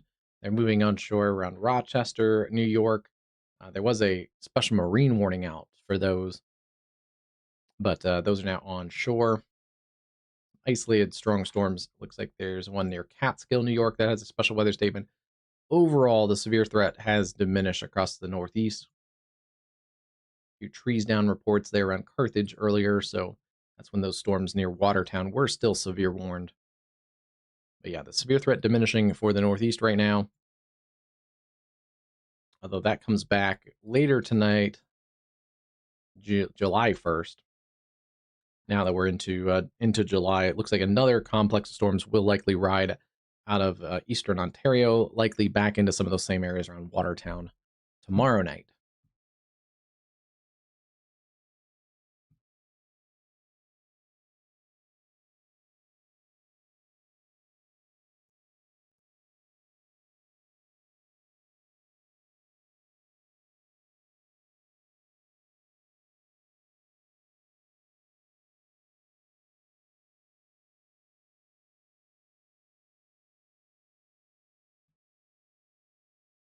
Still waiting on that Storm Prediction Center outlook here.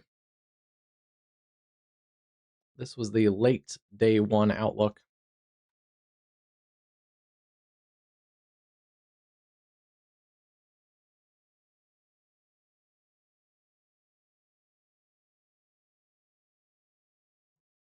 So this is what we're currently working with until till 6 a.m. I think it's 6 a.m. Central, 7 Eastern, but slight risk covers areas there in Nebraska all the way down to the Texas Panhandle. Those storms have diminished, but basically this slight risk overnight covers this complex of storms working through Nebraska right now.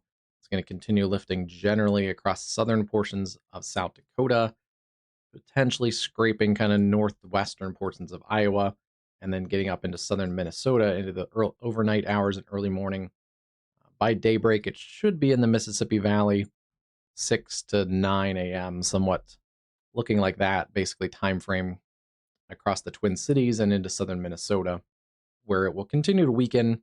That's why if it does get that far, Wisconsin only has a marginal risk. But otherwise, that's the end of tonight. They did drop that slight risk earlier for those storms that were into the upstate New York.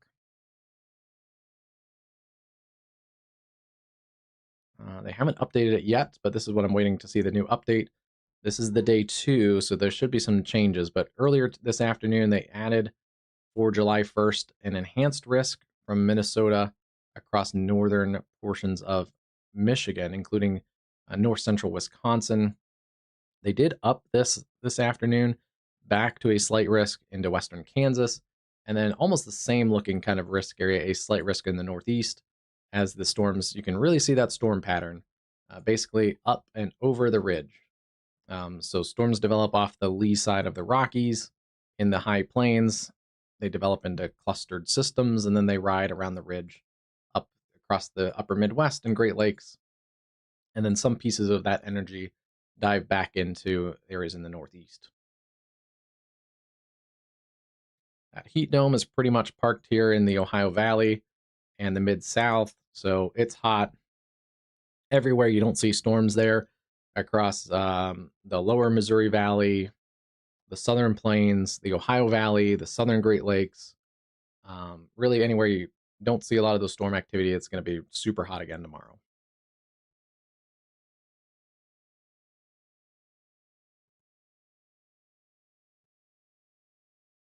So we'll see here if we get a new Storm Prediction Center update. We should here in just a minute. Okay, it's just coming out.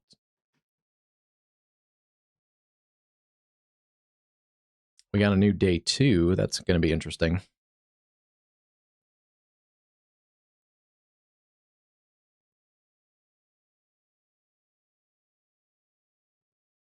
Okay, interestingly, it looks like they haven't changed much other than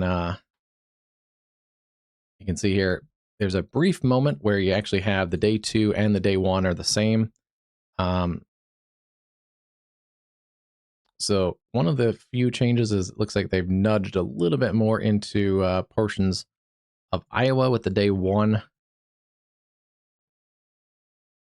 But yeah, that's basically unchanged. So they still have southern Minnesota, central portions of Wisconsin, and then northern portions of Michigan under the level 3 out of 5. They haven't changed anything on the tornado risk. 5% unhatched. The wind risk is still pretty high from Minneapolis, St. Paul, southern Minnesota, all the way across the Great Lakes. They have bumped more of a wind risk down into areas of the Texas Panhandle, so we may see some more storms there tomorrow. And then it's a wind-driven risk in the Northeast tomorrow as well. And then hail, we could see some big hail across western Kansas. Could also see some big hail in the upper Midwest tomorrow. And they have added a little bit of hail chances across the Northeast, so that is interesting as well tomorrow. And then day 2, they've definitely made some changes here. Up the hail. Wind is still loading. But the new day 2, may still be loading as well. There it goes. Day 2, they've actually added quite a bit of tornado risk in here, including into southern portions of South Dakota. This would be for Thursday. Day 2 wind, also in there. And then there's the categorical. Yeah, day 2 is a big banana of severe weather potential all the way from North Dakota, Williston, Dickinson, not Billings, Bismarck. Yeah, Bismarck, all the way through Pierre, South Dakota, Sioux Falls, Sioux City, Valentine, West Point, basically along the I-80 corridor, Omaha to Des Moines, Twin Cities, and then into south central portions of Wisconsin, crossing into areas like Rockford, Illinois.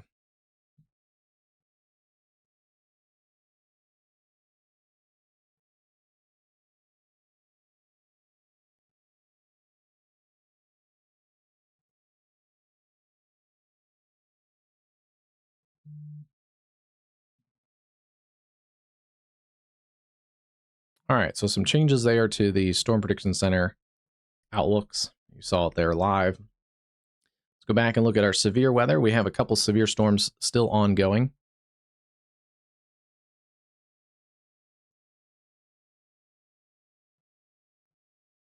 Tornado possible continues here into central Nebraska, north central Nebraska. Those storms are knocking on the door if you're in Woodlake, Johnstown, Ainsworth, along the US 20 corridor. Some good signs here. Not seeing as tornadic of storms.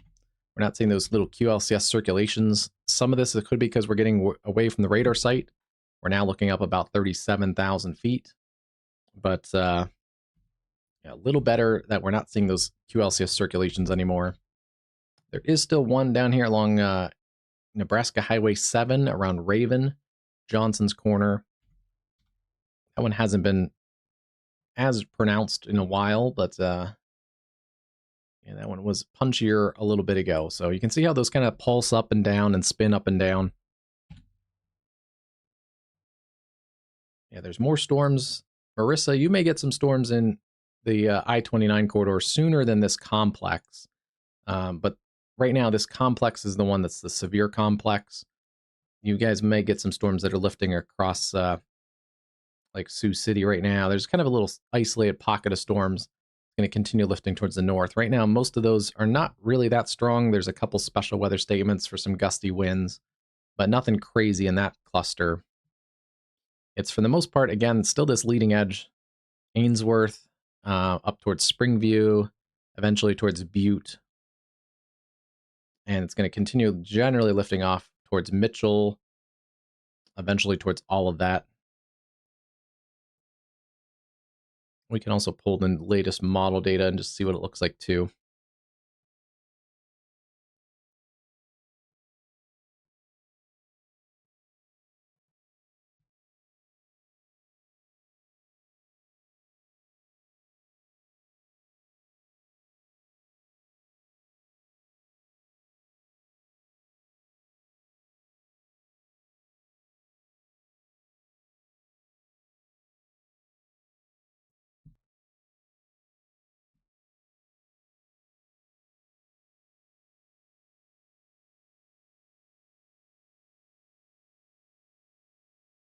Yeah, model data tends to bring those storms towards the Sioux Falls area around 3 o'clock still.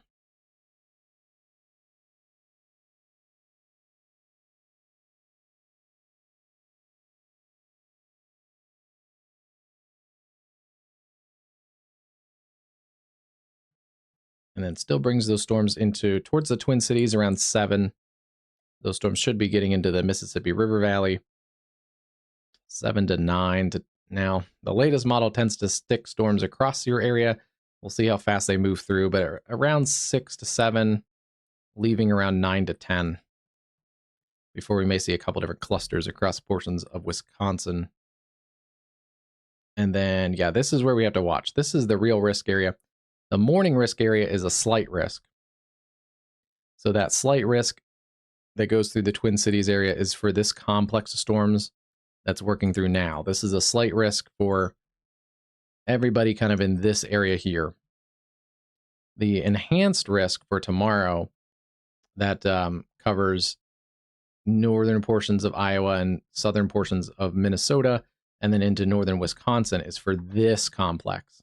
This would be developing later in the afternoon tomorrow around 3, 4, 5 o'clock. That's where we have to watch out for an all hazards threat, potentially some isolated tornadoes, but also large hail, damaging winds, and then eventually going into the evening hours, these continue to upscale and cluster together and work across northern Wisconsin, northern Michigan. So that's your enhanced risk. It's for these second round of storms tomorrow.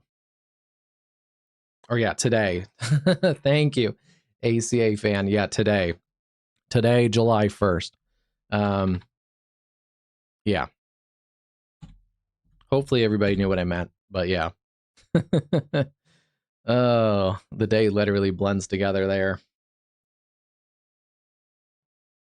A couple pockets here of some stronger storms also south of North Platte.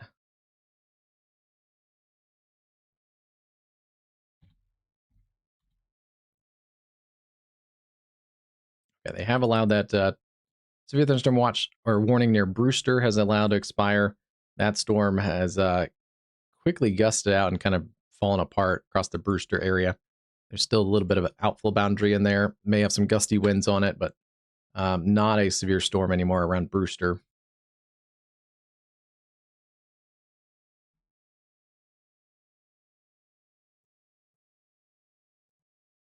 We'll see what they do here in the next couple minutes. These storms are pushing into the edge of the current warning polygon, so we'll see if they get a new warning. I would expect they'll get a new warning out here in the next couple minutes. Probably, maybe even not a considerable threat. They might just get a new general severe thunderstorm warning for this area, but I suspect it still at least has some 60-mile-an-hour gusts in it. It is getting away from the radar sites. We're getting less valuable radar data on it.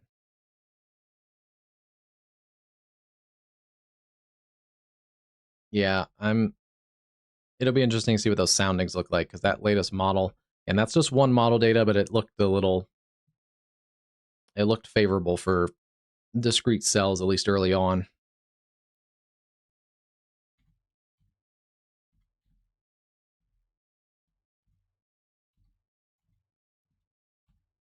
And just remember, we talked about it earlier, we don't get morning. It's been a discussion point off and on recently, but we don't get morning soundings out of this area with National Weather Service budget and staffing cuts. And those are important. We talked about it a little bit earlier, but some people may think, okay, we don't get any soundings out of this weather balloons. We don't get weather balloons in the morning out of these areas. Some people, if you may be like, okay, who cares? It's Montana. The problem is you get the weather balloon data, and those weather balloons go up, and they don't just go up straight. If you launch a balloon at Cody, Wyoming, it's not going to sit over Cody, Wyoming. It's going to go up and take weather data as it goes up in the atmosphere for Gillette and even hundreds of miles away into South Dakota, Buffalo, and Sturgis, and it's going to continue rising through the atmospheric profile, taking weather data at critical intervals. So it's not just a problem for Cody, Wyoming that we don't have balloon data. It's a problem for downstream effects, and those are some of the data that models take in, and missing data adds to more variability in the models.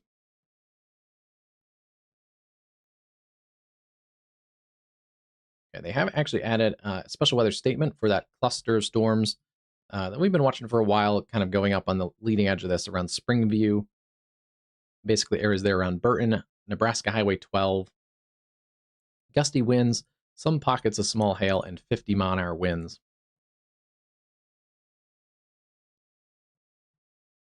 They also do have a special weather statement out for O'Neill, Ingman, Ewing, Page, and Orchard.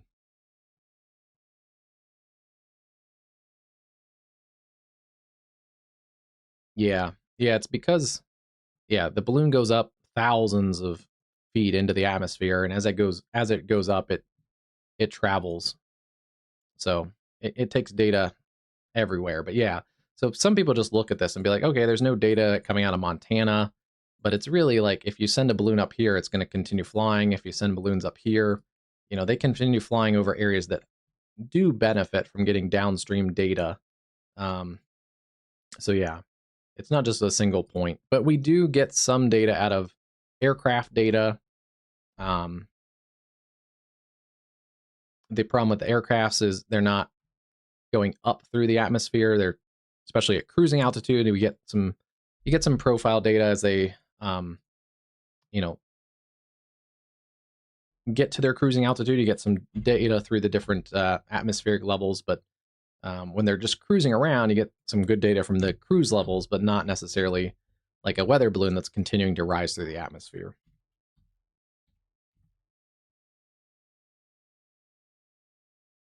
Surprised they don't have a new warning on this yet. It has weakened, it looks like, a little bit, but still probably some 60-mile-an-hour gusts in here. If they do get a new warning, it makes me think they're probably going to just do a severe thunderstorm warning. Wouldn't be surprised to see that. Because usually if they're going to do another considerable threat or another destructive tag, they're going to do what they did before, and they're going to take the old warning and kind of overlay a new warning. They don't like to, for a considerable threat or a destructive tag, generally they don't let those expire. They'll just continue warning down the line. But yeah, some good news here. Looks like that storm has somewhat weakened, although there still are a couple little QLCS spins still potentially not likely tornadic, but just areas of interest in there near Lone Pine, and then one west of 183.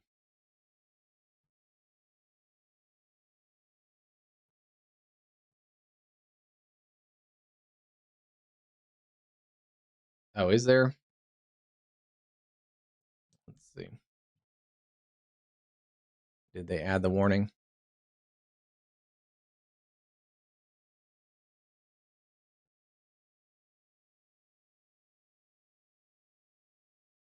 Yes, there is. Okay. Just hasn't populated yet. Weird. Okay. Yeah, there is. Springview, Burton, Springview, Mills, Johnstown, Ainsworth, Bassett, Newport, and Rose. So yeah, there is a new severe thunderstorm warning. Just taking a little bit to populate, but it is basically this area here.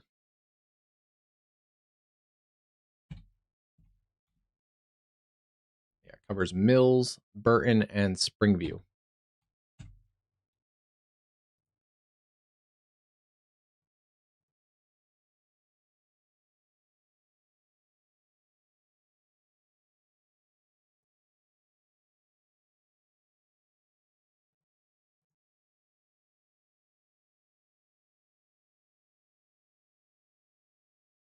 There it goes. It just needed a second. Yeah, there's your new warning. Ainsworth, Bassett, Springview, and still a considerable threat for 70-mile-an-hour winds and tornado possible. So they still have the tornado possible tag. I like that. It covers any of these little QLCS spins in here. The one near Lone Pine and the one weaker one, but still in here, west of 183.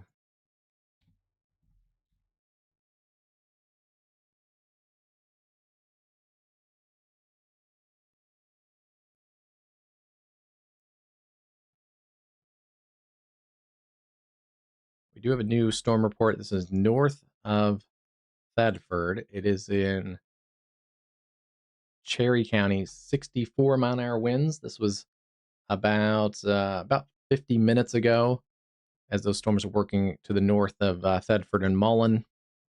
So yeah, there's still potentially gusts in here to 60, 65, 70.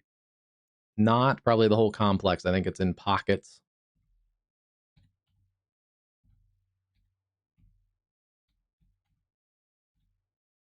Yeah, Bassett, Ainsworth.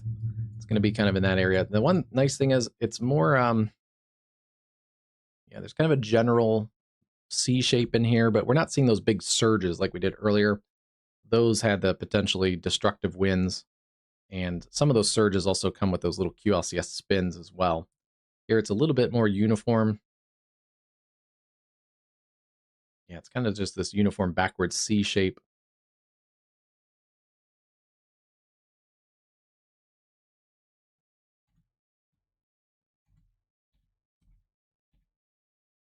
Yeah, that's going to continue progressing across southeast portions of South Dakota.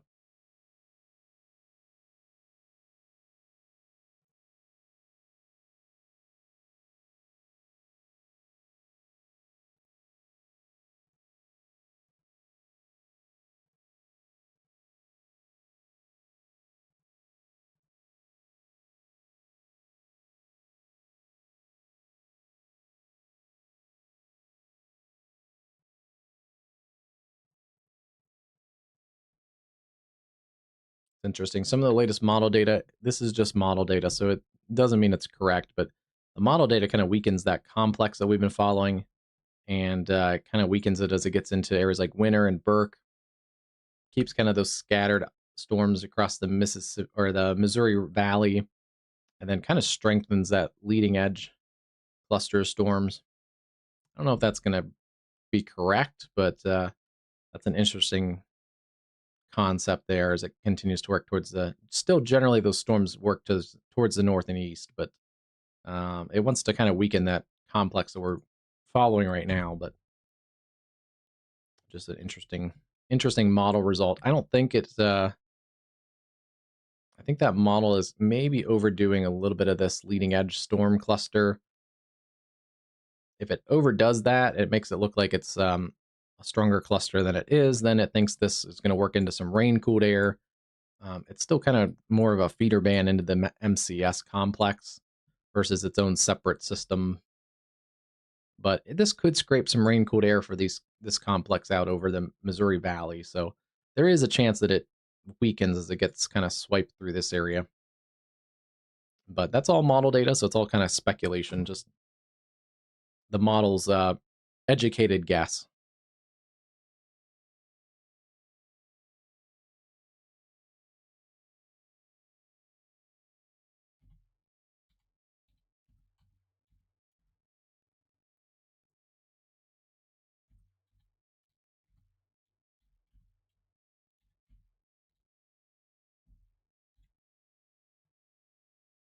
All right, since we're not seeing the destructive severe thunderstorms anymore, we're not seeing any new tornadic circulations, and this is the only warning in town. Yeah, there's still some, and there's still an isolated severe chance out of these, but I think they're mostly kind of garden variety storms, but these are going to lift kind of northeast as well.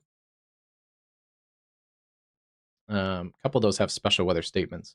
I think what we're going to do is take a break. I'm going to get some sleep. I do have morning meetings that are non-channel related, but I will get those done as soon as I can in the morning. And then I think the plan right now is to get back and set up for tomorrow afternoon, because we may have a couple different things going on tomorrow afternoon. We may still have to be dealing with storms, potentially borderline severe storms in the Mississippi Valley, kind of late morning, early afternoon across Wisconsin. Yeah, everything else should be okay then.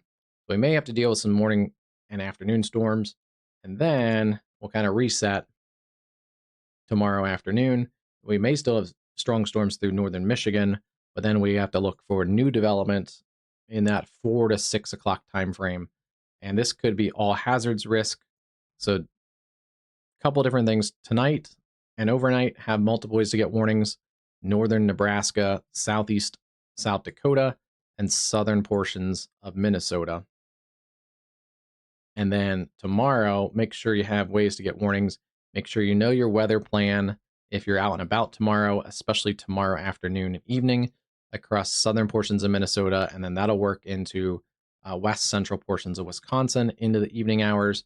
May start to see clustering, and still watching for that severe chance across the I-75 corridor in Michigan tomorrow. So it's going to be a busy day tomorrow too.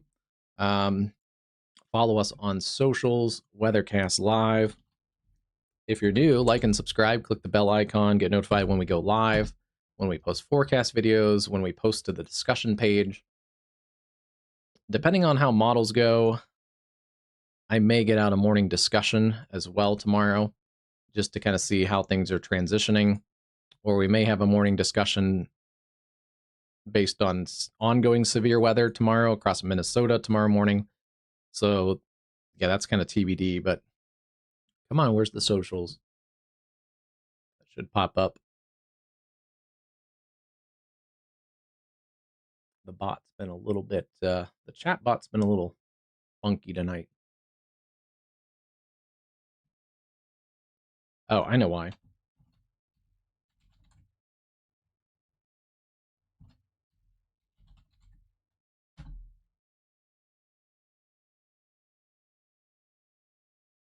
There it goes. This should get you socials. There you go. There's the social links. Yeah, it's a busy day. Busy day, severe weather tomorrow. So right now, since things are behaving, we'll take a little break, get some sleep, rest and recover. We may also get storms tomorrow back across the high plains, the southern high plains tomorrow, out into West Texas tomorrow evening. We may get some more storms out in this area tomorrow too. So it's going to be a very busy day, especially late afternoon, early evening tomorrow. We may be dealing with 3 or 4 pockets of severe weather, and then potentially another cluster coming out of Ontario into the northeast tomorrow night too. So, oh boy, yeah, just it's going to be a busy time. So thanks for joining us. We're happy at our new followers, our new subscribers, our amazing chat community.